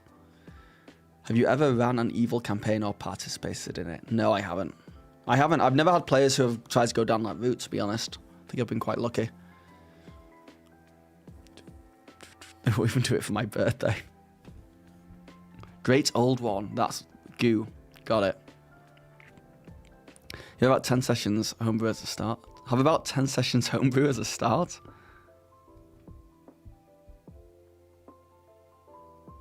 Lualty is crazy. Watch her videos. She one-rounded the Raphael boss fight. Everyone in honor mode in one single round. That's impressive. I have something to admit that I think I'll go down in your books, to be honest. But when I played Baldur's Gate 3, I found it very difficult. So I played it on easy, and I had so much fun doing it. So maybe I should stream another playthrough and do it on normal difficulty, just to make up for it. But yeah, I had no issue just setting that game to easy and just enjoying the story. You're running a grim, dark game and your players are just being menaces. Yeah, that's hard, man. If you're running Curse of Store, check out Lunch Break Heroes, as he has a lot of extra stuff to make it run smooth.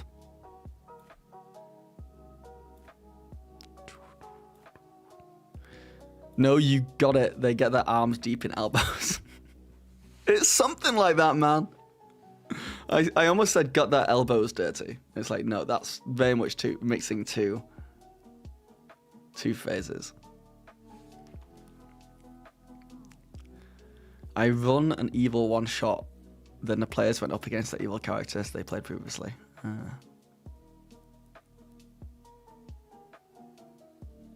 Planning only the current arc works. Great until your players decide to become wanted criminals and flee from the village that the entire arc is based around. Yeah, but at least you've not messed up an entire like campaign. It's just that arc you need to fix, and then you can move into a new one. I also have never had a game where my players have just decided to become wanted criminals either. I've been very blessed about that stuff, I think. Games are meant to be fun. There's a reason I don't play Souls games. Same. That's the same thing with me. I understand why people enjoy playing Souls games. I get it. I get overcoming difficulty. It makes you feel good. Makes you feel like you've achieved something. Makes you feel like you're getting better at the game. But for me, I don't like being punished. And you get those are punishing games. I was surprised at how difficult Baldur's Gate 3 was, to be honest. And even on normal, it was like it's a challenging game. Like, no one's just going through that game and not dying often, you know? And it's also, combat could be so long in that game. Like, if you died at the end of like a 40-minute combat, you'd be like, oh, damn it, gotta do it again.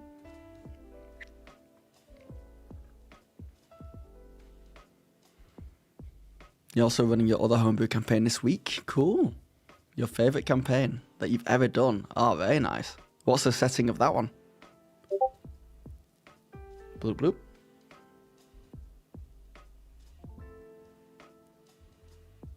I've played Neutral Evil Lich, never went Murder Hobo. Murder Hobo is just kind of weird because it's like, I don't know where the line is for that.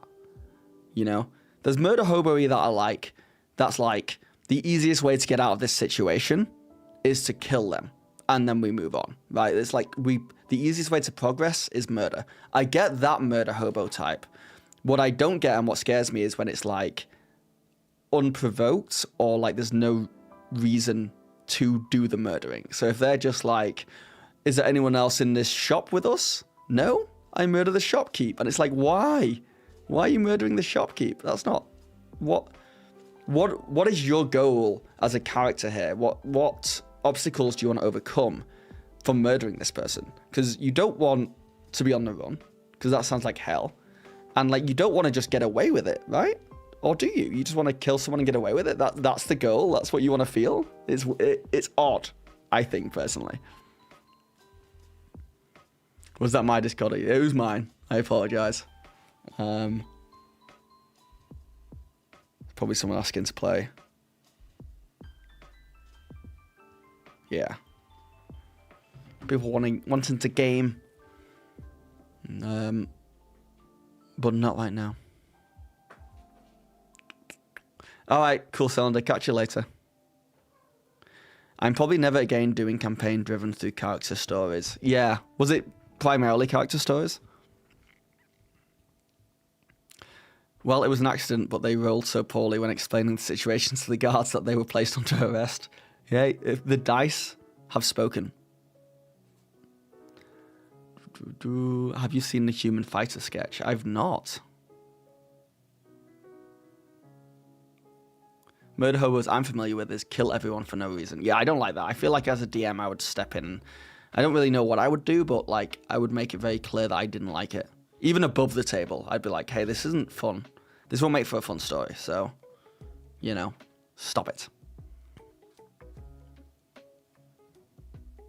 But there's worlds where, like, if I know that players want to be a little bit more... Hold on, the cat's playing with minis. Hey. Don't be like that. Don't be like that, cat. I know I have garbage all over my floor now, but you can't just be bopping it around like that. The way you prevent shopkeeper murders is to have the corpse questioned with Speak with the Dead. True that. True that. It started through an adventure that I used to sprinkle all sorts of hooks for them. Right. Your first session, your son attacked a squirrel and was horrified after the poor thing was squished. Yeah, that's a great example of like, hey, you can do anything you want, but here's immediate consequences that you don't want. So think carefully before you do this stuff. What are you? Human fighter? How original. You see a messenger approach. Is he human? Yes. Wow. Go time already. I fight him. A human fighter. That's very good. I like that a lot. But the fighter should probably have realised that attempting to throw his battle axe at the tavern's dartboard might be a bad idea. Yeah. There's also, like, I get that in D&D, players should be able to do anything you want. But I've been playing Cyberpunk recently, and if there's an important NPC that is needed to complete a quest, when I aim a gun at that NPC, it won't let me aim at it. It just won't let me aim at them. And I'm like, that's interesting. Is there a way that I can incorporate that into D&D, where if the players try and do something that would genuinely break the game or derail the game for most of the other players, like we just do not want that to happen. If like it's one person acting on their own and it's going to ruin the fun for everyone, is there a way that I can do that? Where like they try and kill the king? Well, you can't, you know? You try, but you can't. I think one way is you give NPCs or whatever just really high AC so you can't hit them. That's like one thing, but then that opens up more doors to being like, why does that NPC have such high AC? There's the other thing where you just tell them, like, you shouldn't do that. That will end badly. Like, if a player is like, I want to kill the tavern keeper, you say, okay, but as you have that thought, 12 soldiers come in through the door and ask for a drink. Do you still want to kill the tavern keeper? You know, and it's like, suddenly it's like the environment changed and now it's not a good idea. But the problem's not the game, or the problem's the player at that point, right? Like, if they want to kill someone, they'll find a way to kill someone. Leon, hey, how's it going, man? The gun jams, a town guard sees you attacking him. Yeah, tons of stuff like that, yeah. Another game you played, entire party was neutral good. I was the only neutral evil character, never found a reason to betray them. My character's logic, they're useful tools. If they betray them, I lose them. There's no benefit in that, yeah. Have to always make them bulletproof, that as well. Contingency spell works wonders for that, yeah. The funniest part is the guy that got hit by the axe didn't even die. The players just decided to run from the law instead of taking the community service or whatever. I would, yeah. One thing that I've run into with my players, this genuine thing that I've been thinking about recently, is they'll want to do something that in their mind they've figured out completely. They're like, yeah, I should be able to do that. And then if it's something that like I think is derailing what's happening right now, then it's a high magic world. There's so many things that can happen, things that my players haven't thought about. So for example, if my player was like, okay, well, while the party is talking to this important king, I'm going to sneak round the corner and open the door into his treasure room and steal all his treasure. And I'm like, I don't want that to happen because A, it won't be fun if you are mega rich, okay? That just won't be fun for anyone, I don't think, including yourself. So what I would do is I'd be like, I'd warn them. I'm like, okay, but there's probably other stuff going on. It's like, but the idea is that if they roll a good enough stealth check and move around and get to the door and open the door, then I have a magic alarm system that goes off, you know? And then if I do that, the player's like, why would that? I'm like, it's a magic world. You don't think they would put some kind of trap on the door to the treasure room? You think it would just be there with a normal lock? But yeah, it's hard.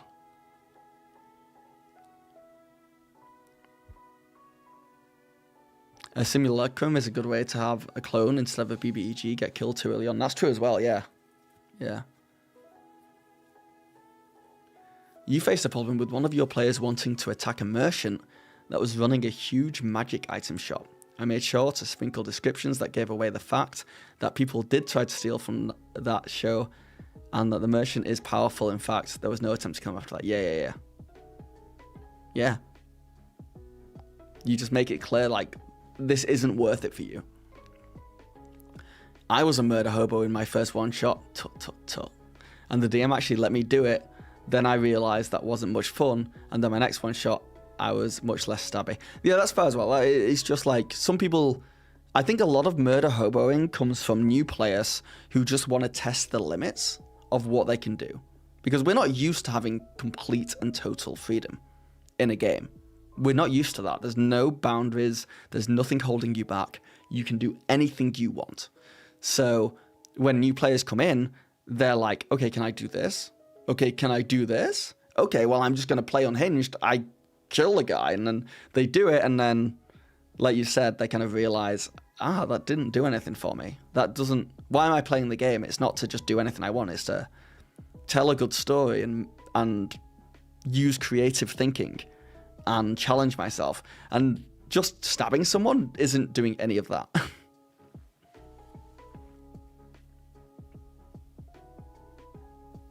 Your very first game of D&D, I was playing with another newbie. DM said there was a coal mine with goblins inside. The newbie and I were like, let's light a cart and push it in. Yeah, that's you testing, and that is creative thinking as well, I must admit. But yeah, DM was like, so you want to blow up the mountain? Yeah. A DM should always let people know like the full consequences that the player characters would probably know. Monster Soul Supplement does describe a magical shop with alarm systems I just described. Yeah, they'd have them. I remember what my DM said, you can be a murder hobo if you want, but I can make an even murdery hobo with many more magic items available. Choose wisely. That's true, yeah. Most murder hobos, from what I've seen, they played Skyrim. Yeah. Yeah, a lot of them come from...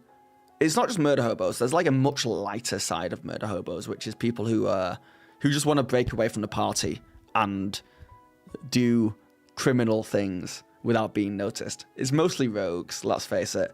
But I think that stems from like they have the ability to do so. They have high stealth. They want to use the tools at their disposal a lot. So it often leads to them doing that. So I think in that world, you just need to give your rogues something to steal that works for the story, and you give your wizards something to cast fireball on.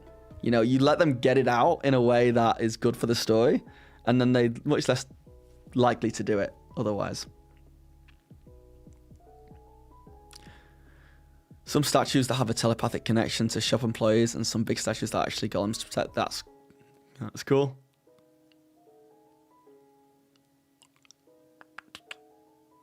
Can confirm I played Skyrim. In my session zeros, I always point to the players that they are the heroes, not evil characters, and they will face consequences for their actions. Rogues and edgy warlocks. Yeah. It's the edgy people. It's like, hey, is your player's character's parents still alive? No? Okay, I'm putting you on a list. If someone is running a magical item shop, for sure they're going to have some powerful things hidden all over. They get those items somehow. Items are not just found in a world with no cost, right? Yeah, the other thing that I've ran into is people just wanting to buy insanely powerful magical items, or even low-key magical items, and I'm kind of just like, yeah, you're not going to find that in a normal shop. And then if they finally find one, I'm like, it's thousands of gold pieces. And they're like, what? I'm like, yeah, it's a magic item. Like, it's crazy rare.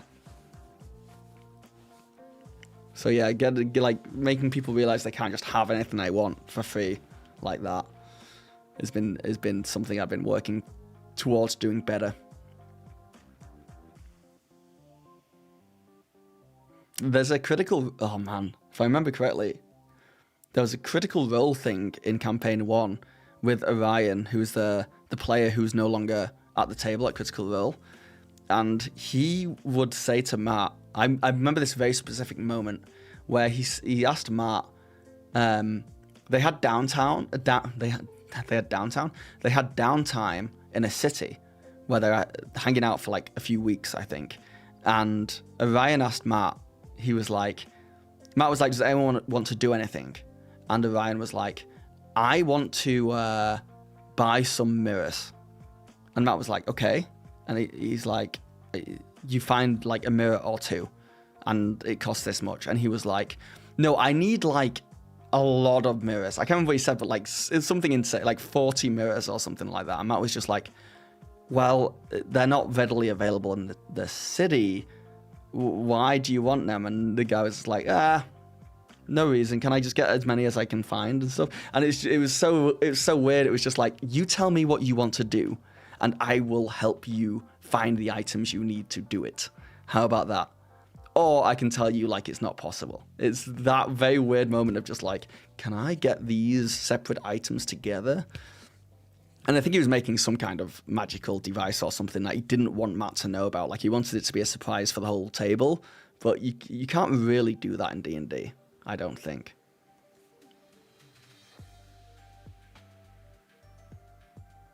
Remember asking a shop owner if they had mithril? DM said no. I was like, I'm going to use luck. DM was like, still no.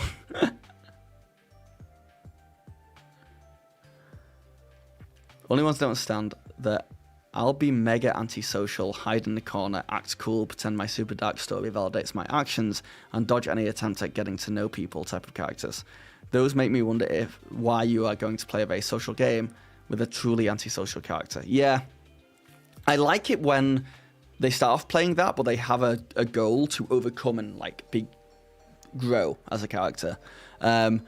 Those characters really suffer in games where there's not that many players. If you have 3 or 4 players, it really sucks if one of them is like completely like separate from the others and it's just being antisocial. If you have a table of like 6 or 7 people, it's not as bad. But I find those people tend to just want to hang out and like maybe they like combat, but they don't like the rest of D&D. Normally. Which is fine if you have a big group, but if there's a few people, it can be hard. Orion was the type of player who wanted to break the game. Yeah.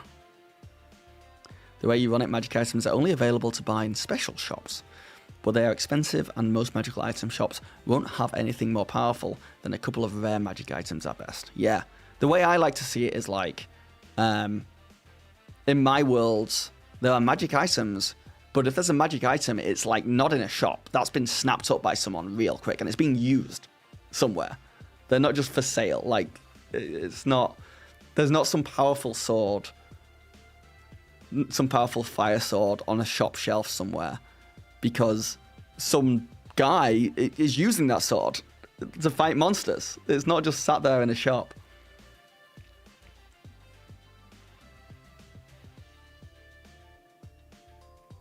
I kind of get him trying to surprise the table, but something you got to at least tell a DM. Yeah. You don't have to be that coy about it. I'm a rogue and I play my stealth as I'm against the wall, hoping you don't spot me, silently praying I'm not seeing. They want to build the Archimedes heat death ray, I think. I have this new player and he's just consuming knowledge. He's calling me every day for the last month or so, asking random questions. Okay, that's good. As long as he's getting the information from you, the DM, and not from like the internet, where it might be different rules. Hey, welcome back, Cool Thunder. It's hard to do something without the god of the world, the DM, knowing. Yeah. 1 second. I think one of my cats may have even got one of these minis without me looking. So much garbage now.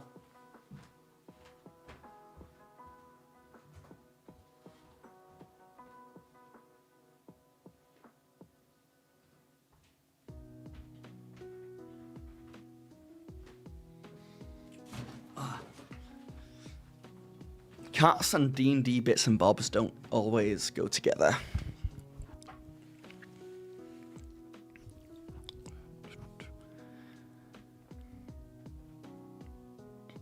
Have I ever played any indie games? Like what?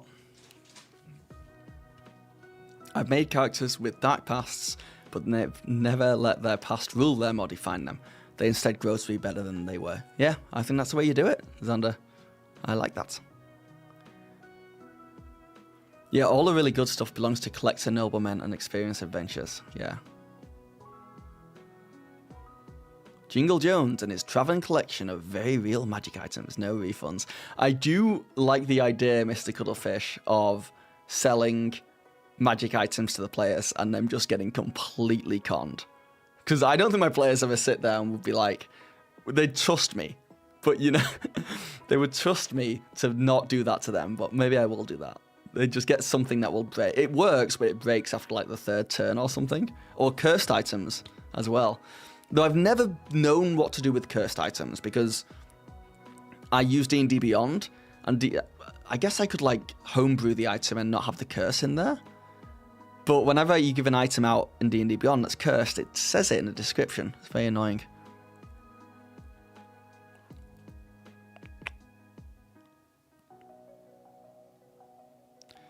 I wish I had players that consume knowledge by the world. Yeah.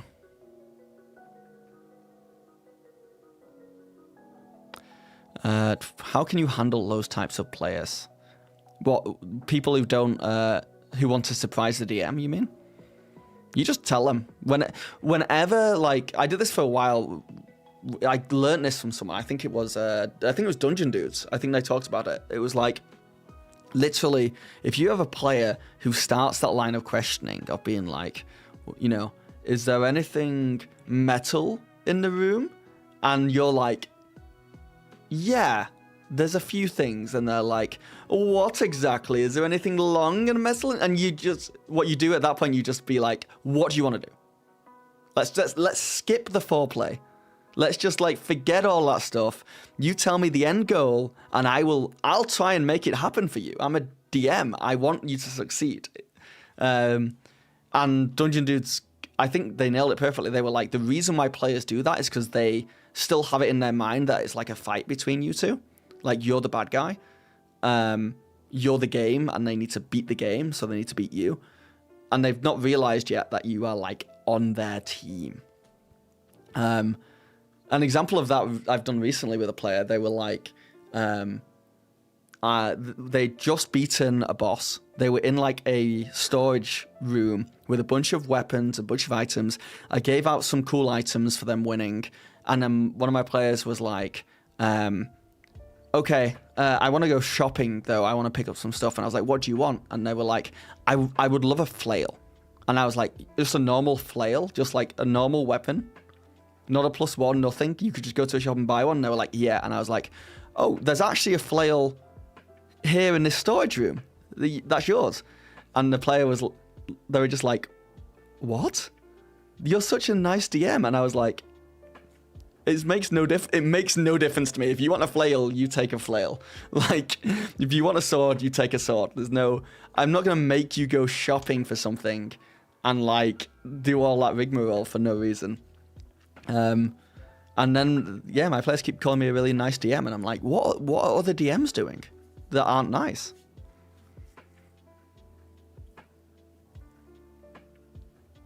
Okay, bro, Jojo, have a good day. Canvas of Kings, a map making tool on Steam. I've not. Should I check it out? I came up with a type of character. He'd be a barbarian, but he thinks he's a rogue and super sneaky. He does this by intimidating people when he's trying to sneak past. Like he'd say, I am hiding, in an angry voice to intimidate them. That would work. That would legitimately work. There's a fantastic magic item seller in Drakenheim. He has this vibe of Duke from Resident Evil Village, but not creepy. Aldor the Immense. My cleric has a very specific curse that he's not knowingly part of a cult, and his deity got locked up by some demon, but that's not through the item. If anyone from YouTube chat would like a subscription, hop over here on Twitch and I'll hook you up. There you go.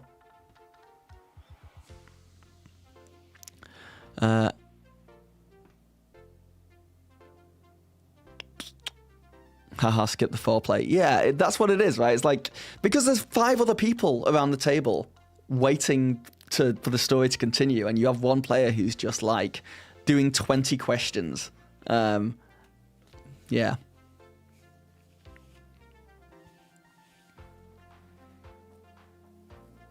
You'll make people shop for like magic items though. Yeah, if it's just like a sword, if they don't have a sword, or like if they want arrows or some kind of ranged normal basic attack, I'm just like, you got it. You got it, man. I'm not gonna make you do stuff for that. Unless they want to. If they want a shopping episode, then by all means do it. Or if your players like role playing and you have like a fun NPC that you want to like throw there, you can do it. But if nothing's planned and no one's really in that mood, it's like, let's skip it.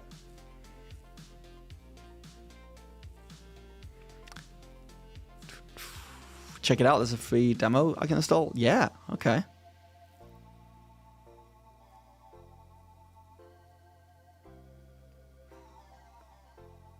Check out Canvas of Kings. It is for real the best map making tool ever.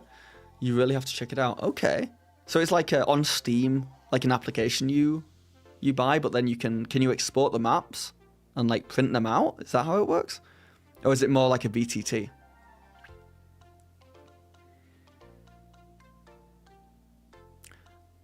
Simulationist DMs, got to keep the illusion of a logically consistent world. Yeah, I guess maybe I'm not that kind of DM. I guess there are DMs who want everything like, you've got to go to it. I've told you everything in this room, so if you were looking for something else, you've got to go find it elsewhere. But I've got no problem just being like, oh look, there's this other thing that you want in this room that we didn't realize. That's so cool. Or I have no problem retconning. I'd be like, oh, we can just say that when you were back in town earlier, you grabbed some more arrows, or like you bought a health potion, or oh, the enemy you fought last week, I forgot to tell you, there was a health potion on there and you took it. Like, I've got no issue doing that as long as it's not making the game too easy. The reason why I like doing that is because it allows me to make the game very challenging outside of that. So I just like very challenging combats. So if I'm nice outside of combat, I can be as mean as I want in combat. All right, Adam, have a good one.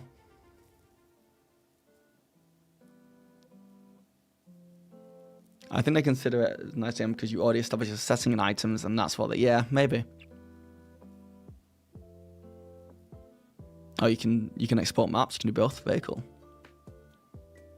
Cue the 90s music and trying on lots of outfits. Hey, now I do like a good montage, I must admit.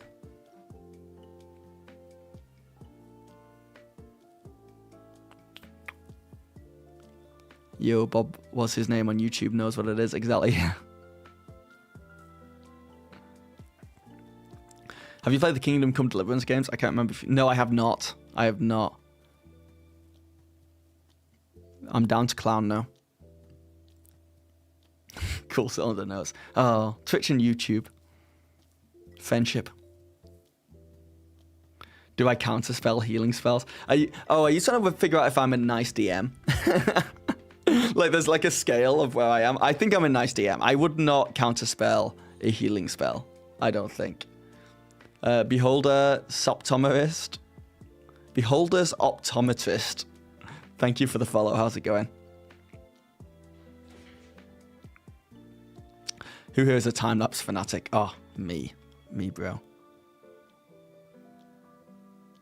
I am a nice DM, I think. I am a nice DM. I would not counterspell. I wouldn't do anything that's annoying and tedious unless it was a big... If it's a big boss battle, if it's like the final boss battle in the campaign, all gloves are off. I'm being a dick. But for most of the other times... when I say I like to be mean in combat, I just like to, I up damage and I really try and knock people down as much as possible. If I run a combat and I've not knocked at least one person unconscious and they're on death saving throws, I don't think that's a good combat, personally. The issue you run into is if I keep knocking the same person down, they can take it personally. So I have to really go around and make sure I'm like targeting different people. But then if one person keeps putting themselves in a position where they can easily go down, you've got to punish that, you know? Your game's not logical at all. Last session, I let one of my players stuff 11 bottles of beer and about as many apples into his beard. Yeah. It's whatever game you want to play. I mean, just look at video games where they don't have any encumbrance. And like Legend of Zelda, he's just carrying around like 30 swords in his, I guess, tunic pockets. It's fine. Counterspell it at least once. It'll be remembered for years. Every time from then on, they'll question it. I do like that idea.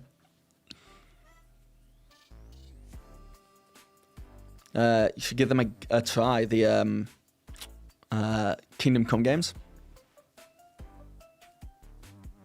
I should. I don't need to counterspell healing spells because nobody has a chance to cast one. I made a mistake of once hitting an entire party because I forgot to scale down a breath weapon, and for some reason did not realize that 8d8 is a really bad idea against 4 level full players. Did you kill them all? Put me on the sub list. You got it. Oh. Are you look for the TPK? Mean bastard.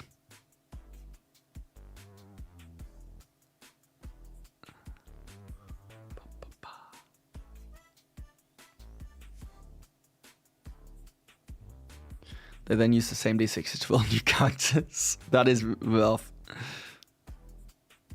Do I roll for stats for my players? Pog Yan, thank you for the follow. No, I like to use the standard array because it just feels more balanced to me and it's just easier. I also like point buy. I don't like bringing random stuff into character creation because I think when my first ever campaign, I ended up with a very unbalanced party because of that. And some characters were like doing nowhere near as much damage in battle as other characters, and it was just because the rolls weren't that great. And it wasn't a big difference. It was just a small difference, but it can go a really long way in D&D. So I prefer strict either point buy or standard array and rolling characters. Because it's easy for me to balance as well. I don't have to worry about giving certain items out to certain people to like buff for them. Yeah. I don't use counterspell or silvery barbs unless the PC do. If they do, all bets are off. Yeah, it depends on the general demeanor of the players. You know, if they're counterspelling me, that's fine. If they're counterspelling me and laughing at me and being mean, you better believe the gloves are off.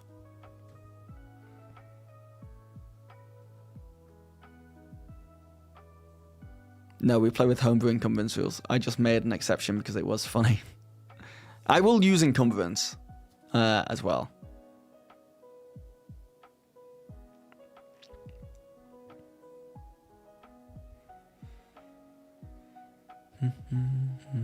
I'm also interested in what you're doing, Leon. I also made them fight a bulette and critted and jumped. You mean one of these? You mean one of these guys? This is like a blue yet. Last session you found a thing that has 10,000 random effects.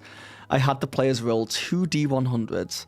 You then multiply them. I reskinned it as an oracle with an infinite deck of many things. Holy.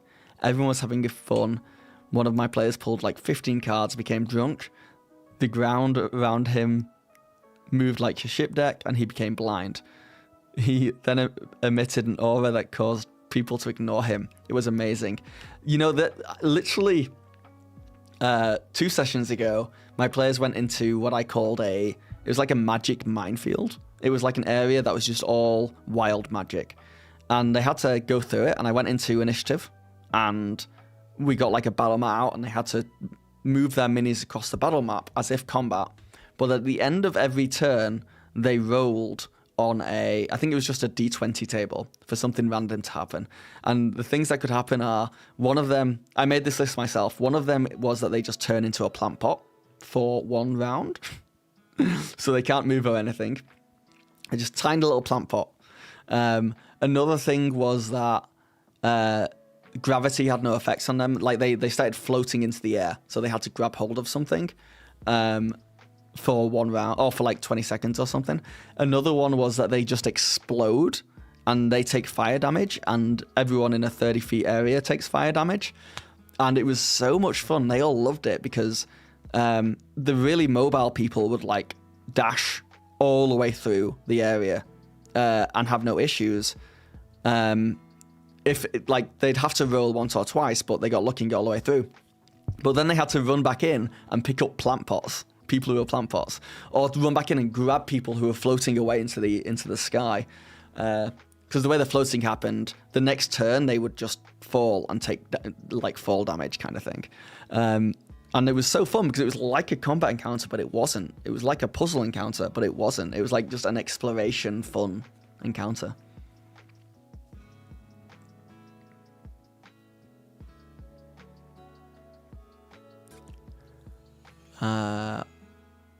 Beholder, thank you for the subscription. I just realized how long that was. Sorry. It's okay. It's okay. Cool. Holy, we got a hype train going. Leon J just gifted a subscription to the Mr. Cuddlefish. Make sure you thank him, Mr. Cuddlefish. That's awesome. Thank you, Leon. Look at that hype train go. You guys see that? Where's that? Genuinely, thank you guys. I will be doing a video, I think, if not next week, the week after, where I'm going to look at all my finances over the past month and see if I've made enough to keep this going. Leon gifted a subscription to Silence. Thank you, Leon. Jesus Christ, buddy. Thank you. And all these subscriptions and any Patreon members and any YouTube memberships, all that is going a really long way. So I'm in a really optimistic place now. So thank you so much for everyone who has like been awesome. Ildor gifted a subscription to Cheese King 29. Ildor, thank you. Jesus Christ. Okay. This is truly a hype train. What will you do if it's not enough? I'm confident at this point that I'm gonna go through it more in the video. I want to get my words together better, but I don't think I'm going to hit it, in all honesty. But I'm close enough that I want to keep going. And like, if push comes to shove, because our biggest fear is like if something awful happens and like my wife stops working or something, right? Or we have a kid or something and like finances just don't cut it. I'm like, that's when we need to panic. Or if like I have some big, like I've said in the past, I went to, what is happening with all these? Batman, thank you for the follow. Dan gifted a subscription to Lethal Smile. Thank you, Dan. Jesus Christ. Ildor gifted to Cheese King. Leon gifted subscription to Pogyan. Thank you, guys. She needs steak, buddy. Yeah. Know that most of the money that comes in from Twitch subscriptions, and make sure you give me don't subscribe to me if you have Twitch Prime. Give me your Twitch Prime sub if you have it. Don't forget about that, because that's free. That's just if you are an Amazon Prime member, you get Prime Video and you get one free Twitch sub a month to give out. Leon gifted a sub to Batman. Thank you. This is the highest hype train I've ever had at level 3. Holy crap. Leon, you are going above and beyond. Thank you so much. I was in the VFX industry before, yes. And now I was like making okay money. My biggest problem is I live in Toronto. I've got to get out of Toronto. And I would love to make the same amount of money. I don't think I'll make the same amount of money as I had when my full-time job for a long while. But yeah, if anything really bad happens, then hopefully I could like just go get a part-time job or something, and then keep doing YouTube and streaming as well, just not as much. But like, you know, that would be what I'd fall back on. If I keep doing this for a few more months and times are hard, then I'll just try and get a part-time job somewhere. So hopefully you guys won't notice that much of a difference. What is happening? Dolores Bob subscribed to the channel. Thank you, Dolores. Also, you followed. Thank you so much. Did you come over from YouTube? Oh my god. I've never heard so many sound effects come from my machine. Your engagement is by far the best of any D&D streamer I've tried to interact with. Keep up the good work. You are appreciated. Thank you, Jeff. It's probably because I don't have that many viewers that I can like see the chat moving. We hit the sub goal, boys. That's huge, guys. Well, I mean, now I might just make the money that I needed anyway, so I could be making a very different video in a week's time. But I want to say, but yeah, thank you so much, guys. Literally, this past month, I have put out, in fact, I don't know if you guys know this, but legally I cannot show you my analytics page on YouTube. I can't show you how much money I make because you're not allowed to know like how much ads I'm getting, how much I'm getting paid for ads. And I think it's to stop other creators finding out how much other creators are getting paid who are doing similar stuff, who might get mad or something. I don't know, but like it's kind of annoying.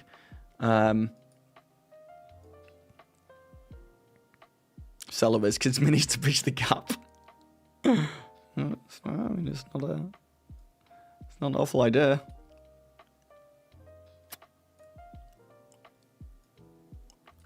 So this month, the past 4 weeks. So normally, I post maybe 3 or 4 pieces of content a month. And that is mostly long form videos. Maybe I'll do a short, maybe I'll do a stream.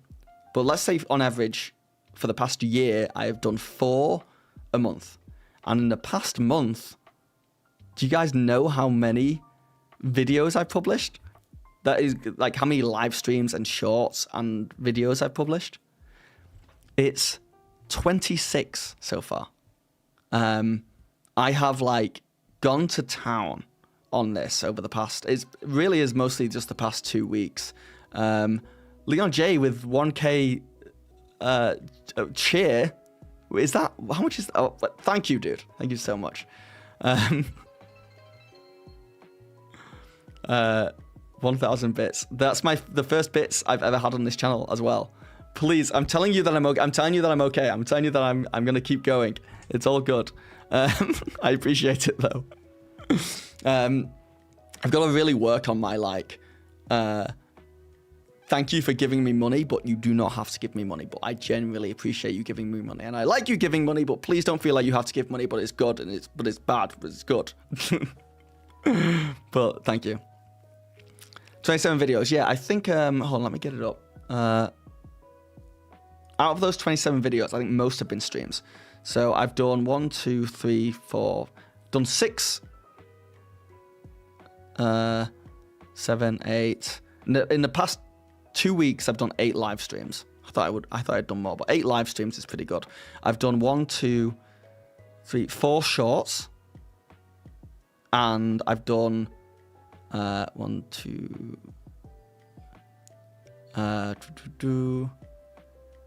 Yeah, 2 long form videos in the past 2 weeks, which is crazy. And I have noticed that my revenue is up, but only by, oh my God, did you just give, wait. What did I miss here? Jeff Stanley, keep Jeff the Kobold alive. Next live play fund. I'm investing in his future. Jeff gave me $10 over on YouTube. Holy crap, thank you. Okay, guys. Okay. I will keep Jeff. I'll play through again. I'll keep Jeff alive. I am sorry for that. Choo choo. Indeed.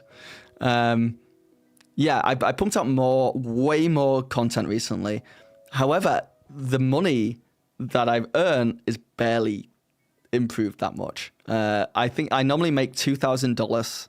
No, I usually make between $1,500 and $2,000 a month on YouTube ad revenue. And since I've done that, like the past month where I've put out 26 things, I've made about $100 more. That's it. $100 more. But it is more. But I've put out like 7 times the amount of content. Thank you for the follow, Ildor over here on Twitch. However, even though it's like not worth it in a way because I'm doing so much more effort for like a fraction more money, and I've not seen an increase really in like subscriptions or views. In fact, views are kind of staying the same, which is crazy because I'm putting out so much more content. Meaning like on average, like each individual video I'm doing is getting less views, but I'm putting more out. However, I much more enjoy this style of pumping stuff out. I enjoy streaming. I enjoy like trying to make these streams into videos, and I don't know, it keeps me like motivated to keep making stuff because I'm constantly interacting with you guys, which is really nice. But yeah, we'll see what happens once I've done Japan and I get back from Japan. I think I'm gonna come up with a real content strategy on how much work I want to put into live streams or shorts or long form videos weekly, and come up with something good, because I don't know, it's such a weird puzzle. It's like fun but like stressful.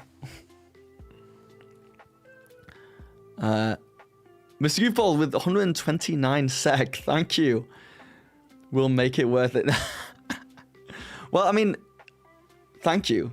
It does suck that like live streaming is mostly reliant on like subscriptions from people, like fans. I don't like that. I would rather get paid from sponsorships and from ad revenue. It also sucks that I have to make you guys watch ads to get ad revenue though. But if I can come up with a balance where I'm getting like some money from like a bunch of different places, I think that's probably the safest thing I can do. Are YouTube live streams classed as videos as they are under the live tab? They work like videos after the live stream has finished. So I will get money from ad revenue from live streams. They don't seem to have the same reach as videos. Like, if I put out a video and it normally gets like between 10 and 50k views, if I put out a live stream, it's lucky if it gets like 1 or 2k views after that. But it still gets ad revenue, which is nice. I think I looked, the last video I did get that got 1,000 views made $2 from ad revenues. So not a lot. $2 is not a lot for 1,000 views. But when you think about the big YouTubers, they'll go live to 10 times that. So let's say 1,000 views nets me $2. Then people who get 10,000 views get $20. People who get 200,000 views get $200, you know? So, and there's people like, you know, like Ludwig and stuff who go live like every single day, and their live streams get 200,000 views, and they're just making like $200 every day on top of their videos. Like, it's just extra money. So it's crazy, like, that it can escalate that much. So $2 is not a lot, but it's exciting to know that, like, you can always like double and triple and 10x.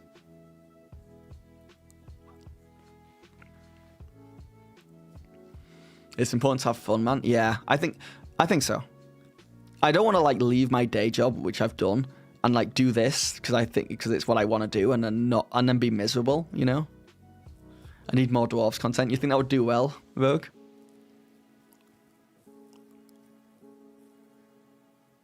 Hit point press sponsor incoming. When I go to rewatch the ones I missed, they aren't with your other vids. No, they are under the live tab, but most views I get don't come from people like searching my stuff. It comes from the recommendation systems.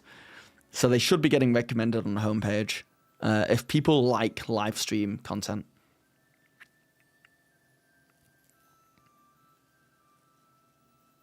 D&D in your YouTube watching experience seems to at least be a space where you can get sponsorships for products that are actually good. Yeah, there's a lot of room for sponsorships there, which is nice. But there's not I don't think there's a lot of there's no high budget sponsorships. So to give you an example, when I have I've had Kickstarters contact me in the past, and I've had D&D companies, but they're like smaller. So when we negotiate a price, we get to a certain point. Then when someone like I've had who's been my like biggest sponsor? I had why am I blanking on this now?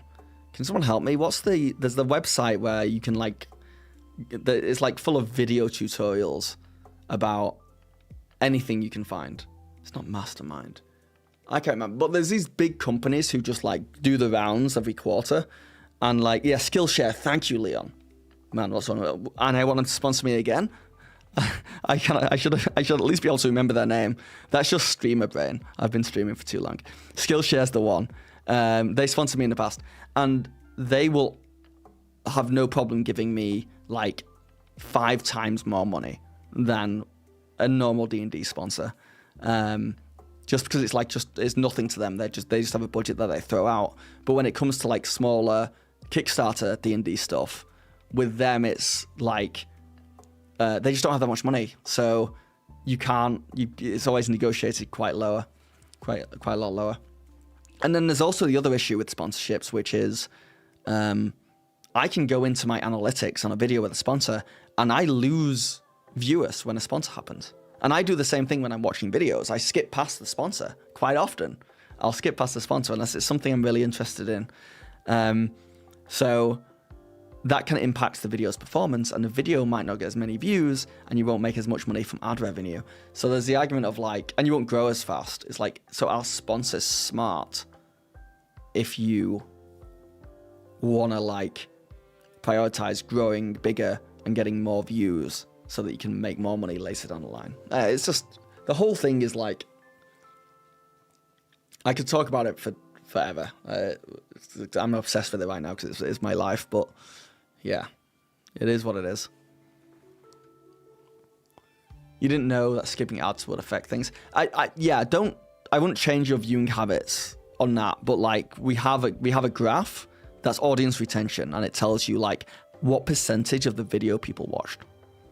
So if you skip an ad, you didn't watch that percentage of the video, so the percentage is lower, which can affect like how well it does, kind of thing.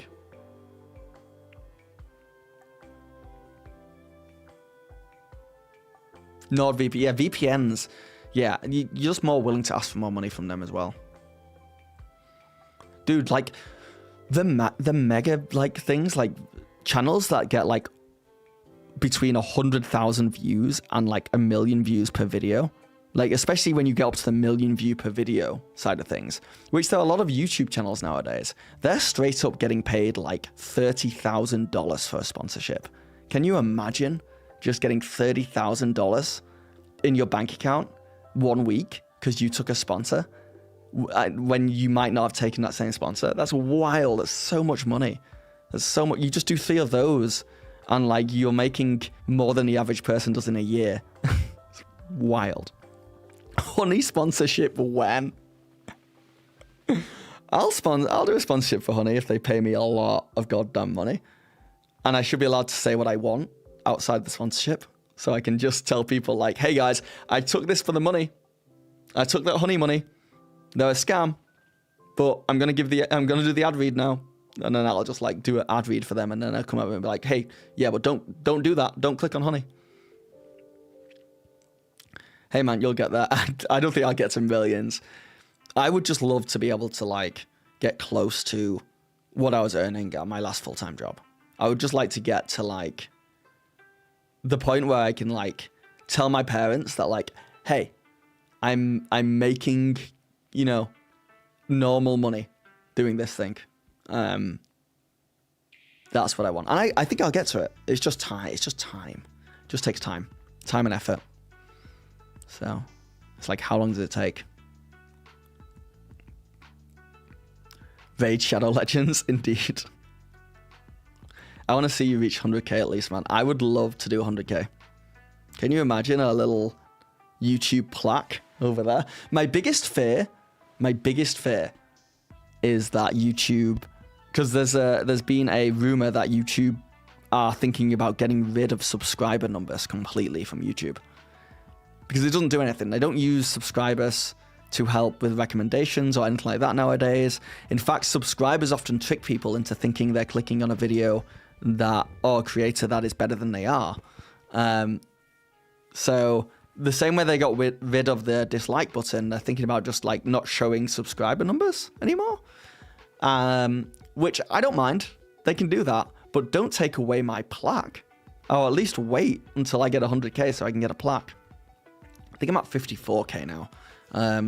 At this rate and the rate I've been going, I do about 25k a year subscribers, which is, I'm happy with that growth.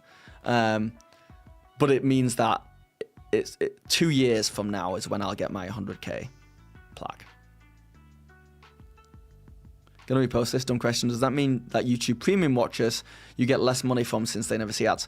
No, Rogue. Actually, they I get like a little bit of money from that like overall subscription. So if people watch my stuff with Premium, I get like probably I think I get more. I think I get more money than the ads would pay. So I love people with YouTube Premium. I've got YouTube Premium. It's actually better for me. The YouTube Premium is really good. Manscaped ad. Oh, I had Dan. I had a Manscaped email, and they asked me to do it, and I chickened out. For one, they sent being like, "Hey, we're not going to pay you a lot for our first one because we're just testing the waters here," which is fair, but also I've had it before where they've done that and they just don't come back. They just want a cheap, easy one. And 2, I kind of felt uncomfortable talking about shaving, you know, my parts in a video. And also, it was one of those things that I'd never used that product. And I was like, this would be truly just taking a thing for, yeah, shaving it on a D&D channel.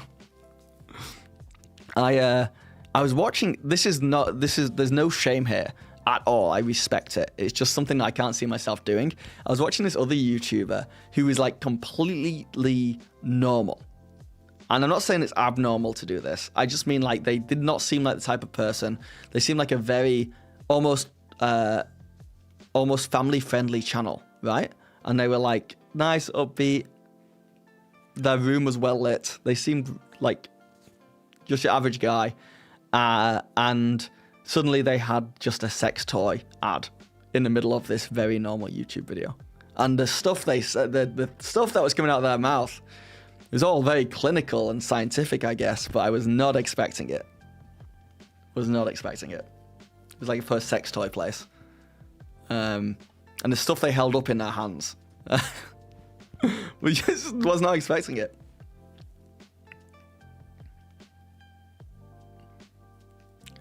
Manscaped does promote men's health, though, so that's a nice thing. Yeah, hey, I'm not saying never. Hey, Manscaped, if you're watching this, hit me up. I'll advertise your stuff. But it's just something that I'm shy about. And it's probably something they deal with a lot. I wonder if Manscaped pay more because they need people who are very, like, you know, outgoing in that area of just being like, yeah, no.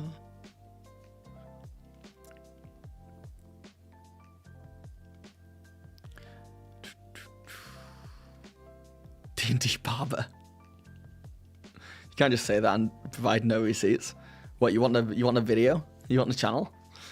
I think I'm way too cheap because I tell the entire world about my balls for like 20 bucks. It's also that I feel like, does anyone use Manscaped? Has anyone used Manscaped? Because what if, because they have to send me the product and I have to use the product. And like, what if it's not good? What if it just rips things to shreds down there? So the whole thing's scary to me. Barber sketch, send in a bugbear.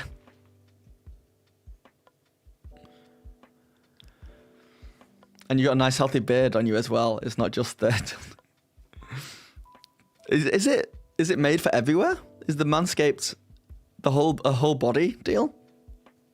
Everybody poops, Phil. I mean, sex. They all do the sex. Both. I get it.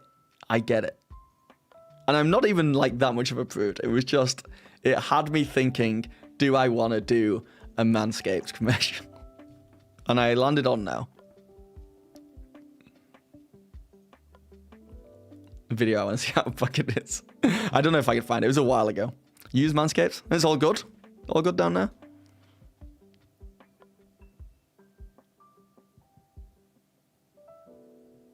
Yeah, we need pictures for proof, the whole thing. You got the hedge trimmer, which is down there. Use the face razor and electric shaver for my beard. Okay, so they have multiple. This is it. I just need to do more research, I think. But yeah, I don't know. I just seen some Manscaped commercials that were a little bit cringe, and I was like, yeah, nah. They'd have to pay me more than the average commercial. Let's just say that.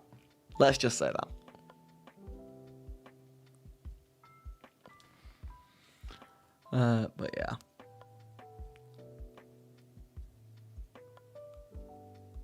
We need Danny to head over to Rogue Rolls Pad so we can get the video proof of Manscaped. The Avengers assembling, but they're people in my chat. But yeah, so hopefully this week or next week, I'll look at all my analytics and see exactly what the deal is and how much money I've made in the past 12 months. Spoiler, it's like surprisingly way more than I ever thought possible. But I wish it was slightly more. But then it's always going to be the case, right? We're always going to wish we were earning slightly more. But as far as paying bills and stuff goes, going to the dentist today and them telling me that I need to get a root canal and it's going to cost over $1,000 was like a hard hit. And I was just like, welp, I guess that's that. But that's the price I have to pay for doing something I love doing. You know, I'm never gonna turn into like an entitled cynic about it. It's the importance of having a medical budget, like savings that is just for when things go wrong. An emergency fund. That's life, yeah, it's life. Part of me just wants to go to the dentist and be like, hey, replace the whole thing. Just give me stuff that like won't break down. I don't want to come back to the dentist again for 5 years. Do what you have to do. I promise I'll floss. Just do it. Just get it done. OnlyFans when? Well, hey, you guys seen the Markiplier OnlyFans? Have you ever ordered the Hero Forge minis? Are they worth it? I have. I bought my wife a Hero Forge mini, and she has gone on and bought 2 more because she liked it so much. So know that my wife likes them enough to keep going. I think they're very good. I think they're expensive. Like, only do it if you really want it. But the ability to custom make your mini, I think, is so cool, and it's worth it. Yeah. As a one-off, like do it once. Don't do it often. Don't do it for every mini. But if you want a mini that's like gonna be special to you, go for it. They can still break though. We have had one that broke, which sucks because you spent so much money on it. So you do have to be careful with them. But they feel like they're better quality than like a 3D printed one, for sure. We also, the more you push, the better you'll do. If you keep doing this and you get into the algorithm, then you can make it big. Oh, thanks, guys. Yeah, Hero Forge turned out great. I'm sure they're even better now. They're working on dice. In fact, let me get that up. I don't know if you guys have seen the Hero Forge dice.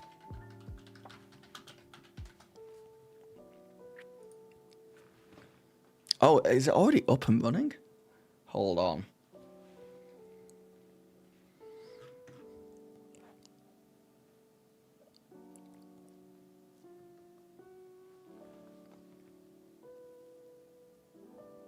Hold on. It's taking me to some page with pictures of dice on there.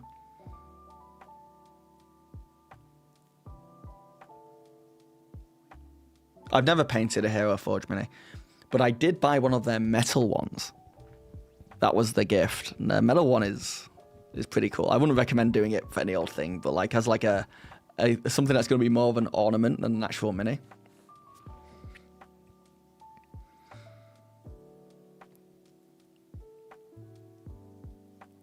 The Hero Forge mini I got was a mini of our bard with a drug problem. It was of the dude passed out on his back with a D20 on one next to him. I painted puke out the side of his mouth. That's freaking awesome. I don't think this is loading. Dice made with Hero Forge. Kickstarter Hero Forge custom dice. Any vids? New year, new dice. We're excited to announce a new dice option on Hero Forge, metal dice. Oh, I'm sorry. Have they had dice on here for years? No, I think they're making new resin dice which are different.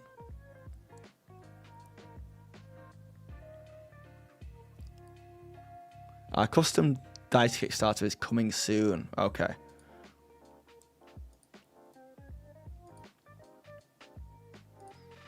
But yeah, check this out. How cool is this? So you can like put anything in your dice. It can be a familiar. It can be a weapon. So you can also use these dice as like spiritual weapons or something like that on your board. It's very cool. Launching soon. Design dice as unique as your character with the next evolution of Hero Forge. For the first time, you'll be able to craft truly custom dice with our new dice maker. Capture your character in a D20, showcase their favorite weapon in a D8, or create something entirely your own. Whether you're a role-playing aficionado or a veteran wargamer, or an avid deck builder searching for your perfect life counter, you can craft original dice for every way you play. Holy cow, am I still swimming? I am, yes. Getting carried away with it. It's a great Christmas idea. It's really, yeah, they're really cool. I wonder when they're going to release this.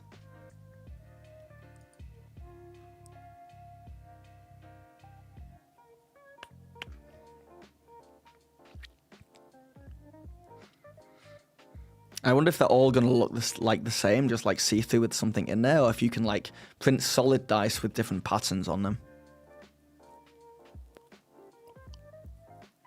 Leon J is single-handedly putting food on my wife's plate. Leon's gave me a lot of money. I really appreciate it.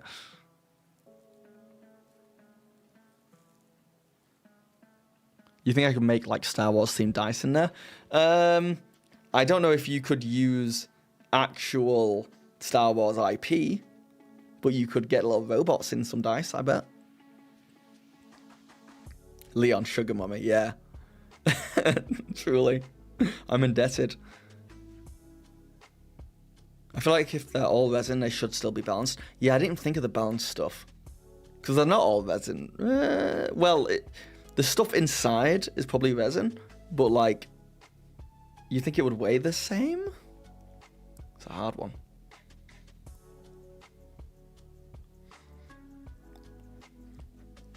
This is like a warlike relationship. Yeah, he's my patron. I wish I had the disposable income right now to help. No. As I'm saying, please do not. I just want, if someone's gonna give me money, I want it from people who are like, who have spare money. I don't want to ever be a charity case. So it's all good. It's all good.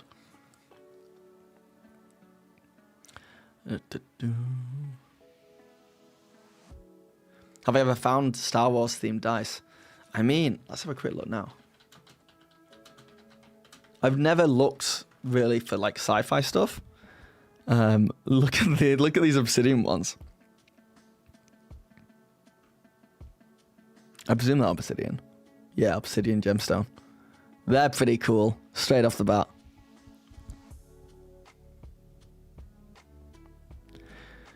Those who are Jeff Bezos have to pay, other than that it's up to you. Those ones chipped, I gotta get. Those ones chipped, I got those. Oh, they chipped? That sucks, man. I presume anything I find on here, you'll already... Wait, Star Wars dice on Etsy.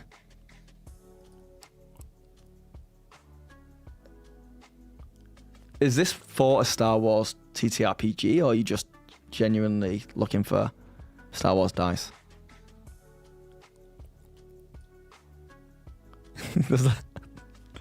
You can get the saddest looking, absolutely manscaped lightsaber I've ever seen. That holds dice if you wanted to. You just want Star Wars dice? I think this is really fun. Yeah, when are those pixel dice coming? I want to see a video. I'm not getting them, but I would like to get them. One of your new Lost Mines players got their pre-colored printed figure. Sadly, it wasn't as crisp as their uncolored versions. Oh, that sucks. Pixel dice, what's that? They're dice that like glow. In their simplest forms, they glow. But I'm sure they have a ton of other cool connected. They're like connected dice. There's like an app and stuff, I think. Pixel dice.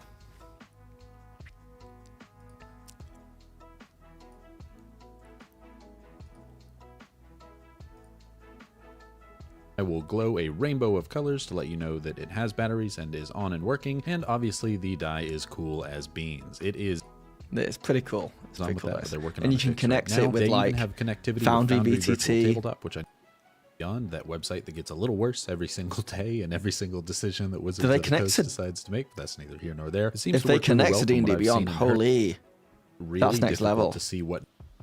Really appreciate it. But We yeah, all love they're it. just- It they're is just a fun really die. cool It's a dice. cool thing, but it's definitely niche.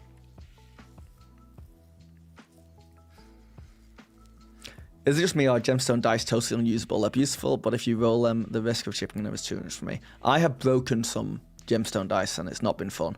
But for the most part, yeah. But they look so nice, bro Jojo. They look so nice. Let's face it, you don't need too many dice. Most of them you're buying just because they look nice and feel nice in your hand. Haha, absolute manscaped dice. Yeah. When that popped into my head, as I said it, I was like, I hope someone, I like that. That was funny. I'm proud of myself for that one. Yeah, if you're using any kind of meaningful money using the Star Wars IP, you'd quickly get a letter in the mail from Disney.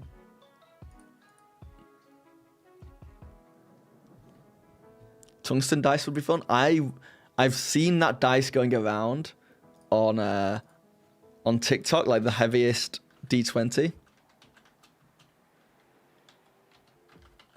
And I want one. I want one so bad. Making the world's heaviest tungsten dice. Oh my god! Oh no! Yes. Yeah. Dinner's ready. Wow. Let's break more things! It's also extremely hard to machine because it's dense and hard. But I recently found Are they you can making? actually Oh my buy god, it's tungsten actual powder, which is D20. Oh my relatively god, it's a cheaper D20. And still incredibly the one shows where there's no crack. Yeah. Oh wow! Honestly, it looks good. Like honestly, I kind of see some I want one of layering, them. but I don't hate it. I don't hate it at all. It looks kind of cool. It's kind of epic. I'm so glad that the layering technique worked. This is the weight of Jube. Did that? It could be 15.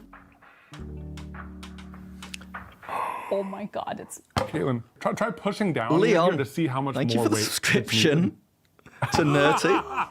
Holy Do you crap. think it's more than... Also, Nerty, hello. How's it going? The amount of chaos is perfect. There's even more chaos in the live streams. I'm all over the shop. God damn, Leon. God damn, thank you so much. All right. 20? That's like 2 Jubes. Earlier in this video, we mentioned we wanted a dice. Earlier in this what video, did they we do? mentioned we wanted... Here's our table. Custom made. 3, 2, 1. Did you press it? No, you're supposed to say 3, 2, 1, go. Oh, okay. 3, 2, 1, go. Oh, yeah! I want more of these dice so much. Well, that did what we thought it would do. Yes, it did. The table is in pieces. Look at those calves, though. Yes! Oh, interesting. It broke the first part upon... Oh, my God! Oh, my God.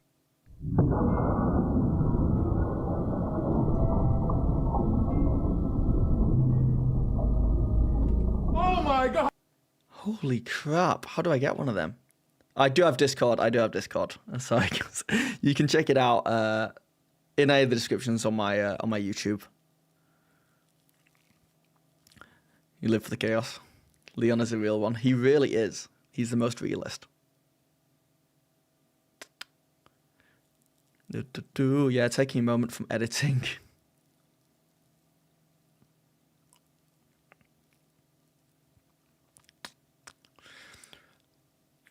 Bludgeoning damage to the floor for real. For real. You have Discord. Yeah, I've got Discord.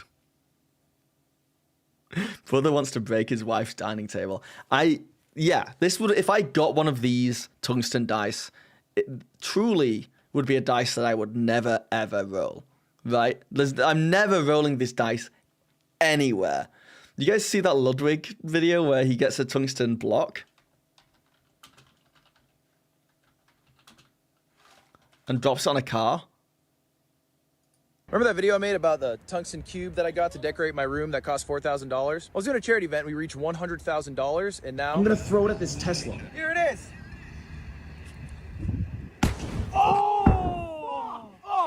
That went clean through! Someone find my cube! Oh my god. It's fine. So I want this, but a D20. That's what I want.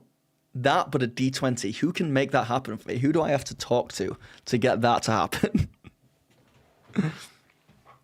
Wild. Okay, Mick, have a good night, man.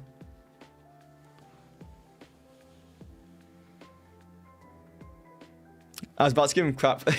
You know this dice made him his money back in views. Sound was perfect? Yeah, for real. Well, I would worry about making money to put food on plate before spending $4,000 on tungsten dice. But what if I make it into a video that makes me the money back? It wouldn't. Yeah, it would not make me $4,000.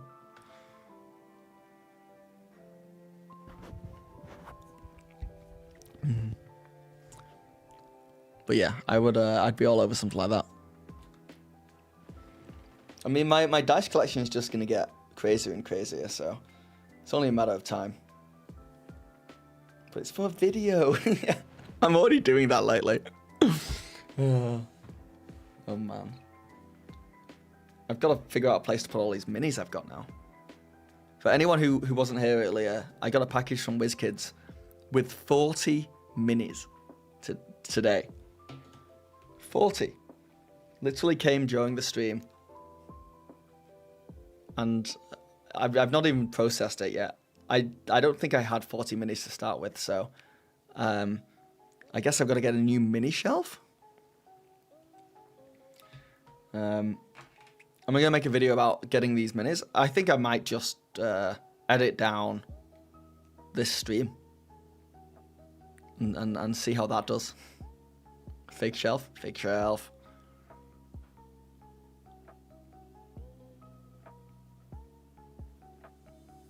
The dragon goes so hard, yeah. The dragon goes so hard. But you're never ever gonna beat the ox, right? This is the big bad in my new campaign. They're gonna fight all the way to the end, and they're just gonna fight a single ox, which will be fun.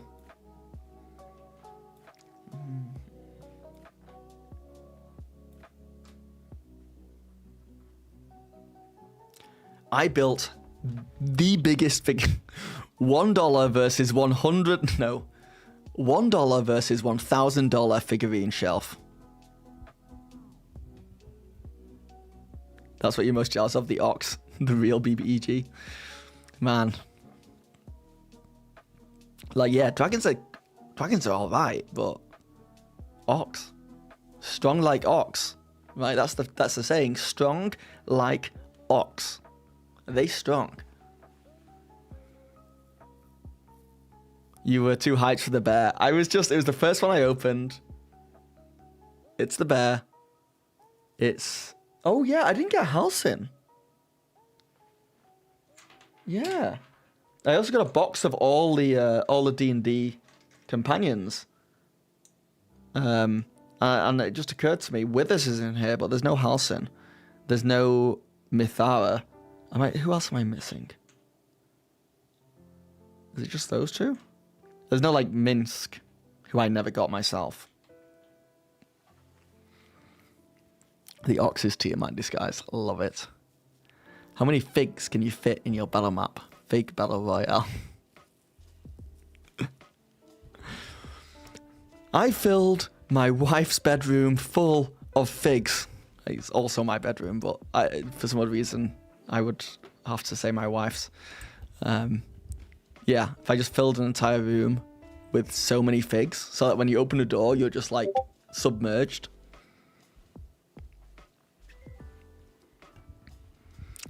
That's the magic of dragons in disguise. It could be anyone.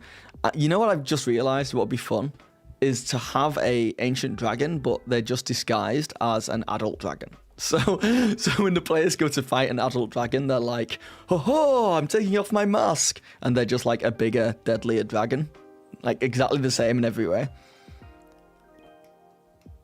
No one would ever expect it.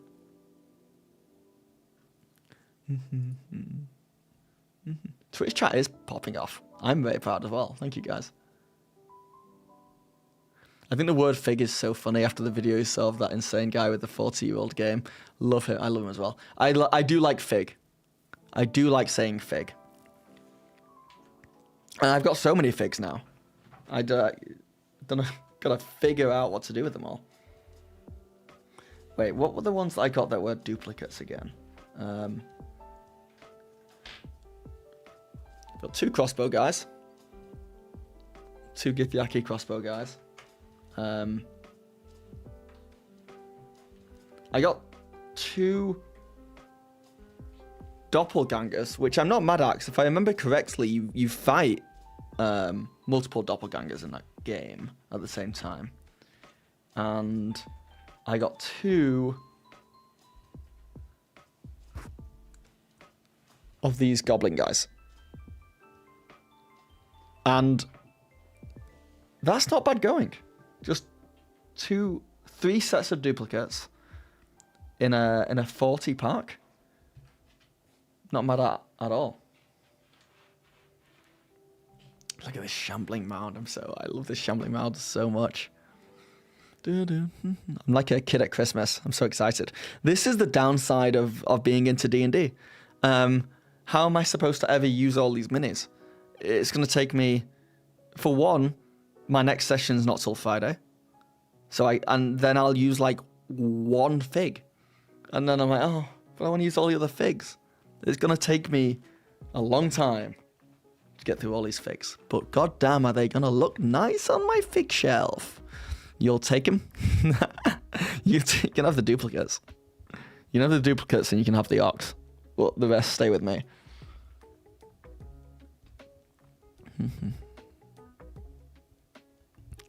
You watch on YouTube and chat on Twitch. That is hilarious. And I think everyone should do that because I would love to double up on viewers on both. That's so good.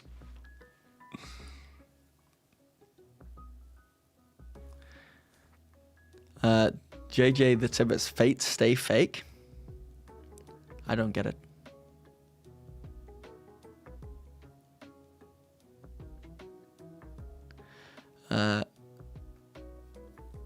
Perfect, you'll take the duplicates in then.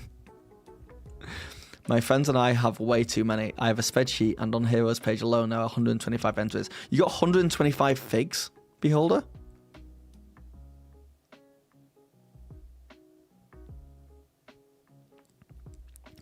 Really hating on that ox, the poor thing. It was just underwhelming. It's like the large one as well. It's like all the other ones have like some kind of large deadly monster and it's just an ox, bro. When an ad plays, I swap to laptop audio and mute the TV. The gaming that's going on. I watch Twitch, mainly chat on Twitch, but YouTube is open. I appreciate it, guys. Just make sure you like. Make sure you like that video on YouTube. My dad is into Warhammer 40k and has a big shelf of minis. I try to use them, but it's hard not to pick the ones with guns. Yeah, your D&D campaign would become a sci-fi pretty quickly. You're watching on YouTube with your Twitch chat on your phone. Oh, you're double devicing it. Yeah, more than 125 figs is insane, dude. I also am probably approaching that. At this point, I must have 80. I must have 80. Your friend buys them with his me money, and I paint them.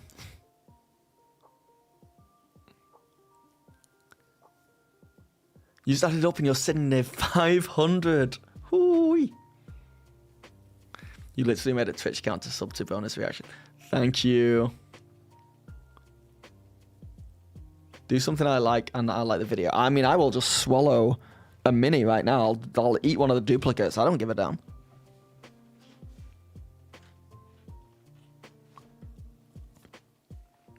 I've never been good at sleight of hand. Sleight of hand. Bro, 80 figs, that's a lot, not gonna lie. Leon, they sent me 40 today. They sent 40 of them today. I have 40 now. I have 80 now. I had 40 earlier today. You can't give me a hard time. They literally, they gave them to me today. Eat the goblin. You're having a go at me for my fig collection. How dare you? You have hundreds of mini Warhammer. You have hundreds of Warhammer minis. The main reason you started playing D&D was just to give me a reason to buy and paint D&D monsters.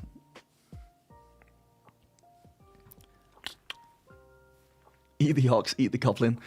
Dude, I would love to eat the ox, but I feel like that's a hard eat. It's got horns. It's not going down easy.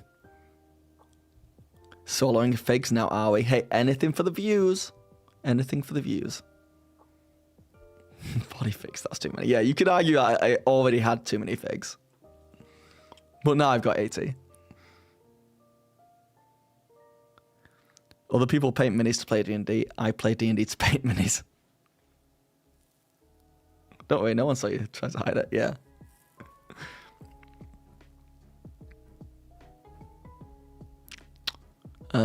Rogue just making friends with Bob's dad.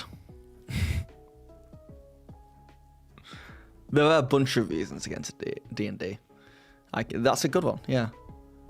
There are many. I wonder what the Venn diagram of hobbies are that gets you into D&D. Because there's people who like painting minis, there's creative writing, there's people who just like hanging out with friends.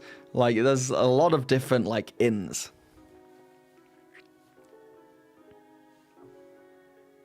As long as there's more people DMing, you're good. We should all be friends with Bob's dad. Yeah, can you get Bob? Bob, can you get your dad on here, please? Dad, can you come to the computer? Does he have Twitch Prime? And not a lot of people are into it, which sucks. I got spicy neurodivergence. That's why I play D&D. For real, though. For real.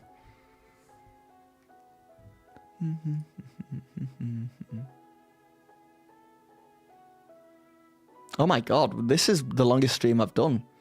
We're coming up to 5 hours. So if you're on Twitch right now, if you could stick around for a little bit longer, and I'll end the stream once we hit 5 hours. But I want to, I'd love to raid someone. Would love to raid someone with 15 people. Or 13 people, or whatever it's on now. 14 people, ooh, 14 people.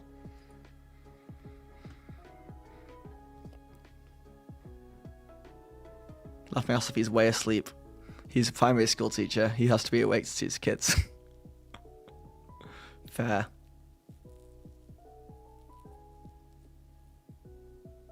Reminds me of that joke, bro. Only 7 people sub to my Twitch. Where are you? I was making 6 accounts, bro. What is a raid? A raid is something that YouTube doesn't have, which is a bummer, where I can click on someone else's stream and I can send you guys to that stream. It's like going to an after party, but the after party is a different stream. And in fact, I can get up now. Take a look at Twitch. And see who's streaming. Take a look at streaming Twitch. In the Dungeons and Dragons. See who's world. So fundamentally, if we find someone with like 10 viewers, and we have 15 viewers in here, or we have 13 viewers in here, if we keep 10 viewers and we all raid, you can double their viewership in one go. And then that person gets more viewers, and they see my name, and they're like, "Oh, that's so cool! Thank you for the raid." And then I can like, you know, it's like a mini collaboration. It is. It's cool.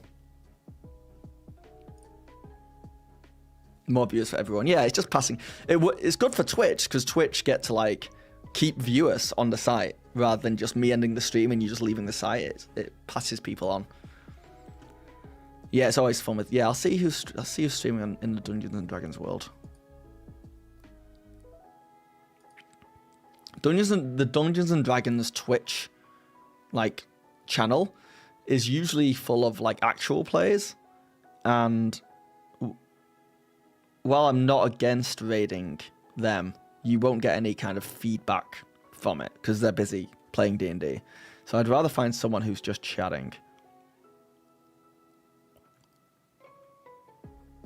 Bum, ba-dum, ba-dum.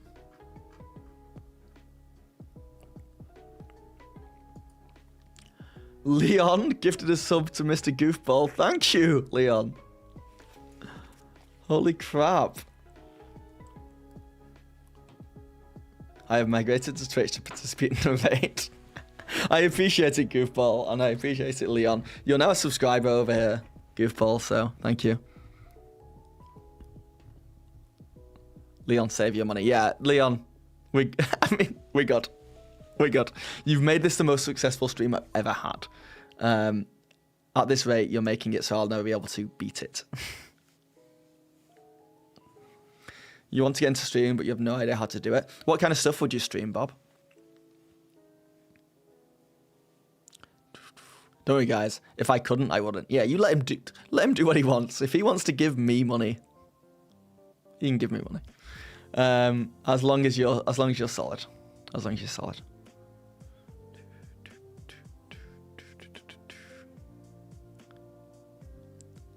Virgil Leon, I just gotta come on every stream. Alright, so who is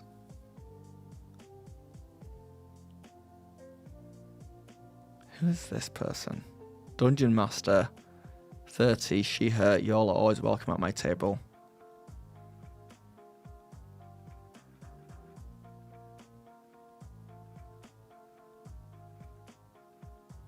They make D&D and TTRPG related TikToks and stream on Twitch 4 days a week. Yeah, we'll raid Alex Bomb. Oh, my cat's getting annoyed at me because I've left a absolute garbage on my floor. You try D&D streams like actual players, Cool Cylinder?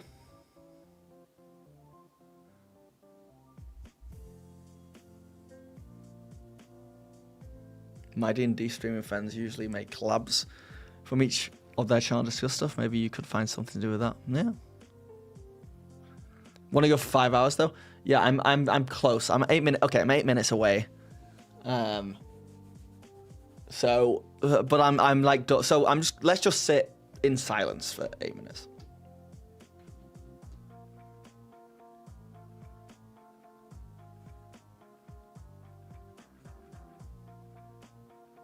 I can't do it. I can't do it.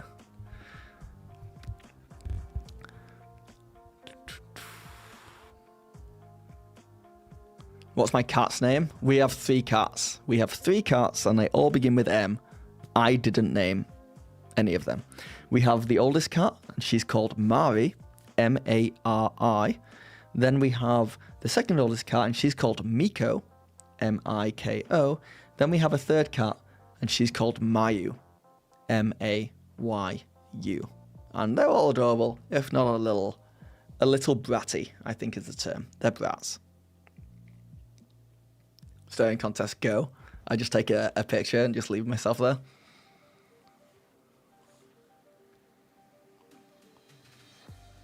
For me, you're 5 minutes away, at least on Twitch. Maybe it's bugged. Twitch says that I've been going for 4 hours and 53 minutes. But it'll be less on YouTube because I started the YouTube stream slightly later. Maybe it's bugged. I don't know. Maybe there's a delay. Type into chat. Everyone type into chat when you... Everyone type in... Oh God, what should you type?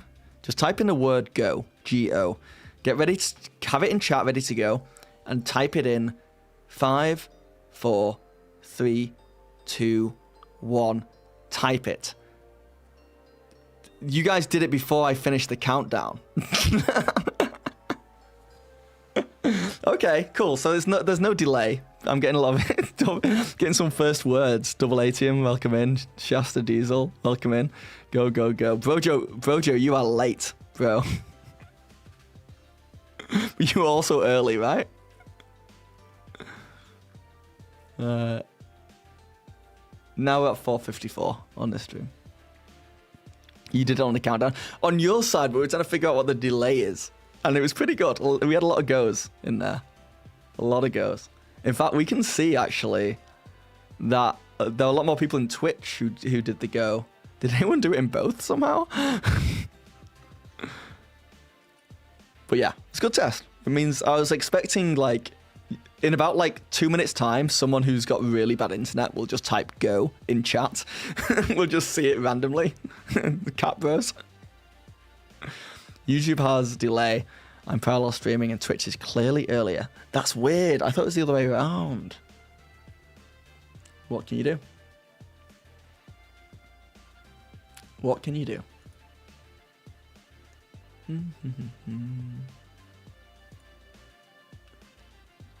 Leon, thank you for the gifted sub to Shasta.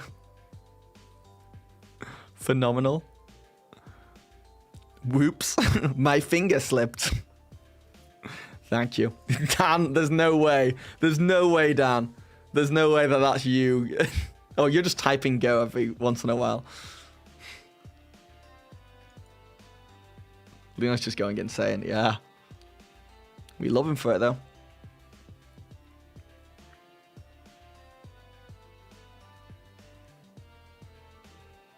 By the way, you recognize Sek as being Swedish Krona earlier, right? Are you also Swedish? Oh, from Leon.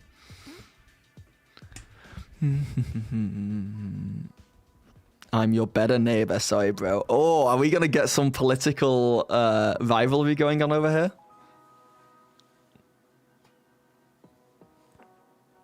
Dan might be that far behind because of ads or something. I think Dan's just also losing the plot. He's typed go like a bunch of times.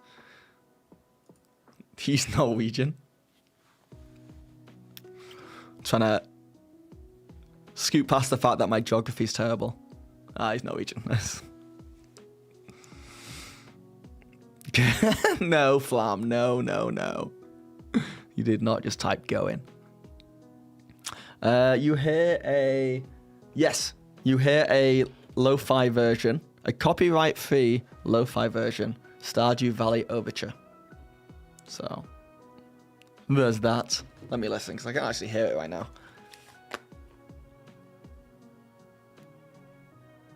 Yeah, it's pretty chill. That's something I do need to work on. If I want to keep streaming often, I need a really good playlist. Because right now, I've got this one. Which is, this is chill. So it's got stuff like, mostly video game stuff. That's all lo-fi and copyright free. But then I've got another playlist called Stream Vibe, which is similar but more like upbeat and a bit cool, you know? This is actually Baldur's Gate 3 music, so yeah. Just like, I don't know, vibey music. I don't really know what I was going for there. Then I've got Stream Hype, which was supposed to be music for when I want to hype up chat, and I'm not there yet as a streamer to be like hyping you guys up, but that's stuff like this, you know. Just like more upbeat kind of like let's effing go music, you know. Kind of like victory music, like we just won. We had a hype train earlier, why didn't you do that? Because I forgot. I'm a bad streamer. I'm trying to be better. And then finally, because I want to start doing, and I wanted to do, and I've done a little bit in the past, where I play D&D with chat. Like, we literally, I'm the DM and I ask you guys to do stuff. How's it going, belligerent potato? Make the music a tick louder.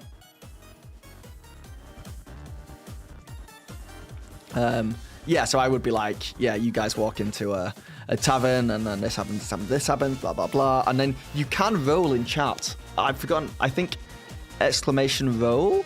Hold on. Leon, thank you for the gifted sub to Bellucian Potato. Holy crap. Thank you. Guys, try exclamation mark roll and then 20, is it? No. Oh, crap. Does anyone remember? Oh, no. It works for Cheesecake. Oh, just exclamation mark roll. and then it tells you what you rolled. So it's just a nat 20. GG. And then, so yeah, we can play D&D within Twitch chat like that. And if you guys got into combat, I have like some battle music, which I had, which is just like...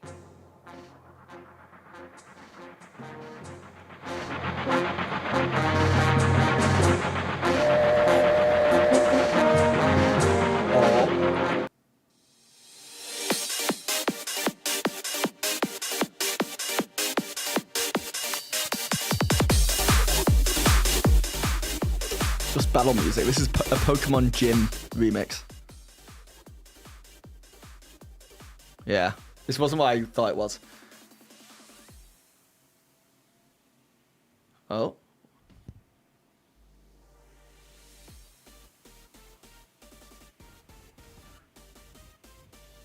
Five hours, boys and girls. That is a hype moment. We freaking did it, guys. My longest stream to date, and by far my most profitable due to a lot of people, but mostly thanks to Leon.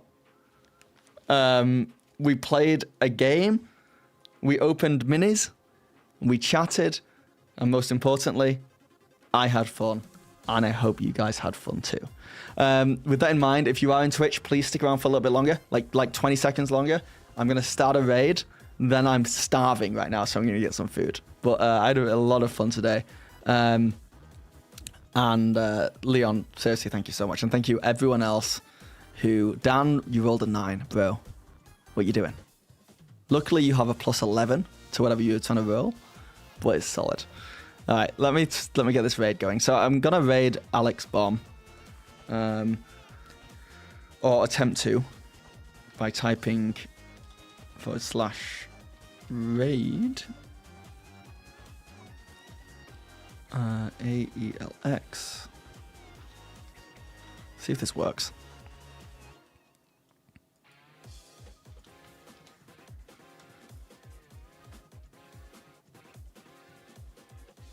Wait, /raid.